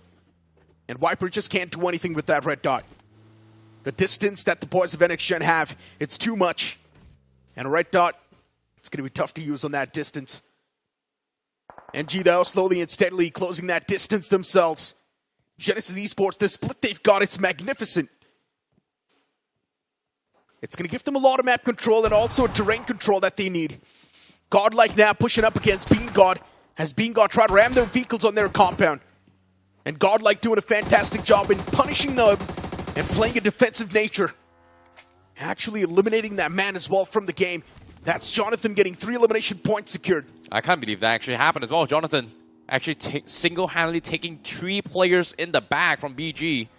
And just like that, because of that small little commotion, they are going to try and rotate in the zone. Maybe on the hunt. But seems like Being God, they're not too happy about it. A couple shots to try and connect, but no connection so far. And just like that, Hero Shape Godlike, they actually get out to safety because of Wiz helping out in that engagement with Being God. But look at this slam, NXGen getting pushed by Viper. Yeah, it's probably one of the worst possible things NXGen could have thought for, and that's what exactly is happening with them. But Viper, he's still returning back to trades. Genesis Esports, for them, it's not looking too smooth either. Viper single-handedly shutting down 2 players, and it seems like he's on the verge of shutting down the 3rd one as well, but no, instead, he gets suppressed. And just like that, NXGen, they have been eliminated from this game. Things just could not get worse. What a push from Genesis. They need those points, but look at this. Afu, he's able to hold on. He's getting pushed by T7. He takes 2 down. And just like that, he was able to get a couple of points, but confirmations is needed. He's still suppressed. He's still stuck in the corner.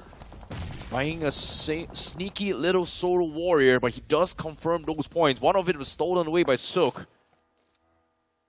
But as of yet, he will live to tell another day. But T7 losing 2 crucial players just like that. They tried to outflank Genesis, but who would have thought? Lying in wait is going to be Afu, setting up another trap. And oops, they did it once again. Yeah, and oops, they're on the verge of being eliminated. So, a lot of problems, that's for sure. T7 Esports, they've got a lot of intel against Genesis Esports, that's for sure. Phantom, is he going to go for the strike? That's my question. There's 2 players out in the open. Waiting for the right moment, maybe. The position he's got, definitely quite venomous. And there's Hunters right in front. If he manages to get the knock on Hunters, that's going to be a big cripple for the boys of Genesis Esports. And it seems like he won't be able to get that knock as well. The second one follows up. Solid strike from Phantom. Exactly what the boys and the team needed. But T7 Esports, now they're catching a lot of hurt as well from the sides. The man needs to be careful, Phantom. Where is the cavalry? That's my question. Where is Cobra? He's also getting shot at from the side, and that's going to be Gorka Esports unknowingly saving the day for Genesis.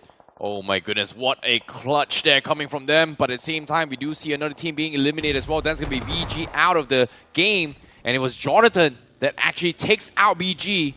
1 versus 4, I would say, from Jonathan. As it takes out the entire team of Being God from this game. They still hold on, but now the competition gets tighter as Circle closes the gap. Genesis Esports wants to push in. And the next target here is going to be Hafu, the solo warrior. The nade looks good, and it is going to connect from Viper. And Genesis once again prevails as they try to push up towards the leaderboard. Oh, Genesis. They're definitely quite fragile, though. Constantly catching that hurt upon themselves. They're moving risky. Look at Gorka Esports still around the edges. That compound, it's now going to be put out of commission soon as the circle is going to shrink even more. H4K, even they've moved inside of the circle around the centric parts. Godlike, they've got such a massive split. Jonathan's all by himself right there. And then Manya's all the way towards the left around the centric part. So one thing is for sure, Jonathan, he's left to do the heavy duty. Oh boy. He got 4 finishes off Being God. Now the question here is, will he be able to get even more? He's going to be the question. GDS, 4-man right in the cross as well. 1 well-placed nade is all he needs, but seems like Jonathan is going to be very patient. As GDS, they're still keeping track on where's happening, or what's happening around him, I would say. But with the AUG, a single clip is not going to be enough. But GDS, seems like they are going to be on the move as soon as the circle closes in 10 seconds. And Jonathan, he is going to be looking to try and capitalize on this. As soon as they make the move, try to go for a 2 finish. But even then, it's going to be tough. Like you said, Manya is a little bit too far off. Manya gets the zone, and Jonathan now has to figure out how he's going to be regroup with his teammate inside the zone. Oh no. Genesis Esports. There's Meta Ninja right in front and constantly driving around. But there we go. Finally, they catch one player. White Tiger, you're not going to let go off just like that. Was a bit too close in the enemy territory. And Genesis Esports, they instantly punish that player. And what are these shots from Hunters? They're insane. Peeks out for a second, connecting those headshots. Meta Ninja, they've already taken too much damage from Genesis. And then they start dropping down the bodies even more. There's Ultron Esports in the close proximity. There's also Wild Bear right next to them. So wherever you go, problems are going to be there. Same can be said for Genesis. They have had a little bit of a high ground advantage for quite some time, but this time they need to push in further into the zone. But the problem remains is Meta Ninja is going to be lightweight.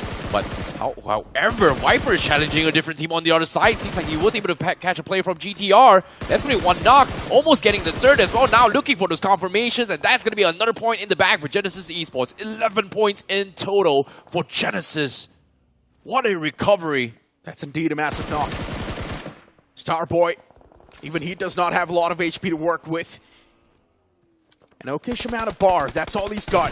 Genesis Esports constantly just peppering those shots in the front. They're raining down hellfire on anyone that stands against him. And what are these knocks Genesis Esports are getting? Second one as well just follows up instantly. Genesis Esports, mechanic, the aim, it's on point. Recoil control as well, it's impeccable. And Genesis Esports, they're really feeling the game now. They can feel it coursing through the veins. If Genesis Esports can close this one out, it's going to be their game. And if they will dominate the overall standings too. Oh my goodness, what a performance from Genesis. And just like that, Viper claims 2 more points. And they're down towards the last 10 team. That's placement points in play in 2 if 2 more teams gets eliminated. In this case, Genesis still not in the zone yet. Still trying to thin the herd. Sees members from the side of GDS pushing out this GTR, looking for those pixel shots. Viper continues to rain terror and destruction on every single team trying to rotate in, right down towards the last moments before the zone comes in. It seems like GTR, they're able to find players from GDS. As Ghost Rex is going to be focusing on them, Genesis may look to try and make a pounce on them as well. Oh no, taking too much damage, that's what's happening with them. And GDS, 2 players are already knocked out. That one man is taken down real low, and he's constantly just bobbing and weaving, trying to stay alive. But eventually he gets caught. Ghost Rex Esports, they put that nail in the coffin. Solid stuff, 5 elimination points secured. And Ghost Rex Esports in the overall standings, they're currently sitting on the 9th spot. They're desperate for the points. Need a few more to actually cross inside of that top 7 as well. And now they spot Genesis Esports. It's not the right team you would want to take a fight against. Genesis Esports, they're feeling themselves. Oh my goodness, Ghost Rex Esports, they could not focus on Genesis because of that skirmish. And Genesis was able to read the play like a book. While they were distracted, we rotate in and they make it into the zone. And now They do have a split here coming from Genesis. Gravity is a little bit far off for an off angle. And it seems like they really want to try and take a challenge against GTR, but it seems like it is going to be a little bit tough considering the fact that Circle actually forces them into its Meta Ninja, and Gravity is left stranded alone to try and outflank GTR if they decide to rotate away. But it seems like GTR, they have spotted him, and they are potentially looking to try and challenge them, but no, GTR, they're backing off. Yeah, all They're the four actually retreating. All the 4 men standing for Genesis Esports and GTR.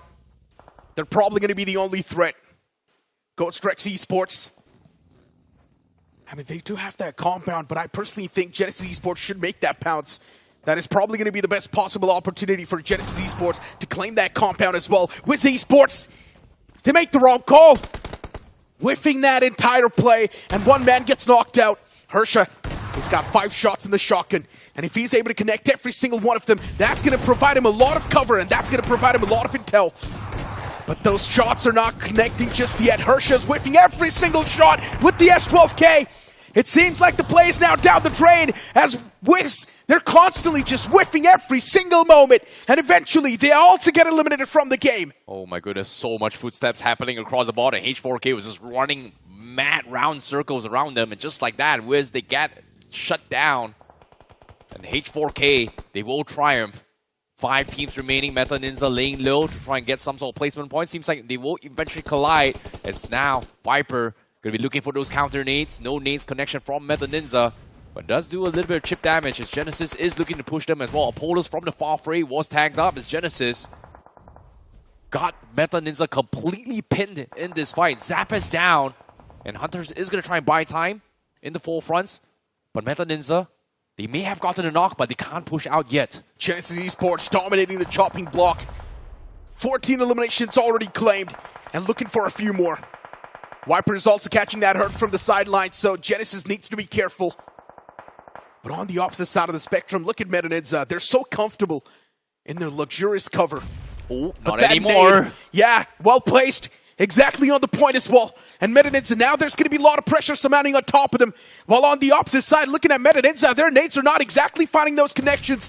Too overcooked sometimes. Genesis Esports, that 2-2 split they had going on. They're also catching too much hurt from H4K. And H4K, they find some successful knocks.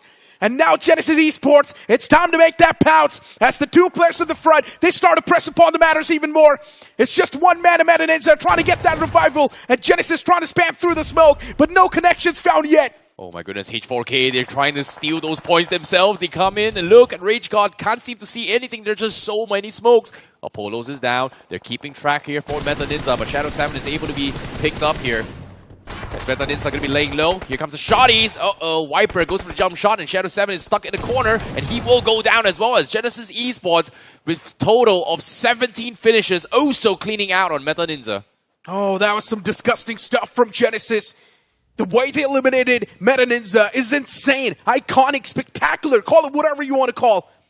Since Meta Ninja had the prime position, they had the best possible compound, but they still messed up. Positions were compromised, and the nades from Genesis, they were like heat-seeking missiles, constantly just hammering them. And now for God like Manya is the only person standing. He's able to put in a lot of work, though. Able to get that man knocked out. Smoking is well being used to make sure that his position's going to be uncompromised. And Manya just wants to move along the shadows, does not want to get spotted. GTR, that elimination point gets stolen by Genesis. Genesis is on the verge of popping off a nuclear performance. Well, they definitely already did. We're down towards the Final 4 team, and interesting enough, today is all about setting records here. Spray God was able to get 15 finishes all by himself. And the closest to it right now for today is going to be Viper with 10 in the back from Genesis. Are we going to see the record shattered today by Viper from Genesis in this game? That's pretty hard to happen. He needs to claim every single elimination point that's currently available. 3 from H4K, 1 from Godlike, and 2 from GTR. Which means no room for error. If he really wants to aim for that entire massive game and also break the record. But I'm pretty sure that that's not going to be the aim for that man. He's going to be focusing on a big game more than that. And Genesis Esports, they've already had that big game. And this is the firepower that was lacking from Genesis Esports. Dominating from the start to the end. Doing so much damage that the lobby just cannot withstand it. Viper from the sidelines as well, constantly hammering down and peppering those shots, and eventually a nade connects from Hunters, and that's going to find the deal sealer as well. Even Manya gets eliminated from the game, and just like that, even Ghost Rex Esports is going to take an exit. Well, at the same time, we're down towards the final two teams, 3 versus 3. H4K hungry to defend their spots. Genesis hungry to climb the leaderboards. But with this performance, Genesis should be able to get enough points to comfortably sit in the top 7. But only if they get the chicken dinner. Same can be said for H4K. It seems like the opener is there. Hunters finds the knock. 2v3 now. Genesis Esports looking for an absolute domination game. It's going to be a banger. Trust me. 19 eliminations already claimed. That's the man who's knocked out. That one's going to be the 20th finish. And that is probably going to be in the bag as well. It's not even a question. Blue's on the move constantly. The zone is shrinking down even more. H4K, there's a lot of pressure on top of them. And Genesis Esports, they're dominating this terrain. Elimination point gets claimed. That's going to be the 20th elimination point on the board. 21 as well. Genesis Esports dominating. Unstoppable. Last man 2 gets claimed. And Genesis Esports, that's a 21 finish chicken dinner. That's going to be 31 points in the overall standings. What a domination! A one-sided domination! Absolute godlike performance, I would say, here coming from Genesis. What a performance indeed. Yeah. And at the same time as well, 11 finishes from Viper and I think almost 10 coming from Hunters. This duo is just looking absolutely crazy right now from Genesis Esports. Stacked with skill, stacked with mechanics, young gods really doing it this time. And that's why I mentioned, right, when you've got the young guns, you are going to be having the mechanics, and Genesis Esports is a prime example of that. A roster filled with young guns doing so much inside of the lobby, claiming those elimination points like they were not even a competition. Exactly. I really like the cover fires being set up by Viper in particular to back Hunters out in the prior to this fights as well, and everything was just so systematic. You can see everyone from Genesis has a role that they need to fill, and everybody is spread out for one goal, which is to catch off angles, farm finishes, and back each other up. So it was a pretty good game for Genesis Esports. It was a solid game even for the boys of H4K. Godlike as well can be around that mix. But what about teams like Warfare Esports, who were there inside of the top 7 before this game started? What about teams like GDS, who were still there? For GDS, it was a decent game, but is that going to be enough to keep that spot pinned down? Ghost Rex Esports, it was an okay game as well, so they're still going to be inside of the top 7. That's what I think. Yeah, but at the same time as well, H4K, I think they did the job as well. With this game, even though they didn't really get a massive performance like what Genesis did, but they did one just now, which was the chicken dinner prior to this as well. So this sets up the benchmark for them to qualify into the top 7 for sure. But Genesis Esports, in one game, they push through and break the boundaries, and they should be the well, I would say in the high top 3s now after this performance. It's kind of funny, right? It's just Hunters and Vipers doing the heavy lifting, while Zap and Gravity just sitting in the back lines, chilling, letting these two just pounce on, get those elimination points. And Zap, the fact that even that man's a fragger, he hasn't really woken up yet. Just one finish point acquired. I'm pretty sure he was trying to play that team game over there, maybe just supporting the fraggers, knowing the fact that yes, Hunters and Vipers are pretty much informed, so just support him. Gravity being the IGL, he was doing a phenomenal job in giving those callouts as well. So overall, Genesis Esports was like a well-oiled machine, dominated by 2 players who were there in the front lines. You know, it's interesting to see moments of brilliance coming from them in this particular team as well, especially when 2025 we saw moments of brilliance coming from Viper, we saw moments of brilliance coming from Hunters, but they just could not lift the trophy. But again, this brings me back towards last year's BGIS 2025. Reckoning Esports almost clutching the chicken dinner or the trophy themselves, but was snatched away by Somraj. I feel like this might be the lineup that takes it all the way. Definitely, there's a chance. They definitely do have the potential as well. The MVP of that previous game, Viper, without a doubt, 11 finishes, no one even comes close. 1,403 damage dished out. That's some insane stats. Genesis Esports' Hunter is also going to be there with 7 finishes racked up. And then Jonathan from Godlike with 5. Wizard as well coming through from H4K getting 3. And Starboy as well getting 3 from GTR. For Ghost Rex Esports, they're just barely creeping and crawling through. They need a massive game to pin that spot down inside of the top 7. But getting 9 points in that previous game, that's definitely going to be doing a good job. Ladies and gentlemen, all hail the king. Genesis, 31 points in this game itself. What a comeback it is, because we saw this coming from Hero Extreme Godlike yesterday as well, where they qualified with just 2 games, arguably. In 3 games, 50 over points. They got enough points. Yeah, Genesis now looking to replicate the same thing here for day 2. Just look at that vacuum created by Genesis Esports. 31 points from them, H4K getting 12, then the team underneath getting 11 points as well, and all the remaining teams in the standings not even able to pretty much mat up even close to that. And just looking at the finish and damage report, it's crazy. Genesis Esports' tower, it's unmatched. H4K, they're right next to them with 6 finish points and a lot of damage dished out. Even Godlike is also going to be right next to him as well. For Godlike, it was not a solid game. They were not able to rack up a lot of points, but since they're already doing pretty good in the overall standings, it's all good in the hood. Well, ladies and gentlemen, here from this one game, Genesis shoots themselves in towards the top 3 with 48 points. That is way past the qualification mark as well. And even then, even if they do not qualify from this group, they should be guaranteed qualified for the wildcard stages. Yeah, pretty much. But that's what I'm saying as in worst case scenario, which I don't think is going to happen. Of course, that's not going to happen. I mean, just look at the 7th spot. The cutoff currently is 25. It's not even close to the amount of points Genesis Esports have got.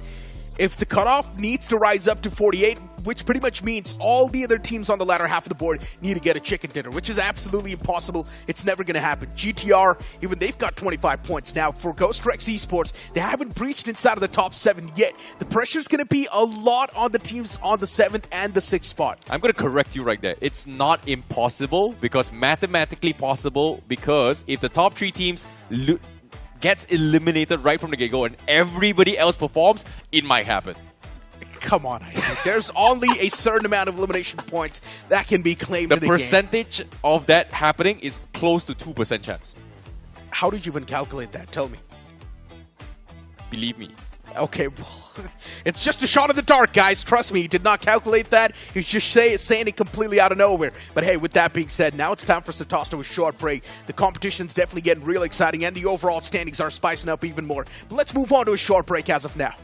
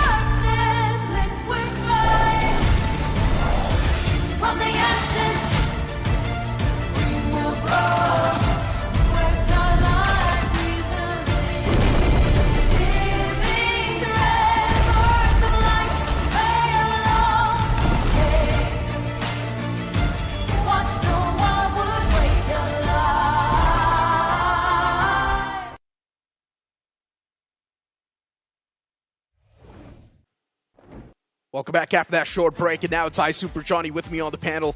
And yes, you guys are currently watching the BGIS 2026 English broadcast. And once again, Johnny, one final game remains for us to conclude the round 4.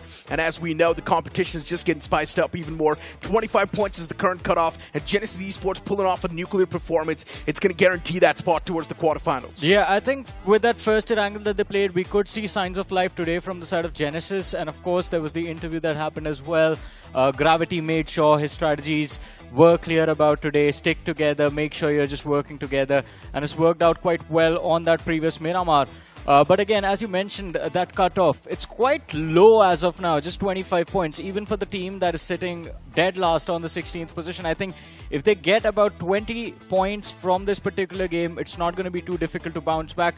And we have seen one thing that you and IC were talking about towards the end, oh, the top 5 needs to go away. I think that is exactly what we've been seeing today.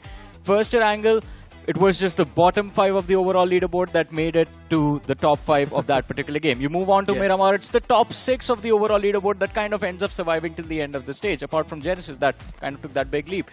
But again, so the possibility is there. This lobby has been extremely chaotic. It's very unpredictable who's going to play well in the upcoming game. Yeah, and at the end of the day, once again, there's so many teams at the start of the entire day who were there inside of the top 7, who are not there inside of the top 7 anymore. Yeah. I'm speaking of teams like Warbear Esports. Warbear Esports has been struggling from the start till the end up till now, and if they're not going to be performing in the last game, their slot's done for. Ghost Rex Esports constantly trying. Yes, they're getting okay amount of points, but we know getting okay amount of points is not going to be enough. Yeah, Ghost Rex, I think, has been a team that's constantly been middle of the pack since yesterday. As for Warbear, I think, yeah, they need to pick up the pace somehow, some way or the other, because yesterday was a decent day, to be honest. 7 points per match average, ending the day with about 21 points. But today, that Erangel, they took an early exit over there. And then the Miramar as well, not really the best of outings. So one last opportunity. All of that hard work that was put in on day 1 of their round 4, they need to make sure that it's not going to waste. They need one decent performance with about 15 to 20 points, and that should be good enough for the top 7. There's too many teams in that contention for the 7th spot, I'm not going to lie. It's just that one spot that's left open. Either it can be Warbear Esports getting their hands onto that spot, either it can be Gods, or either it can be any other team who is there close by around the overall standings. So this is definitely going to be a game for life, and their life depends on it. With that being said, let's move on towards the last game of the round 4.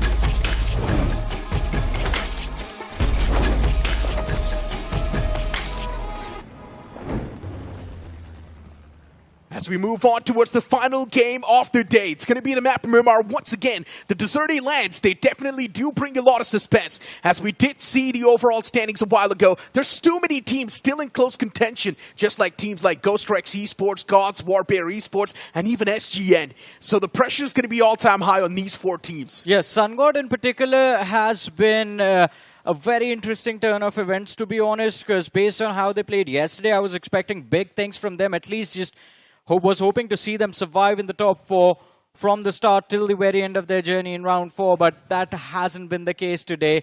Although maybe we're going to hope for a turnaround from SunGod, Warbear in this particular match itself. And of course, Wiz Esports as well. We see them making a few interesting moves. Haven't really worked out too well for them as of now, but this is the last map, the last opportunity to find a spot, a safe spot inside of the top 7. And as we have a look at this flight path, it's not a very off-centric flight path. In fact, this is going to be preferable on a map like Miramar. It's one of the longest one you could wish for. H4K is going to be heading towards Montenevo, so it's going to be smooth glide for them. GTR heading all the way towards El Pozo, if I'm not wrong. But that's going to be real tough glide and way too much of a stretch. So I highly doubt GTR is going to be heading towards El Pozo. They need to come up with an escape plan or pretty much a second strategy. And let's see what that's going to be. A pit stop, maybe all the way towards Power Grid. Get your hands on the basic weaponries, get your hands on the loot, then try and get your hands on the vehicle, and then maybe rotate all the way towards El Pozo. But looking at the circle, popping up right on top of T7 Esports. And T7's currently around Truck Stop. Yeah, T7, they get an off-center position of the stage 1 play zone without any contention, but look at where the players of Godlike are headed. It seems like there might be early trouble for them with the Warbear and SunGod present right next to Manya and Jonathan. Espow is gone a little bit further south than the rest of his teams. I think the intention is to take early control of La Cobriera, but show up with a few vehicles, but it might not be easy for the players of Godlike as Jonathan instantly gets caught off guard by Warbear Esports. He can't even get up. It's a smart call to go for the rooftop. Now he's off limits, but the other players from the side of Godlike, they need to show up to try and save him over here. Probably the worst possible thing that can happen to you. Yeah. And Warbear Esports, for them, these are going to be free elimination points that they're chewing on. The plane flight path was too far away from Godlike's position. They like to drop around La Cabrera and Crater Fields, and they try to glide all the way towards that spot. But Warbear Esports, they already had a commanding spot around this vicinity. Getting their hands on the weaponries, vehicles as well, and Godlike completely dismantled. Nothing can be done. 2 men already taken care of. Now the remaining 2 players a little bit far away. And those players are definitely going to try to play it passive now.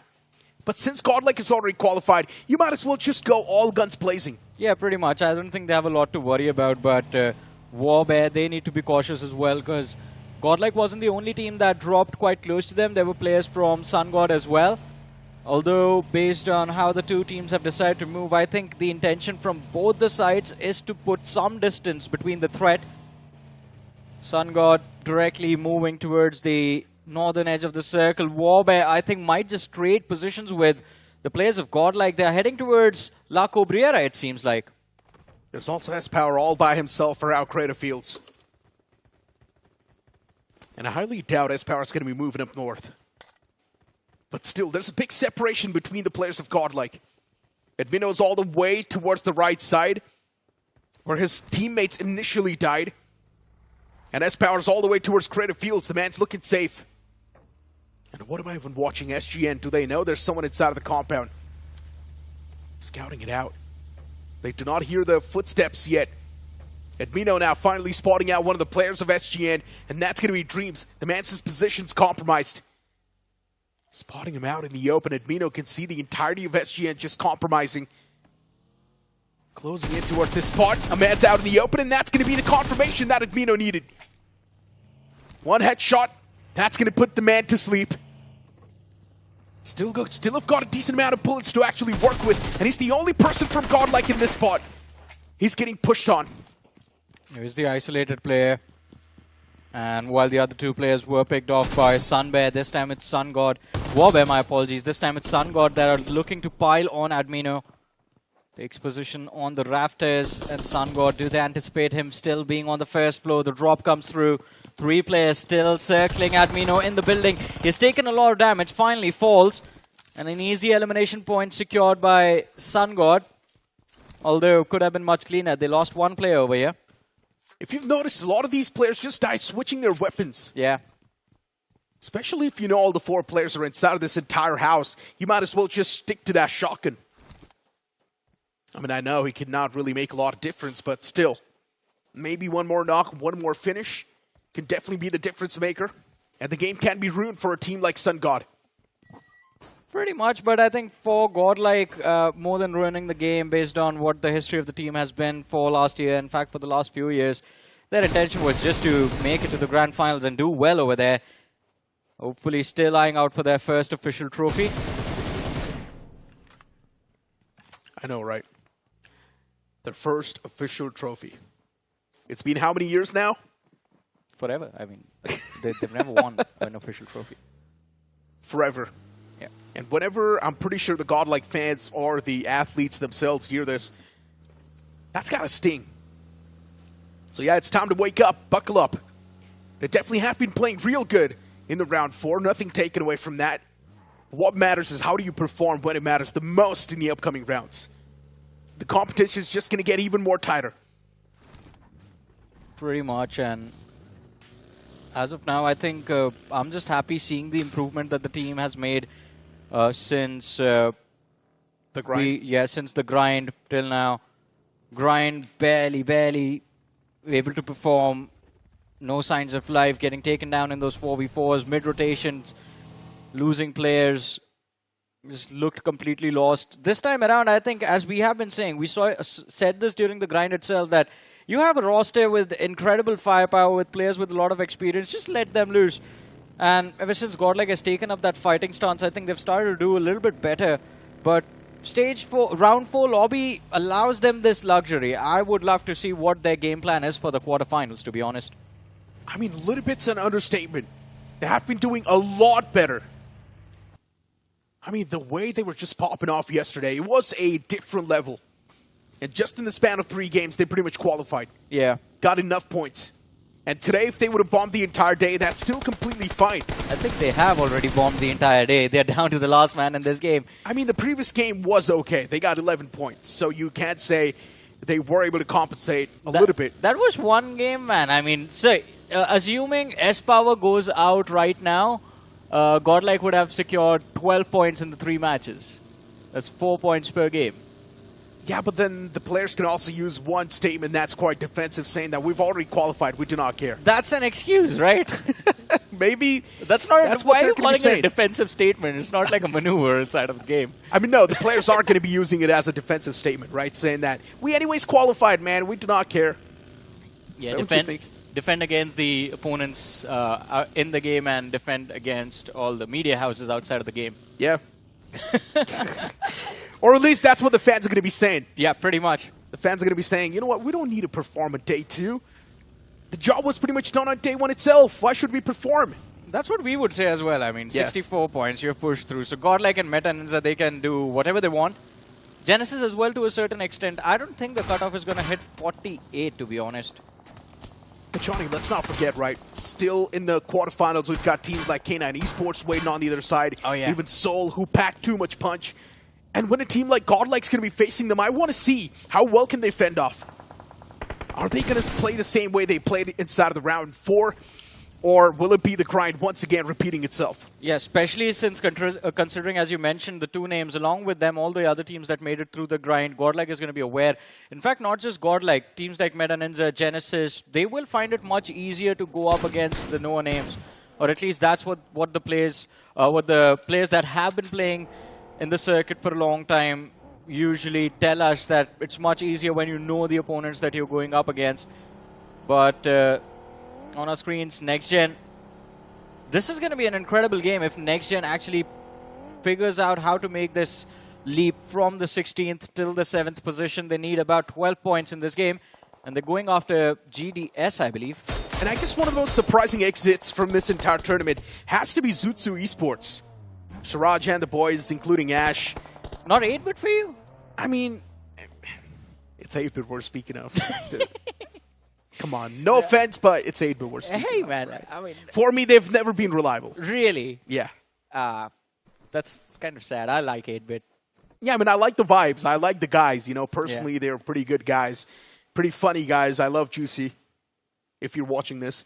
But the performance, it's always been a little bit lacking. And once again, my point is proven with the way 8-bit was playing inside of those 6 games that they were granted in the round 4. It's not the 8-bit standards that we expected. Especially, I think... all right.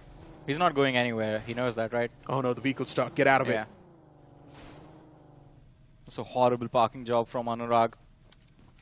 But anyways, as you were talking about 8-bit, I think it was... might have been a few struggles due to the... He messed up the nade too. Is it a little bit short? Yeah. I think so, yeah. Oh, no. Oh, it did the job though. Yeah. As I was saying, for the side of 8-bit, I think the roster rebuild that happened was too drastic and could have been lack of practice from the side of team that kind of kept them at bay. Because individually, all of these players have a lot of potential. But that's enough of the previous group. I think let's start talking about this one because it's gone completely silent after the initial conflict, the casualty of the players of Godlike. Now I think stage 3 is where we get to see action because we are completely out into the open with this play zone. It is between Hacienda, Del Patron, Cruz del Valle, and El Azhar. Teams have taken control of these broken compounds towards the center, and I want to see a centric shift right now. There's a chance. It is sort of centric, but a little bit tilted down south. But that's still going to do the job. Eshin, they found themselves in the smack center with Esports around the off-centric parts. Even BG being God, they're around the southern side.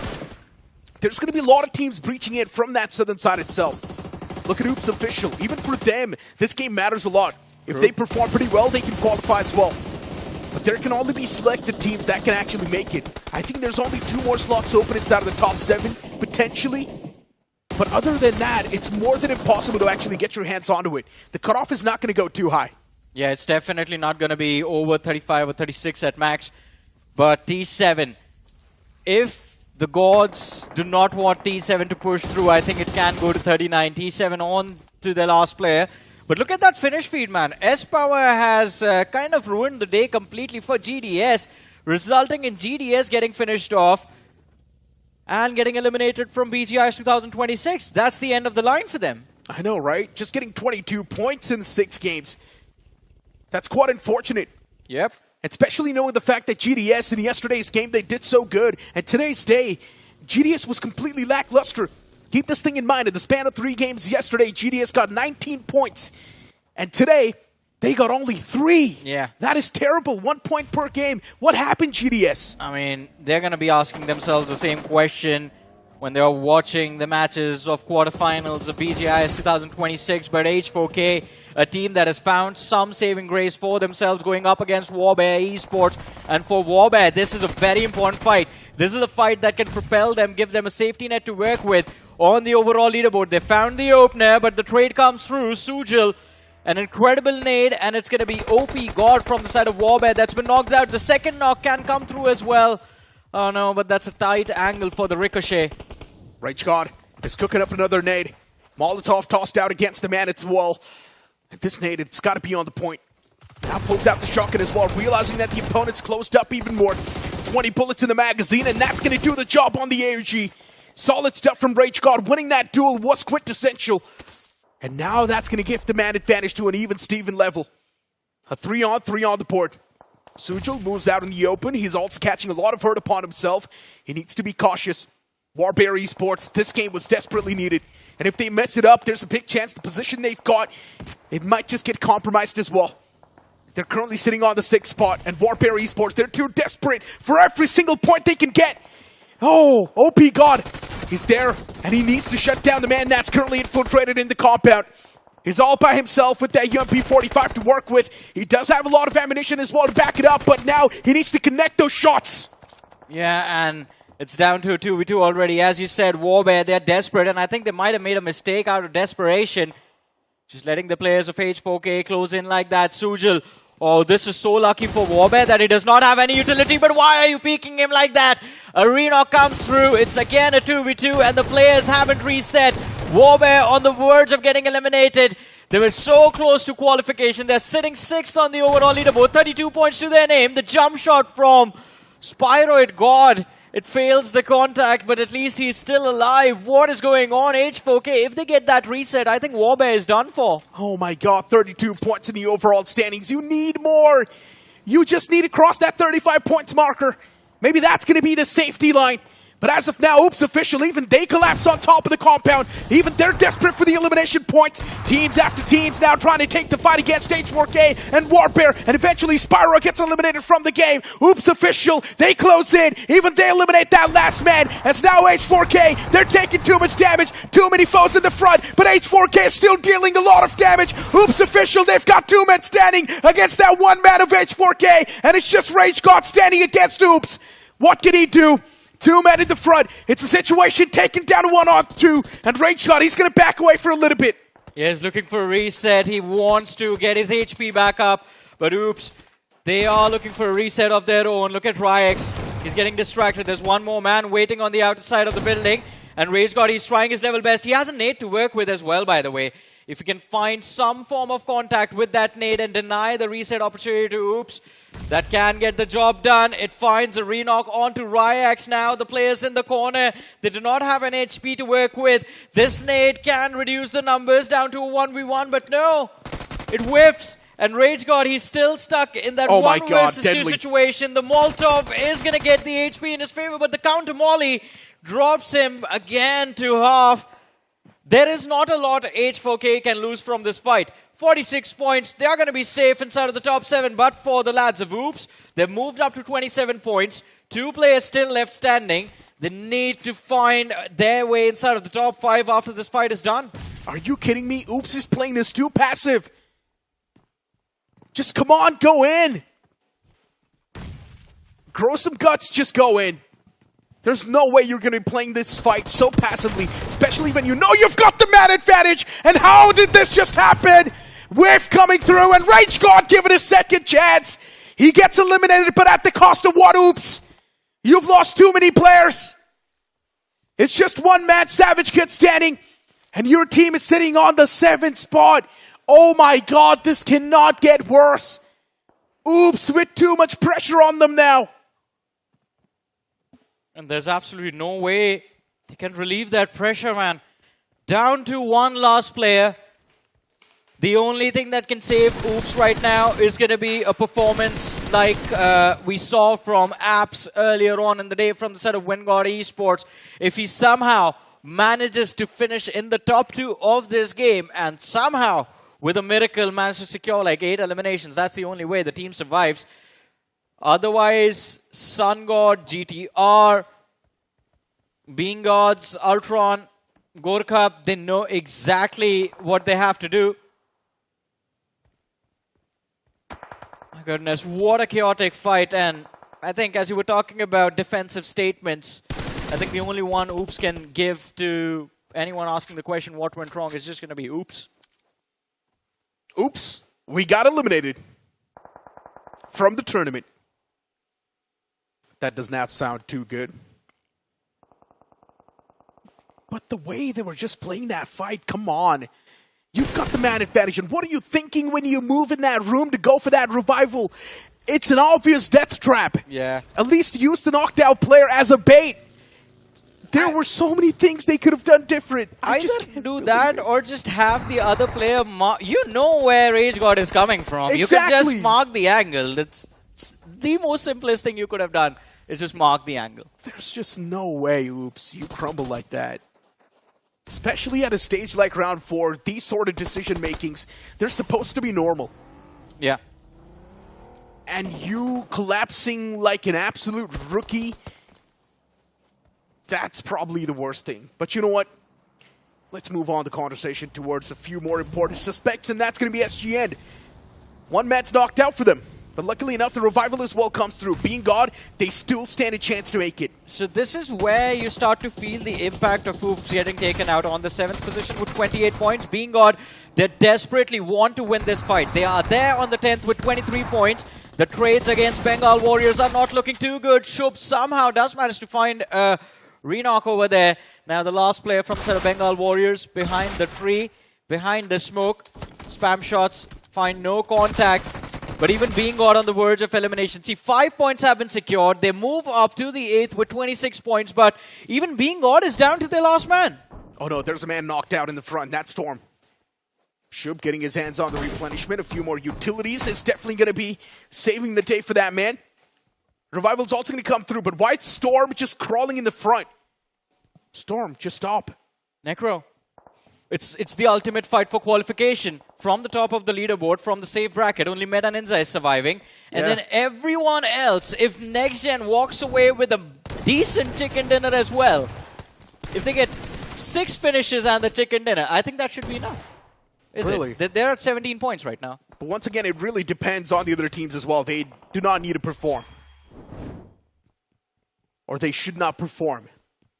Yeah, I think Next Gen just needs finishes. They need to start pumping up those finishes. Yeah, Because they're 27 to 28. That's just an 11-point difference between them and top 7. Yeah, not a lot if you think about it. Yeah. And that's pretty much been the same thing for the group from the start till the end. This group has been extremely sensitive. Pretty much, man. One single big move on the board, and that's going to change the entire face of the overall structure. Biggest examples are going to be Genesis and H4K sitting in the top 4 right now. Yeah, I know, right? For H4K as well. They started things off with a major chicken dinner. And still inside of the top 7 up till now. And these overall standings, they say something else. These shots taken, Ghost Rex Esports. Oh, deadly shots. Meta Ninja. Still around that same block. And I highly doubt for Meta Ninja, the game plan is going to be about winning. Maybe just ruin a few games if you can.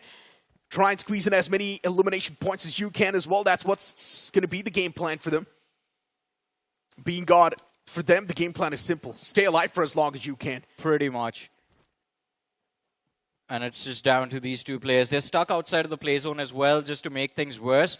But as we're talking about it, teams outside of the top 6 still present. And I think the biggest odds are going to be stacked in the favor of Goruka Esports, of Ultron as well.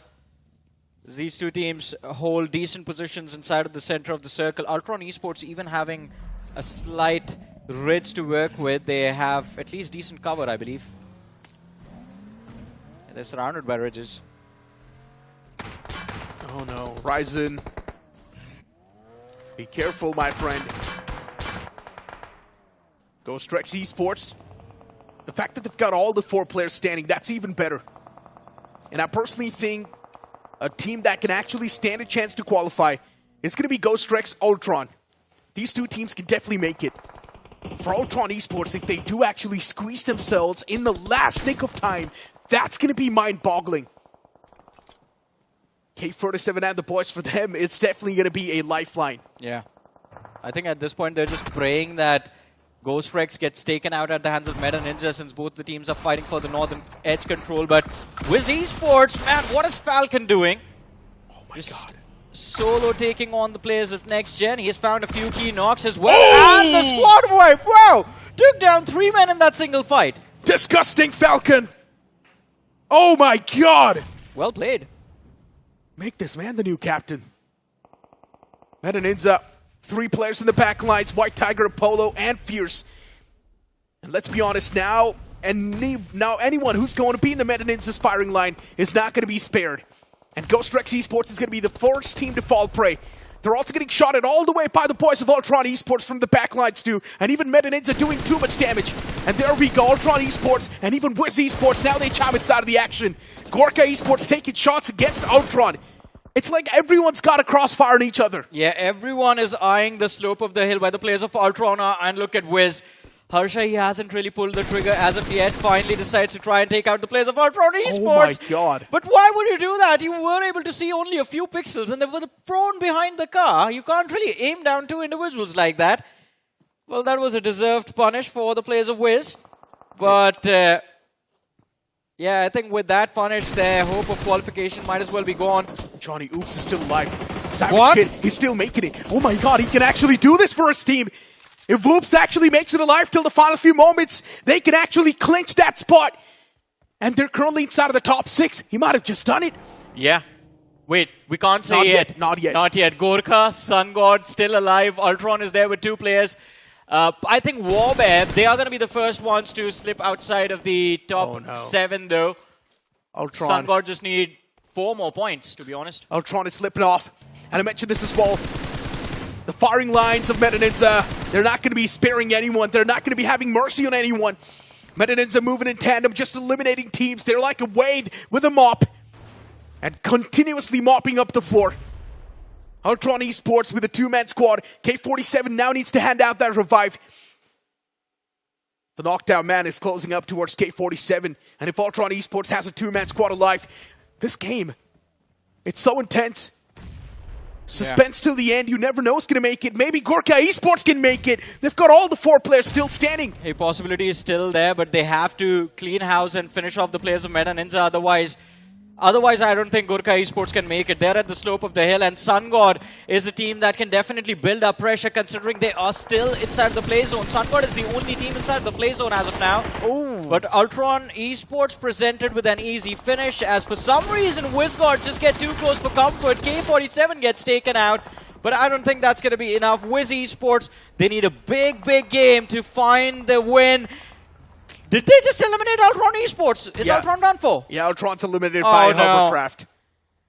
They got 1v2'd by Hovercraft. Oh no. Ultron Esports, with that, their hopes and dreams of qualifying towards the quarterfinals of the BGIS 2026 have been dusted. Necro, the cutoff right now is 32 points with Warbear not present in this game. Gorka at 29, Sun God at 29, Wiz at 26. Too close. Oops just needs to stay alive, man. They just need to outlast 2 of these teams. And Savage, he's still making it inside of the circle. Oh my god, just be quiet, Savage. Don't even peek out. Don't even care about taking shots. Yeah. Don't even look around you. Just play the spot. Be quiet. No, don't do it. That's going to give your position away. Savage, please, be quiet. Gorka Esports, they're getting knocked out and eliminated. Even the Blues doing the damage. Gorka Esports, they've been eliminated from the game. Wiz, they're the only team in contention right next to SGN. And Sun God, even they can qualify. Sun God needs a few more points. Even the placement points are now going to come inside of the picture. 13 bullets inside of the magazine. Now we'll go for the fresh one as well. This AKM, it's got to last longer. And that man Savage, he needs to move out in the open soon. Oops, he just needs to outlast at least 1 team in the end. Yeah. And the moment he secures that 2nd spot, the job is done. Pretty much, man. And between these 2 teams, whoever secures the chicken dinner gets to move through to the next round, I believe. It is that close because Wiz Esports, they managed to secure the eliminations. The only thing they do not have right now is the numbers. And Necro, he finally listens. He's hiding behind the hay bales, but the problem is that he is outside in the blue, and Savage needs a top 2 finish. Oh my god, he's got the vehicle. He can actually take that vehicle, rotate around that tractor you see out in the open. Damage. Oh no, he's outside in the blue. He's taking too much damage. Savage is moving out in the open. He's got that dip to play with. Oh, there's Ridge. This is a lifesaver for him. There's a hay bale as well on the other side of the bridge. Yeah, he's just going to try to move from cover to cover. And there we go. A fight between SGN and the opposition Wiz. It begins. And for Wiz, they've already lost out on a crucial string. That's going to be Harsha knocked out. Falcons in the back lines. Falcons has showcased a lot of heroics. But can he replicate that once again? For Wiz, it's a fight for life. It's a chance that they really want to grab. Sun God's point just got stolen by Wiz, and I think with these 7 eliminations, he has done exactly what was asked for him. A performance on par with what we saw from Apps, from Wingard Esports, from Group 4. And oops, I believe Necro are going to be there in the top 7. Falcon, Wiz Esports, they tried their level best, but I think they might have to settle for the 8th spot in this particular group. And man, oh man, they're going to wait for the rest of the best of the rest list to come out, see if they make it to the top 8 over there. But I think Savage, yeah, this might be time to call it a day, but he's spotted out by 2 individuals and gets finished off. Wiz make it to the top 2. 1 versus 3. Falcon, he is going to have to bow out in this game to the players of Sun God. Unless if he would have pulled off a 1-on-3, which was absolutely impossible. But SGN, they clinched themselves inside of the top 7 at the last nick of time. And even that man from Oops Official, he did the job. Savage, what a way to play that game. Till the end, the man was surviving, moving from cover to cover. And then in the final few moments, had no other option than to move out in the open. He was also stealing away finishes, by the way, because the last time we saw him was also the first fight for the players of Oops. Savage had like 3 eliminations, I believe, on him. From there, getting 4 extra finishes. That's just extra points that the team desperately needed in this particular match. And I think Oops might have been able to make it through to the next round, to the quarterfinals. But I feel bad for Wiz Esports, man. Yeah. They got so close. It's down to the wire, but I still think they are going to be 8th. Yeah, I don't think Wiz Esports is going to be able to make it, but one thing is for sure, that one man from Wiz Esports, he definitely tried till the end. Falcon was able to have a lot of heroic moments too, but Savage at the end of the day, that one single glimmer of hope from the side of Oops Official really made sure that the slot inside of the top 7 is going to be pinned down. And Oops Official, if you guys are watching this, you guys better praise that person.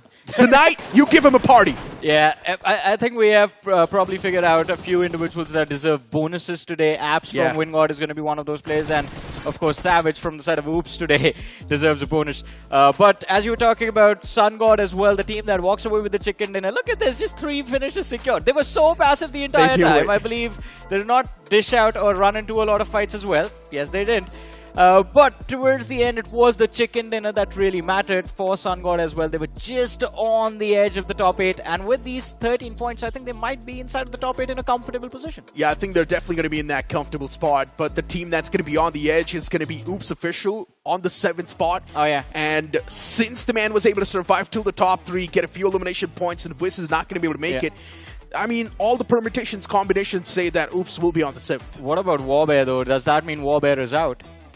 Ooh, I think so. That's a really good question, actually. Warbear Esports, I don't think they were able to secure any sort of points. Yeah, they were. So that means Warbear Esports should be out. Oh, wait, the overall standings can be even more messed up. They are going to be messed up for sure. We forgot about Warbear. Warbear was one of the first teams to go out in this game. Yeah, and I think Warbear had 6th position before this game started. Yeah. Oh yeah, Warbear's out, because when the overall standings were there on the DOA status, Warbear was not in the top 7, I remember. They were moved.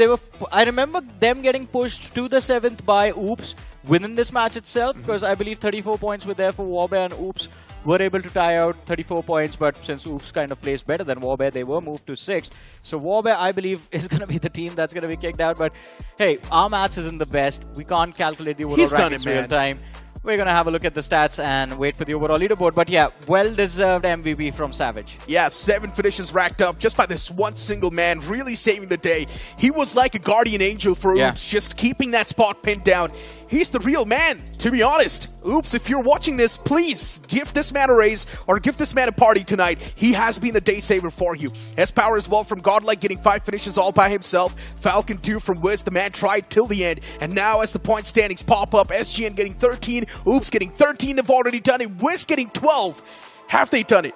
Ooh, it's going to be a big question. I don't think so, to be honest. So Oops is not eliminated. SGN is not eliminated, that's for sure. I think Warbear is out because Warbear just got 3 points in this game. And Yeah, I think that's the only switch. Maybe Warbear moves out. SunGod was already kind of in a decent spot inside of the top 7. They were right on the edge. And I think it's just Oops and Warbear that have traded positions. Yeah, what about T7 Esports? T7 was in the 40s. Comfortable, right? Yeah. T7 was pretty comfortable. So, yeah, I guess these are the only possible switches that are going to be happening. And you know what? It's time to end all that mystery. It's time to end all that suspense. I just want to lay my eyes on the overall standings. And oh my god, Oops. They're currently on the 7th. Look at SGN finding themselves on the 5th. Wiz, they got 29 points in total. They were too far back. Yeah, had Wiz secured the chicken dinner, though, things would have been different. I think they could have potentially traded out positions with Oops, but it wasn't just about the chicken dinner. They needed to get the finishes from the side of SGN and Oops as well. They needed those last 5 finishes and the chicken dinner to qualify. Wiz Esports, I think they just came to life a little too late in the tournament. Yeah, Yesterday was a very disappointing performance. Today they tried their level best, but as I said, I think if you're just going to perform 2 out of 6 matches when you just have 6 games to play, that's not enough. And even in those 2 matches, if you're not really prioritizing a lot of elimination points, that's just going to be more concern. So for Wiz Esports, when you guys are going to be back in the future, understand this one thing. Elimination points, in my opinion, matter a lot more than placement points, because if you can get 7 to 8 elimination points per game, that's going to give you that consistent average. Top 5 players popping up on the screen. Yeah, I mean, kudos to all of these individuals. They have performed wonderfully, but I just wanted to point out one thing in the overall leaderboard. The biggest fall was from the lads of GDS. They went from being 6th at the start of the day to finishing in the bottom 3 of the overall leaderboard. So that was another team that got kicked out. Apart from them, I think it was Warbear and Ghost Rex stood actually the highest chance of making a comeback, but Ghost Rex did not have a great day at all. I mean, GDS was only able to get 3 points throughout the entire day today, which is honestly really concerning. 1 point per game, but that's not the average GDS really wants.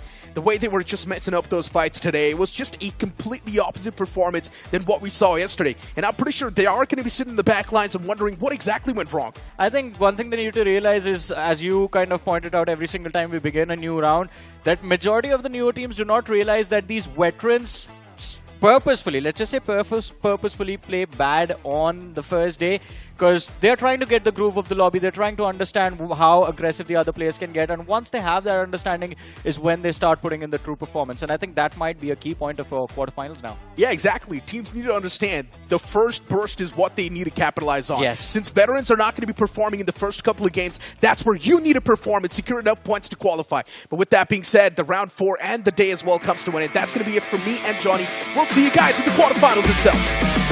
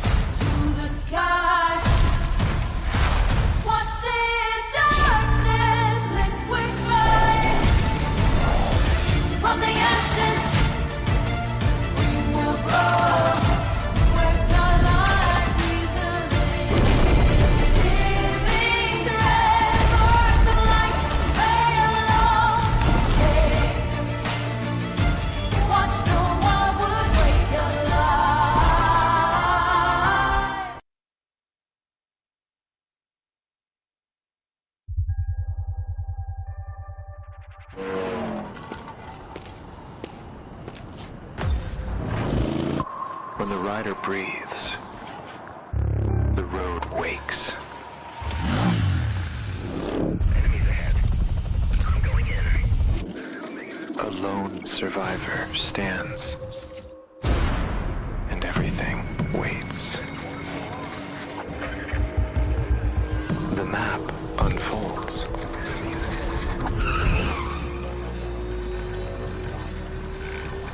And the journey begins.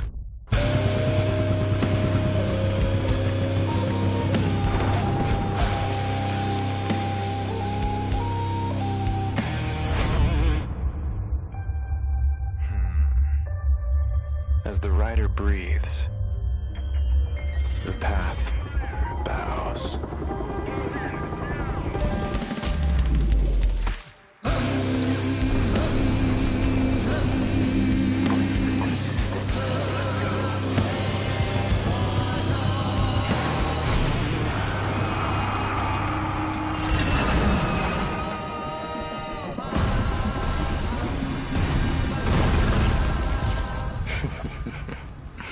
Limits? They're just marks in the dust. Because in the battlegrounds, there are no limits.